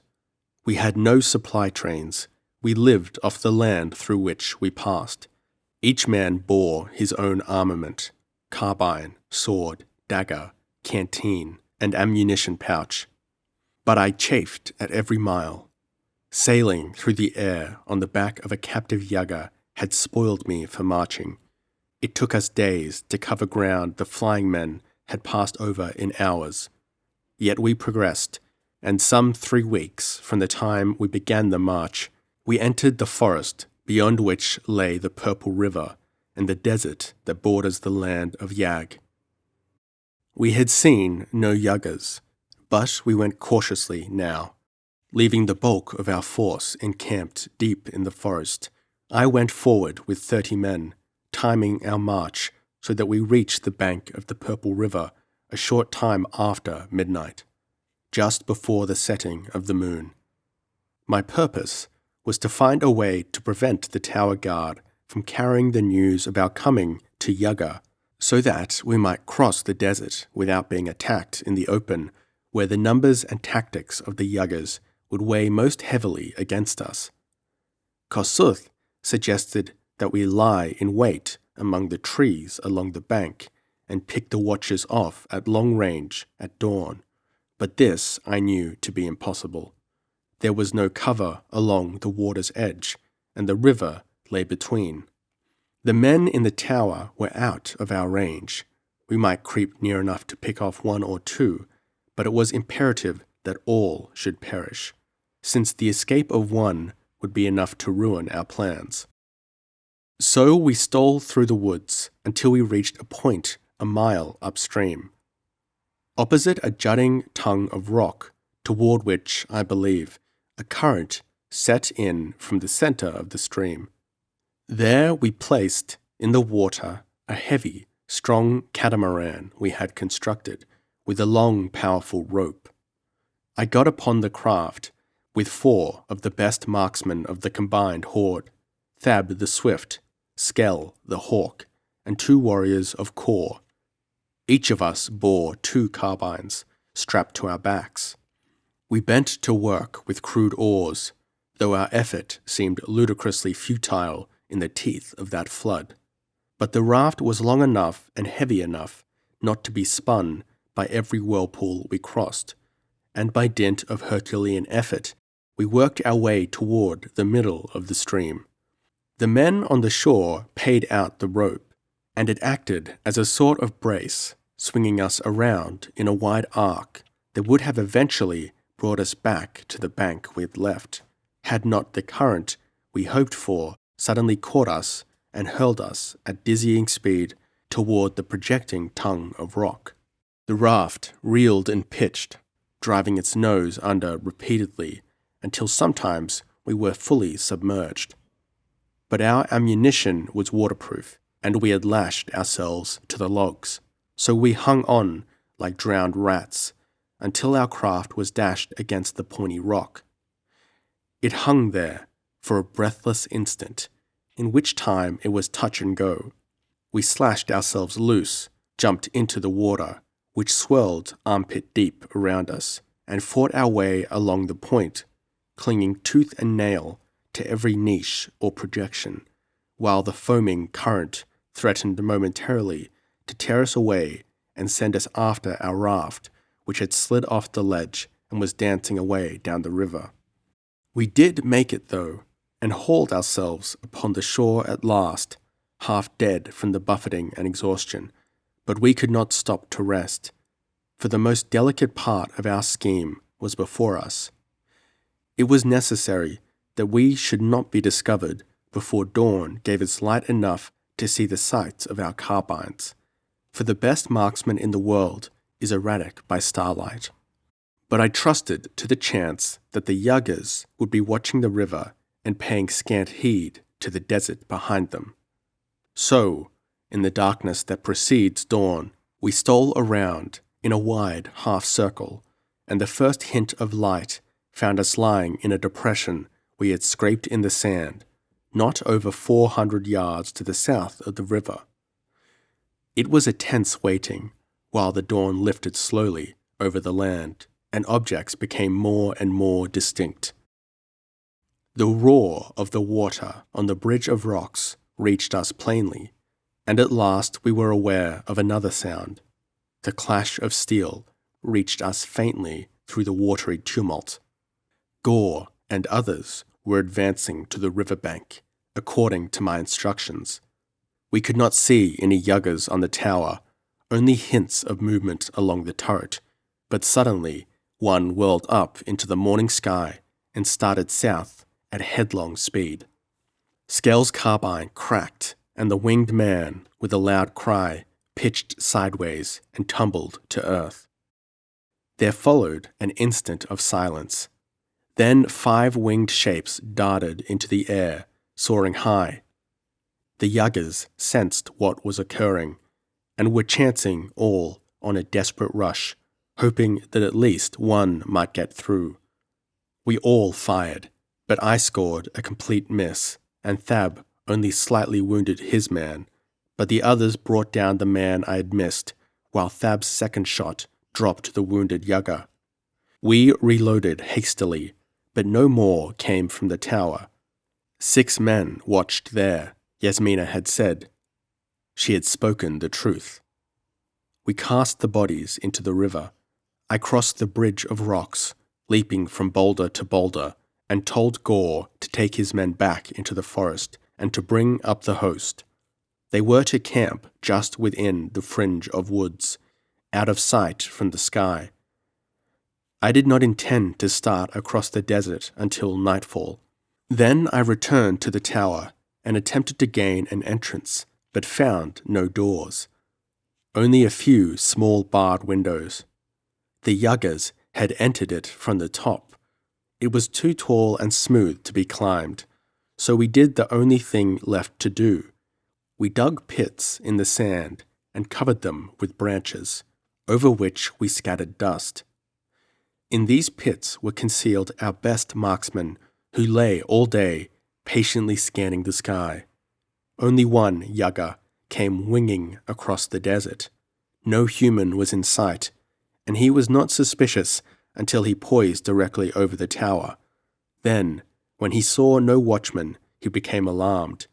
But before he could race away, the reports of 6 carbines brought him tumbling to the earth in a whirl of limbs and wings. As the sun sank, we brought the warriors across the bridge of rocks, an accomplishment which required some time. But at last, they all stood on the yugger side of the river, and with our canteens well filled, we started at quick pace across the narrow desert. But before dawn, we were within striking distance of the river. Having crossed the desert under the cover of darkness, I was not surprised that we were able to approach the river without being discovered. If any had been watching from the citadel, alert for anything suspicious, they would have discerned our dark mass moving across the sands under the dim starlight. But I knew that in Yaga no such watch was ever kept, secure as the winged people felt in the protection of the Purple River, of the watchmen in the tower, and of the fact that for centuries no Gura raid had dared the bloody doom of former invaders. Nights were spent in frenzied debauchery, followed by sodden sleep. As for the men of Akka, those slow-witted drudges were too habitually drowsy to constitute much menace against our approach, though I knew that once roused they would fight like animals. So, 300 yards from the river we halted, and 8,000 men under Kossuth took cover in the irrigation ditches that traversed the fields of fruit. The waving fronds of the squat trees likewise aided in their concealment. This was done in almost complete silence. Far above us towered the sombre rock Yultha. A faint breeze sprang up, forerunner of dawn. I led the remaining 1,000 warriors toward the river bank. Halting them a short distance from it, I wriggled forward on my belly until my hands were at the water's edge. I thanked the fates that had given me such men to lead. Where civilized men would have floundered and blundered, the Gurus moved as easily and noiselessly as stalking panthers. Across me rose the wall, sheer from the steep bank that guarded Akka. It would be hard to climb in the teeth of spears. At the first crack of dawn, the bridge, which towered gauntly against the stars, would be lowered so that Akis might go into the fields to work. But before then, the rising light would betray our forces. With a word to Gore, who lay at my side, I slid into the water and struck out for the farther shore, he following. Reaching a point directly below the bridge, we hung in the water, clutching the slippery wall and looking about for some way of climbing it. There, the water, near the bank, was almost as deep as in midstream. At last, Gore found a crevice in the masonry wide enough to give him a grip for his hands. Then, bracing himself, he held fast while I clambered on his shoulders. Standing thus, I managed to reach the lower part of the lifted bridge, and an instant later I drew myself up. The erected bridge closed the gap in the wall. I had to clamber over the barrier. One leg was across when a figure sprang out of the shadows, yelling a warning. The watchman had not been as drowsy as I had expected. He leapt at me, the starlight glinting on his spear. With a desperate twist of my body, I avoided the whistling blade, though the effort almost toppled me from the wall. My outthrown hand gripped his lank hair as he fell against the coping with the fury of his wasted thrust, and jerking himself back into balance, I dealt him a crushing buffet on the ear with my clenched fist. He crumpled, and the next instant I was over the wall. Gore was bellowing like a bull in the river, mad to know what was taking place above him, and in the dim light the Akis were swarming like bees out of their stony hives. Leaning over the barrier, I stretched Gore the shaft of the watchman's spear, and he came heaving and scrambling up beside me. The Akis had stared stupidly for an instant. Then, realizing they were being invaded, they rushed, howling madly. As Gore sprang to meet them, I leaped to the great windlass that controlled the bridge. I heard the bear's thunderous war cry boom above the squalling of the Akis, the strident clash of steel and the crunch of splintered bone. But I had no time to look. It was taking all my strength to work the windlass. I had seen 5 Akis toiling together at it, yet in the stress of the moment, I accomplished its lowering single-handedly, though sweat burst out on my forehead and my muscles trembled with the effort. But down it came, and the farther end touched the other bank in time to accommodate the feet of the warriors who sprang up and rushed for it. I wheeled to aid Gore, whose panting gasps I still heard amidst the clamour of the melee. I knew the din in the lower town would soon rouse the Yagas, and it was imperative that we gain a foothold in Akka before the shafts of the winged men began to rain among us. Gore was hard-pressed when I turned from the bridgehead. 6 corpses lay under his feet, and he wielded his great sword with a berserk lustiness that sheared through flesh and bone like butter. But he was streaming blood, and the Akis were closing in on him.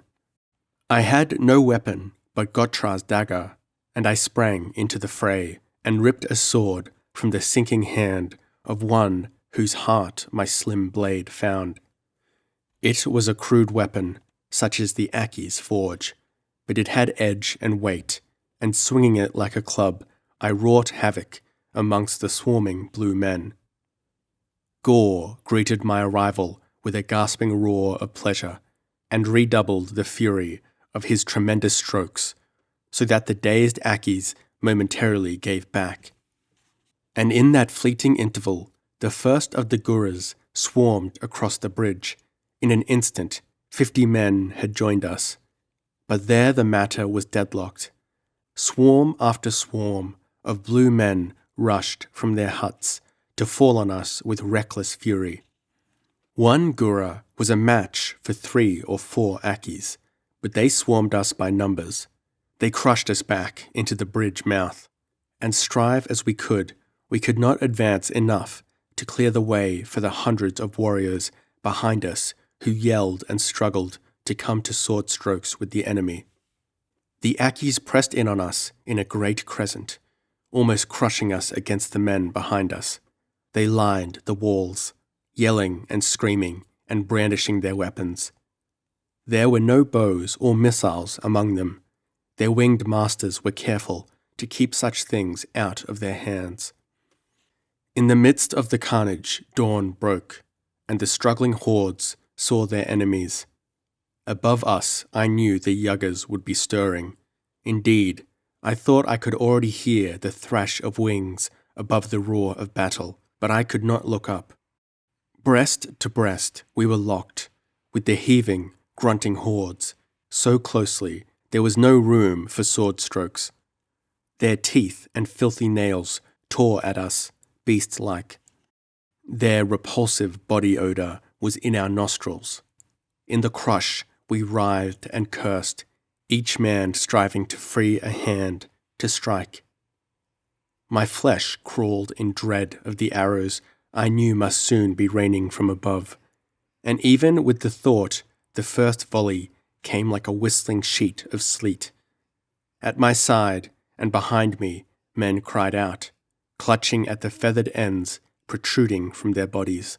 But then the men on the bridge and on the farther bank, who had held their fire for fear of hitting their comrades in the uncertain light, began loosing their carbines at the Akis. At that range, their fire was devastating. The first volley cleared the wall, and climbing on the bridge rails, the carbineers poured a withering fusillade over our heads into the closed-massed horde that barred our way. The result was appalling. Great gaps were torn in the struggling mob, and the whole horde staggered and tore apart.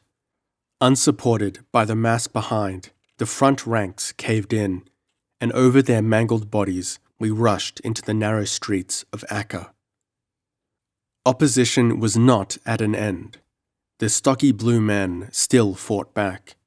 Up and down the streets sounded the clash of steel, crack of shots, and yells of pain and fury, but our greatest peril was from above. The winged men were swarming out of their citadel like hornets out of a nest. Several hundred of them dropped swiftly down into Akka, swords in their hands, while others lined the rim of the cliff and poured down showers of arrows. Now, the warriors hidden in the shrub-masked ditches opened fire, and as that volley thundered, a rain of mangled forms fell on the flat roofs of Akka. The survivors wheeled and raced back to cover as swiftly as their wings could carry them. But they were more deadly in defense than in attack. From every casement, tower, and battlement above, they rained their arrows, a hail of death showering Akka, striking down foe and serf alike. Guras and Akis took refuge in the stone-roofed huts, where the battling continued in the low-ceilinged chambers until the gutters of Akka ran red. 4,000 Guras battled 4 times their number of Akis, but the size and ferocity and superior weapons of the ape-men balanced the advantage of numbers. Across the river, Kossuth's carbineers kept up an incessant fire at the towers of Yugga, but with scant avail.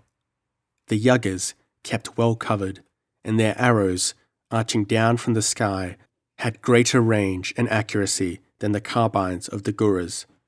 But for their position among the ditches, Kossuth's men would have been wiped out in short order, and as it was, they suffered terribly.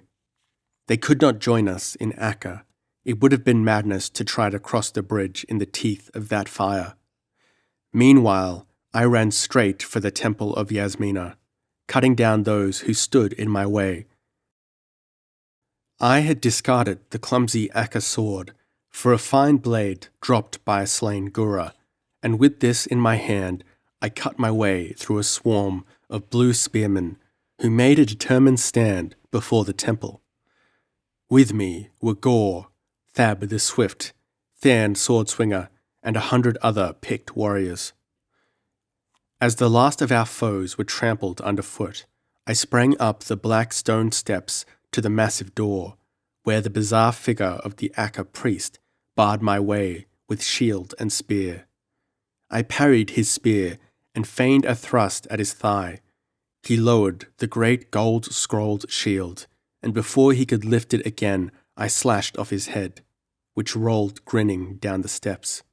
I caught up the shield as I rushed into the temple. I rushed across the temple and tore aside the golden screen.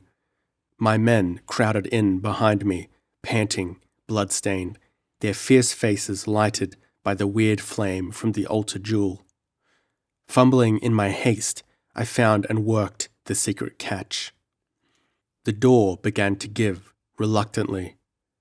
It was this reluctance which fired my brain with sudden suspicion, as I remembered how easily it had opened before. Even with the thought, I yelled, "Back!" and hurled myself backwards as the door gaped suddenly. Instantly, my ears were deafened by an awful roar, my eyes blinded by a terrible flash. Something like a spurt of hell's fire passed so close to me, it seared my hair in passing. Only my recoil, which carried me behind the open door, saved me from the torrent of liquid fire which flooded the temple from the secret shaft. There was a blind, chaotic instant of frenzy, shot through with awful screams.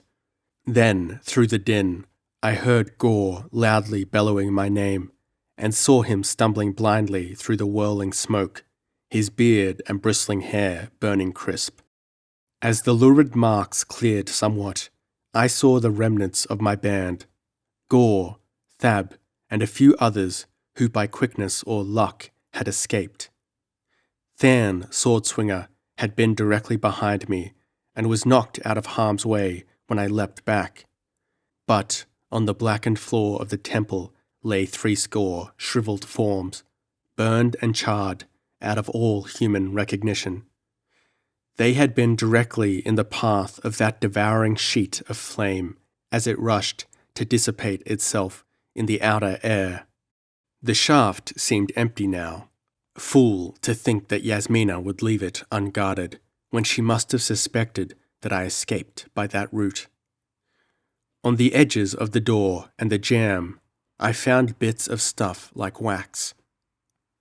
Some mysterious element had been sealed into the shaft, which the opening of the door ignited, sending it towards the outer air in a rush of flame. I knew the upper trap would be made fast, and I shouted for Thab to find light and a torch, and for Gore to procure a heavy beam for a ram. Then, telling Than to gather up the men he could find in the streets and follow, I raced up the stair in the blackness. As I thought, I found the upper trap fastened, bolted above, I suspected, and listening closely, I caught a confused mumbling above my head and knew the chamber must be filled with yuggers. An erratic flame bobbing below me drew my attention, and quickly Thab reached my side with a torch. He was followed by Gore and a score of others, grunting under the weight of a heavy log-like beam, torn from some Aka hut. He reported that fighting was still going on in the streets and buildings, but that most of the Aka males had been put to the sword, and others, with their women and children, had leaped into the river and swum for the south shore. He said some 500 swordsmen were thronging the temple. "Then burst this trap over our heads," I exclaimed, "and follow me through. We must win our way into the heart of the hold, before the arrows of the yuggers on the towers overwhelm Kossuth." It was difficult in that narrow shaft, where only one man could stand on each step, but gripping the heavy beam like a ram, we swung it and dashed it against the trap. The thunder of the blows filled the shaft deafeningly. The jarring impact stung our hands and quivered the wood, but the trap held. Again and again, panting, grunting, thews cracking, we swung the beam, and with a final terrific drive of hard-braced, knotty legs and iron shoulders, the trap gave with a splintering crash, and light flooded the shaft. With a wordless yell, I heaved up through the splinters of the trap, the gold shield above my head. A score of swords descended on it, staggering me, but desperately keeping my feet, I heaved up through a veritable rain of shattered blades, and burst into the chamber of Yasmina. With a yell, the Yuggers swarmed on me, and I cast the bent and shattered shield in their faces, and swung my sword in a wheel that flashed through breasts and throats like a mowing blade through corn. I should have died there, but from the opening behind me crashed a dozen carbines, and the winged men went down in heaps. Then, up into the chamber came Gore the bear, bellowing and terrible, and after him the killers of Kor and of Koth, thirsting for blood. That chamber was full of Yuggers, and so were the adjoining rooms and corridors. But, in a compact circle, back to back, we held the shaft entrance, while scores of warriors swarmed up the stair to join us, widening and pushing out the rim of the circle. In that comparatively small chamber, the din was deafening and terrifying. The clang of swords, the yelling, the butcher's sound of flesh and bones parting beneath the chopping edge. We quickly cleared the chamber and held the doors against attack. As more and more men came up from below, we advanced into the adjoining rooms, and after perhaps a half hour of desperate fighting, we held a circle of chambers and corridors, like a wheel of which the chamber of the shaft was the axle, and more Yuggers were leaving the turrets to take part in the hand-to-hand fighting. There were some 3,000 of us in the upper chambers now, and no more came up the shaft. I sent Thab to tell Kossuth to bring his men across the river. I believed that most of the Yuggers had left the turrets. They were massed thick in the chambers and corridors ahead of us and were fighting like demons. I have mentioned that their courage was not of the type of the Gurus, but any race will fight when a foe has invaded its last stronghold, and these winged devils were no weaklings. For a time, the battle was at a gasping deadlock. We could advance no farther in any direction, nor could they thrust us back. The doorways through which we slashed and thrust were heaped high with bodies, both hairy and black. Our ammunition was exhausted, and the Yuggers could use their bows to no advantage. It was hand to hand and sword to sword, men stumbling among the dead to come to hand grips. Then, just when it seemed that flesh and blood could stand no more, a thunderous roar rose to the vaulted ceilings, and up through the shaft and out through the chambers poured streams of fresh, eager warriors to take our places. Old Kossuth and his men, maddened to frenzy by the arrows that had been showering upon them as they lay partly hidden in the ditches, foamed like rabid dogs to come to hand grips and glut their fury. Thab was not with them, and Kossuth said he had been struck down by an arrow in his leg as he was following his king across the bridge in that dash from the ditches to the temple. There had been few losses in that reckless rush, however. As I had suspected, most of the Yuggers had entered the chambers, leaving only a few archers on the towers. Now began the most bloody and desperate melee I have ever witnessed. Under the impact of the fresh forces, the weary Yuggers gave way, and the battle streamed out through the halls and rooms. The chiefs tried in vain to keep the maddened Gurus together. Struggling groups split off the main body. Men ran singly down twisting corridors. Throughout all the citadel, thundered the rush of trampling feet, shouts, and din of steel. Few shots were fired, few arrows winged. It was hand to hand with a vengeance. In the roofed chambers and halls, the yuggers could not spread their wings and dart down on their foes from above. They were forced to stand on their own feet, meeting their ancient enemies on even terms. It was out on the rooftops and the open courts that our losses were greatest, for in the open the winged men could resort to their accustomed tactics. But we avoided such places as much as possible, and man to man the Guras were invincible. Oh, they died by scores, but under their lashing swords the yuggers died by hundreds. 1,000 ages of cruelty and oppression were being repaid, and red was the payment. The sword was blind. Yugger women as well as men fell beneath it, but knowing the fiendishness of those sleek black females, I could not pity them. I was looking for Alpha. Slaves there were, thousands of them, dazed by the battle, cowering in terror, too bewildered to realize its portent, or to recognize their rescuers. Yet several times I saw a woman cry out in sudden joy and run forward to throw her arms about the bull neck of some hairy, panting swordsman as she recognized her brother, husband, or father. In the midst of agony and travail, there was joy and reuniting, and it warmed my heart to see it. Only the little yellow slaves and the red women crouched in terror, as fearful of these roaring, hairy giants as of their winged masters. Hacking and slashing my way through the knots of struggling warriors, I sought for the chamber where were imprisoned the virgins of the moon. At last I caught the shoulder of a Gura girl cowering on the floor to avoid chance blows of the men battling above her, and shouted a question in her ear. She understood and pointed, unable to make herself heard above the din. Catching her up under one arm, I slashed a path for us, and in the chamber beyond, I set her down, and she ran swiftly down a corridor, crying for me to follow.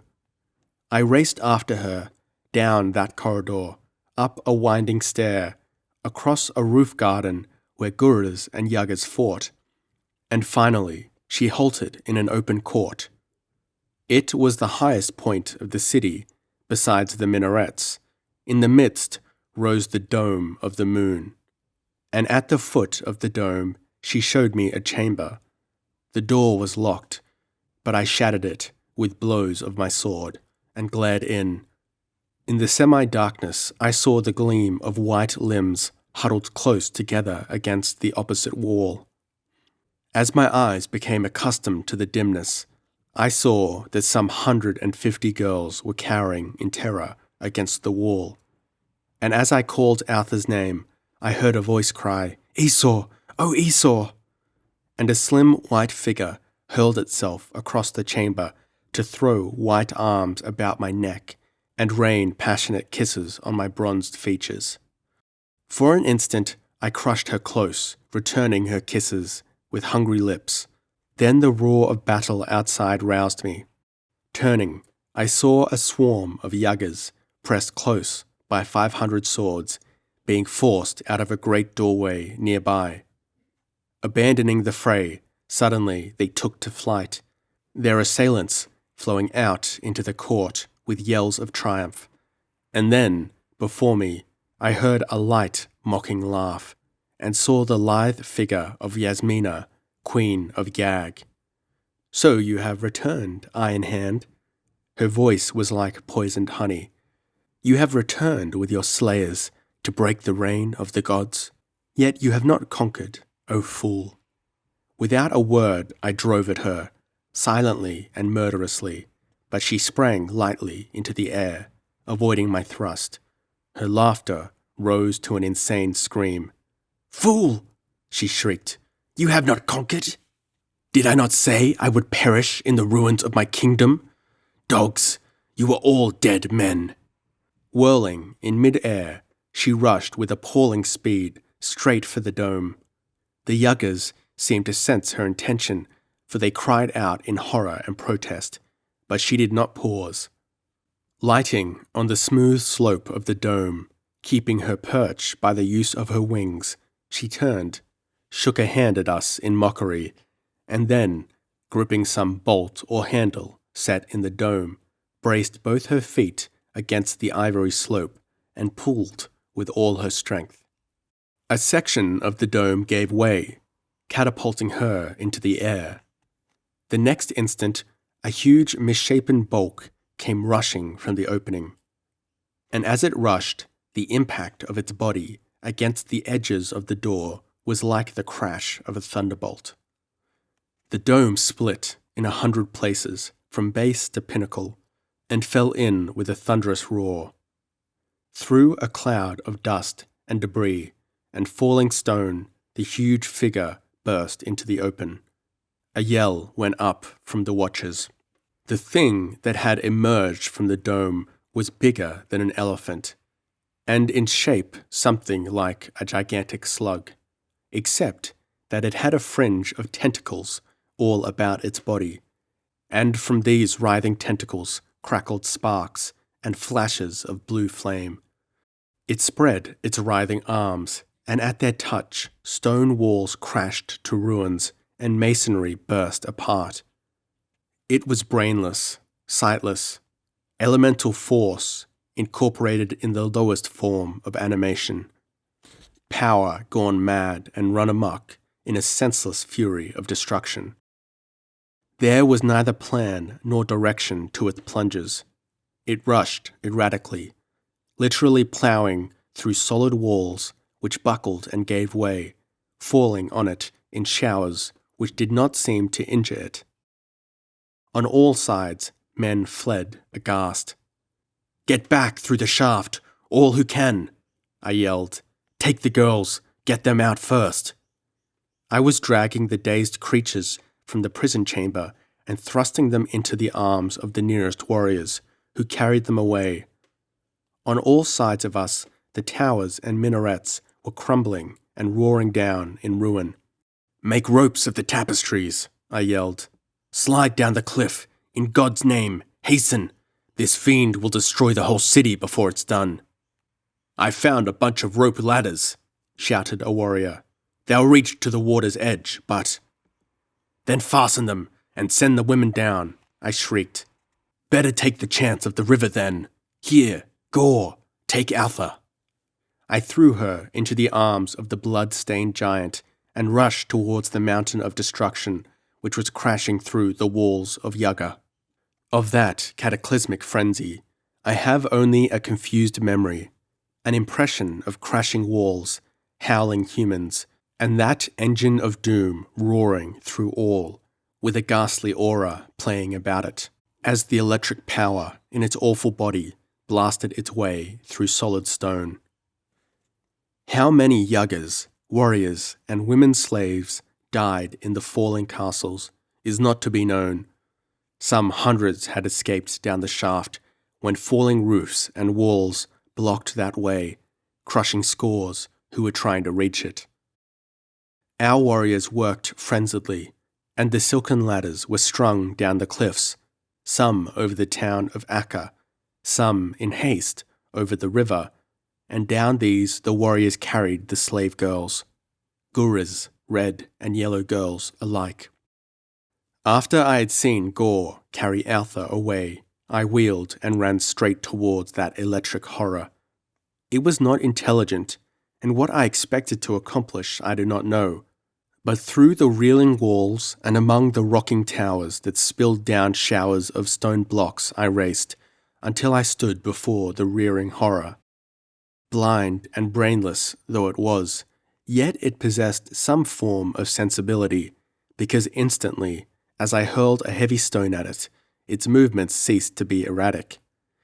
It charged straight for me, casting splintered masonry right and left, as foam is thrown by the rush of an ox through a stream.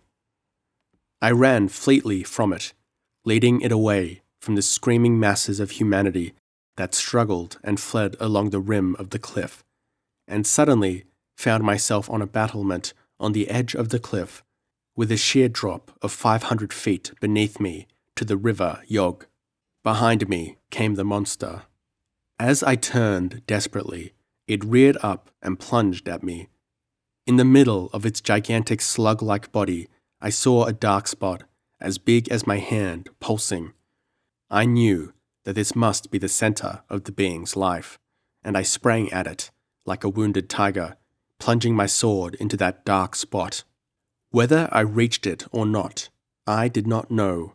Even as I leaped, the whole universe exploded in one burst of blinding white flame and thunder, followed instantly by the blackness of oblivion. They say that at the instant my sword sank into the body of the fire monster, both it and I were enveloped in blinding blue flame. There was a deafening report, like a thunderclap, that tore the creature asunder and hurled its mangled form with my body far out over the cliff, to fall 500 feet into the deep blue waters of Yog. It was Thab who saved me from drowning, leaping into the river despite his crippled condition, to dive until he found and dragged my senseless body from the water. You will say, perhaps, that it is impossible for a man to fall 500 feet into the water and live. My only reply is that I did it, and I live, though I doubt if there is any man on earth who could do it. For a long time I was senseless, and for longer I lay in delirium. For longer again I lay completely paralyzed, my disrupted and numbed nerves slowly coming back to life again. I came to myself on a couch in Koth. I knew nothing of the long trek back through the forests and across the plains from the doomed city of Yaga. Of the 9,000 men who marched to Yag, only 5,000 returned, wounded, weary, blood-stained, but triumphant. With them came 50,000 women, the freed slaves of the vanquished Yagas.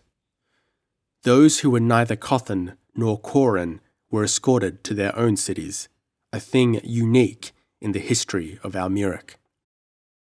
The little yellow and red women were given the freedom of either city and allowed to dwell there in full freedom. As for me, I have Alpha, and she has me. The glamour of her, akin to glory, dazzled me with its brilliance when first I saw her bending over my couch after my return from Yag. Her features seemed to glimmer and float above me. Then they coalesced into a vision of transcendent loveliness, yet strangely familiar to me. Our love will last forever, for it has been annealed in the white-hot fires of a mutual experience, of a savage ordeal and a great suffering. Now, for the first time, there is peace between the cities of Kor and Koth, which have sworn eternal friendship to each other, and the only warfare is the unremitting struggle waged against the ferocious wild beasts and weird forms of animal life that abounds in much of the planet. And we too, I, an earthborn man, and Altha, a daughter of Almuric, who possesses the gentler instincts of an earthwoman, we hope to instill some of the culture of my native planet into this erstwhile savage people before we die, and become as the dust of my adopted planet, Almuric.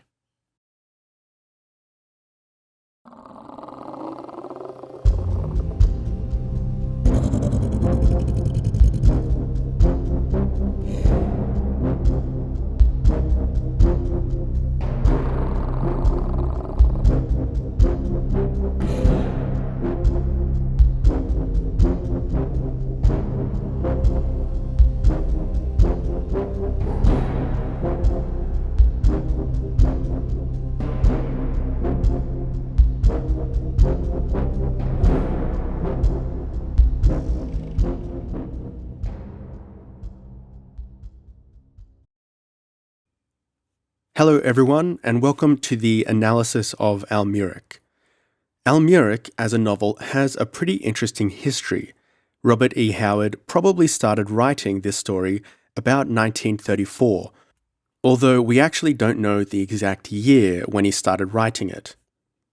Almuric was eventually published posthumously in 1939 in Weird Tales. The novel is a noted departure in genre for Robert E. Howard. The genre of Almuric is sometimes referred to as a planetary romance story, or a science fantasy story, or a sword and planet story. Howard generally preferred to write fantasy or historical fiction. But there is a very good reason why Howard decided to write a planetary romance story. In his career, Robert E. Howard struggled getting his stories published, and even when they were published, he sometimes had difficulty extracting payment from the magazines which had bought his stories.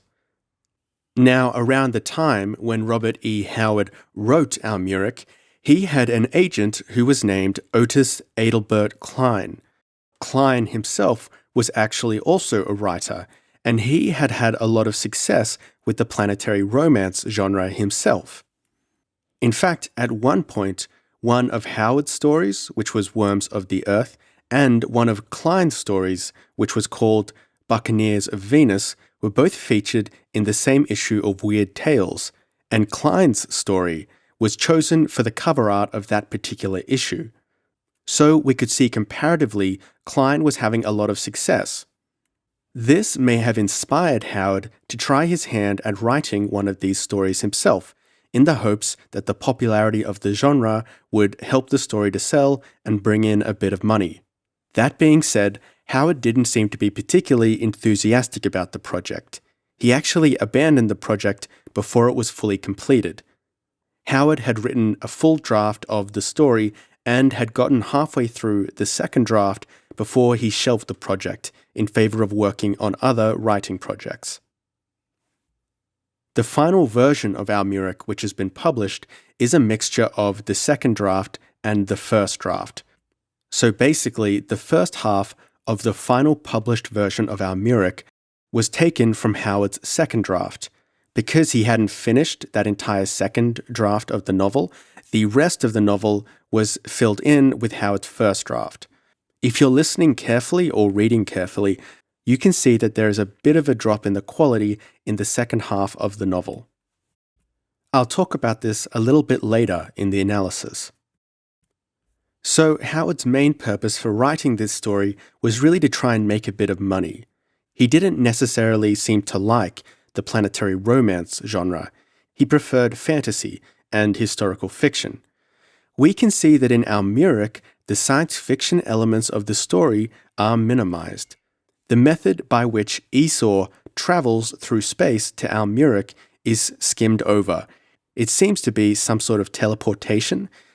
The method by which Esau travels to Almuric actually sort of reminded me a bit of the Terminator movies, because Esau mentions that when he travels to Almuric, he can't really take any of his clothes or anything else with him, so he just shows up naked on Almuric. Another science fiction aspect of the story, which Robert E. Howard just sort of doesn't really deal with, he just skims by it, is how Esau can understand the language of the Gurus and the language of the Yagas. It seems that they are basically speaking English, but why they would be speaking English, or if they aren't speaking English, how can Esau understand them? It doesn't really seem like Howard is very interested in answering that question or coming up with a way that this could be possible. He just sort of says, well, he can understand them, don't know why, move on with the story. In summary, it seems like the aspects of the planetary romance that involved science fiction, Howard was just sort of jumping right by them and getting on to the story. After you take out those aspects, the story really becomes much more of a fantasy story. Esau is put into this sort of primitive tribe of people who are very warlike, and then he's abducted by the Yagas, and we get all of this kind of epic conquest where he leads armies against the Yagas to rescue the women. And that reminds me much more of a fantasy story rather than necessarily a planetary romance. We don't actually see any sort of interesting technology or other science fiction elements in the story. basically, if you cut off the first genre and the first parts of the story, this could easily be a fantasy story. The science fiction elements aren't actually integral to the plot. Now, having commented on that, I don't think that Robert E. Howard was phoning it in with this story. I don't think this is really just a shameless cash grab. He seems to have put quite a bit of thought into the story and plotted everything out fairly well. A lot of the characters are sort of generic. It's definitely not his best writing, but it's also not bad writing by any stretch of the imagination. Now, I said before that I wanted to talk about the different drafts of this story and how they were mixed together. So the first half of the story is more polished and the second half is a bit rougher. And this actually offers a bit of an interesting insight into how Robert E. Howard wrote the stories, or perhaps edited his own stories. Because I think that Almuric actually has a very strong plot from start to finish, despite the fact that the second half of the story is less polished. Where we see the poorer quality of writing is not in the plotting of the story. There are some plot holes, perhaps, but actually I think we see it in just the arrangement of sentences and the use of various words. Towards the end of the novel, when Esau and the Guras are invading the city of Yog, Robert E. Howard uses the word rushing twice in a row. So this is the little snippet of the text that I'll read. I caught up the shield and rushed into the temple.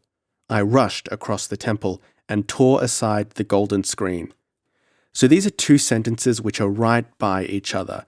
What I think is happening here is Howard is writing the story. He needs to get from A to B. Esau comes into the temple and he runs across the temple to the other side and goes up the secret tunnel into the citadel. I suspect that when Howard wrote this, he couldn't be bothered to think up another verb. You could say that, for example, he might have said, I rushed into the temple and sprinted across the floor to the other side. You use two different verbs, even though they sort of mean the same thing. It just feels better in terms of writing. You don't want to use the same verb multiple sentences in a row. We only really see this happening in the second half of the novel, and I suspect that this was something that Robert was probably going to edit out if he had completed the second draft.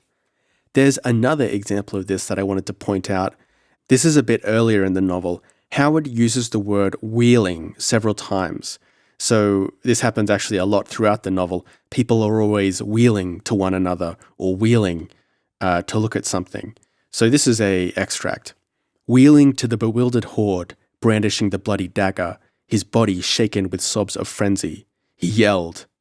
And then there's some dialogue. And then the next sentence is 5,000 swords flaming in the sun, and a deep-throated thunderous roar shook the sky. Then, wheeling to me, his eyes coals of madness. So we have here a couple of sentences. The verb wheeling is just used a lot, and it's really noticeable when I was reading that. It took me out of the story a little bit. Something else that I noticed was that, generally speaking, in Robert E. Howard's writing, he gets right into the action. Howard really shows the action. He doesn't tell you about it. But in this story, I noticed that he was telling you about something. There were a few different times when there's some action happening, and instead of jumping right into it, Esau has a comment on that action. Like he says, following this, the fight was the most desperate thing I've ever encountered. Or he says, then several things happened at once. Or he says, I don't really remember what happened, but here's the fight scene. And just that comment before he jumps into the action really took me out of the story. And I felt like an editor or somebody else might have taken those parts out of the story. You don't need them. This may have been because the story is written from Esau Can's perspective rather than in a sort of third-person perspective, which a lot of Howard's other stories are written.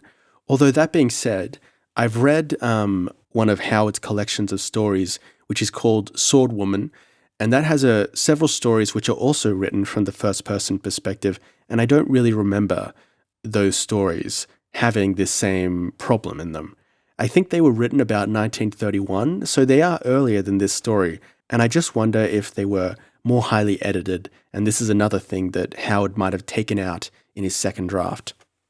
Something I also found really interesting about this story, and if you're a fan of Robert E. Howard, you may have noticed this as well, is that in this story, there are several names that are being recycled from other stories.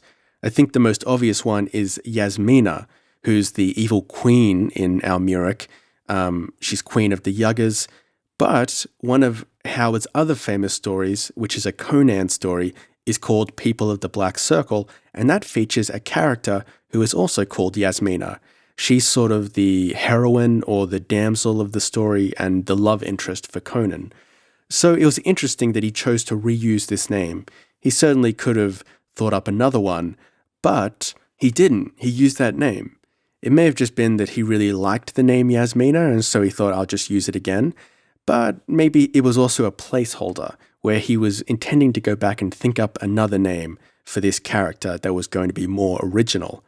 It's interesting that if you can't tell this in the audiobook version, but the name Yasmina is spelt differently than it is in People of the Black Circle. In Almuric, it's spelt Yasmeena,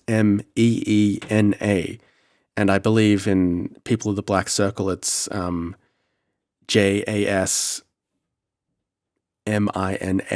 I think. So there's obviously some differentiation, but still, it's strange that he reused it.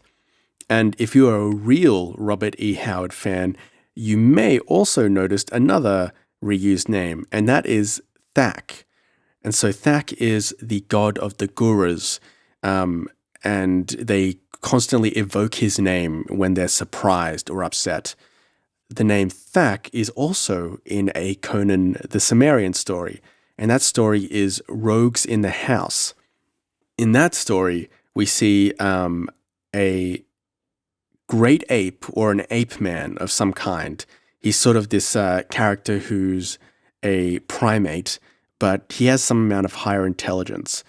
Anyway, this primate is called Thak. He's the villain of this particular story. And in this story, Almuric, Thak is the god, right? But what I find interesting is that the Gurus share a degree of similarity to the ape man in Rogues in the House in that particular story. And Thak is also referred to in Almuric as the hairy one. So he's clearly similar to the Gurus. He's some sort of ape man figure. So who knows what was going on there? Definitely Thak is mentioned in the first part of the novel, right? So it seems like maybe Howard was happy to leave that name in, even though he'd used it before. But Yasmina is only mentioned in the second half, so it's possible that Robert had planned to change the name of Yasmina to something else. The character of Esau, I think, is also worth commenting on.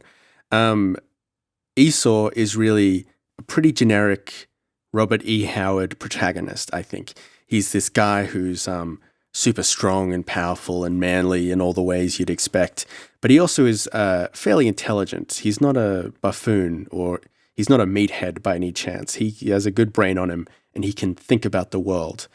But he leans more towards a sort of barbarian style, which we see in so many of Howard's stories. In this story, right at the beginning, in the narration, we are told that Esau was a man who's born out of his time, which is an interesting description. I have a book of essays about Robert E. Howard that I had bought, and I can really recommend it. The book is called Robert E. Howard, A Closer Look, and it's by James Hoffman and Mark Cerasini. In this book, they briefly talk about Almuric, and they mention Esau in particular, and talk about this description of him as a man out of his time. And they speculate that this was how Robert felt sometimes. He was in the modern world, he was trying to make it as a writer. He didn't necessarily feel like he fit in all the time. And his interest in fantasy and history sort of reflects the fact that maybe he felt like he was similar to Esau. He was a man out of his time. If he had been born hundreds of years ago, maybe he would have been, a barbarian or a warrior. But in his modern world as a writer, he wasn't really that kind of person. Although I think it's notable that Howard was a boxer, so he wasn't a stranger to sort of conflict or physical competition. And we see that kind of in Esau as well. Esau is constantly wrestling people, and he never really boxes, but he does use his boxing skills to knock people out and stuff like that. So that was an interesting insight from Charles Hoffman and Mark Saraceni. And I really recommend the book, Robert E. Howard, A Closer Look. It's a pretty good book. And finally, to wrap up this analysis, I wanted to talk about Alpha.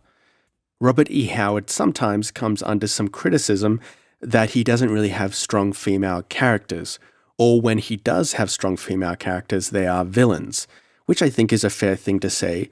In this story, we see Alpha, who is a damsel in distress. She's constantly being saved by Esau. She's abducted not just once, but several times. And the entire plot, or the second half of the novel, revolves around Esau trying to protect and to save Alpha. But she's not really passive in a sense. She's very willful. The Gura women generally have a very sedate, kind of docile life. They just stay inside the city. They're not adventurous. They're all very dainty, sort of pretty women, we're told. But Alpha wants to venture outside. She wants something more from her life, which is honestly, these characteristics are very common in any sort of a female protagonist or character, right? It's a very likable set of attributes to have. She wants to live a life which is more similar to the life that Esau is living. He gets to go out and hunt and see the world. And her initial sort of attraction to Esau is that he's somebody completely different from the Guras. As soon as Esau comes into the Gura city of Koth, I believe it is, Alpha is immediately interested in him. We see that she sort of sneaks into his jail cell to look at him because he's physically so different from the other Guras. He doesn't have the same sort of hairy, brutish kind of appearance that the Guras have. And this is what sets him apart for Alpha. This is what sets Esau apart from the other Gura men. We see something that she likes about him is that he is gentle with her. There is a part in the story that I found very interesting. It's when Esau saves Alpha from the Thunderbird, after Alpha has followed Esau out into the wilderness while he's hunting, and she's being chased by this bird, and he saves her. And then they're camping out by themselves in the wilderness. And she says something about how she's surprised that Esau wouldn't hurt her, right? She comments on how gentle his hands are, and he says it's about the feeling behind the hands. It's his hands can be rough when he wants them to be, but they can also be gentle. She seems surprised when Esau says that he would never hurt her. That's very strange to me. We're told elsewhere in the novel that the Guras are really protective of women, that they don't really tolerate any kind of abuse of women. It's generally considered really distasteful. Logar, the Bone Crusher, is one of the characters, one of the few characters who we see be violent towards women. We also see the Yagas being violent towards women, and these are all the villains. Logar is the villain in the story. Well, he's one of the villains, and the Yagas are also the villains. But we're told that Logar's warriors that follow him really dislike this about him. They don't like that he's like this. Now, this relates back to Alpha, right? Why would she be surprised then that Esau wouldn't hurt her, right? We have this culture where the Guras are really protective of women. So why is Alpha surprised that a man wouldn't hurt her? She seems to believe that that's something that she would expect from any man.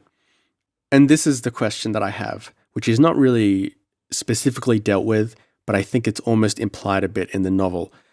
Alpha's father is a guy called Zal, the Thrower. We don't really see him as a character very much, although we're told that he is in some scenes. He never really speaks. My question is, does Zal abuse Alpha, or is he violent towards her? We hear references several times that he whips Alpha. When she runs away from the city, she says that if she goes back, her father will beat her or whip her, but she'll run away again. She doesn't care. Another time when Alpha sneaks into the jail to see Esau, the guard there, who I think is Thab the Swift, is that character's name, he says, "Oh, Arthur, you shouldn't be here. If your father finds out, he'll whip you." Which, to me, this kind of indicates that Zal is violent towards her, or at very least he punishes her. He's employing corporal punishment. And this may be because Arthur's especially willful, right? She's leaving the city and it's dangerous for her, and she's going into the jail to look at Esau, which is potentially also dangerous. She doesn't know that Esau is a friendly or a good person at that point. So maybe Zal is trying to discipline her and he can't reason with her, so he's resorting to this physical punishment. But I don't really know. One of the things that Arthur is attracted to in Esau, as I said before, is his gentleness, right? Is that he won't hurt her. He's very protective of her and he saves her in a variety of different situations. And he even says that he would defend her against her father if her father tried to hurt her. And that seems to impress her. So, I don't know. It's an interesting thought. How is Arthur being treated back in the city? Maybe not very well. But in the end, I think she has a good outcome to the story. It seems like her and Esau are going to make some changes in Koth and Gura society, and everything works out for the better. So, thanks for listening to this audiobook and to my analysis. I hope you enjoyed it. If you have any thoughts about the audiobook, please leave a comment and let me know what you thought of it.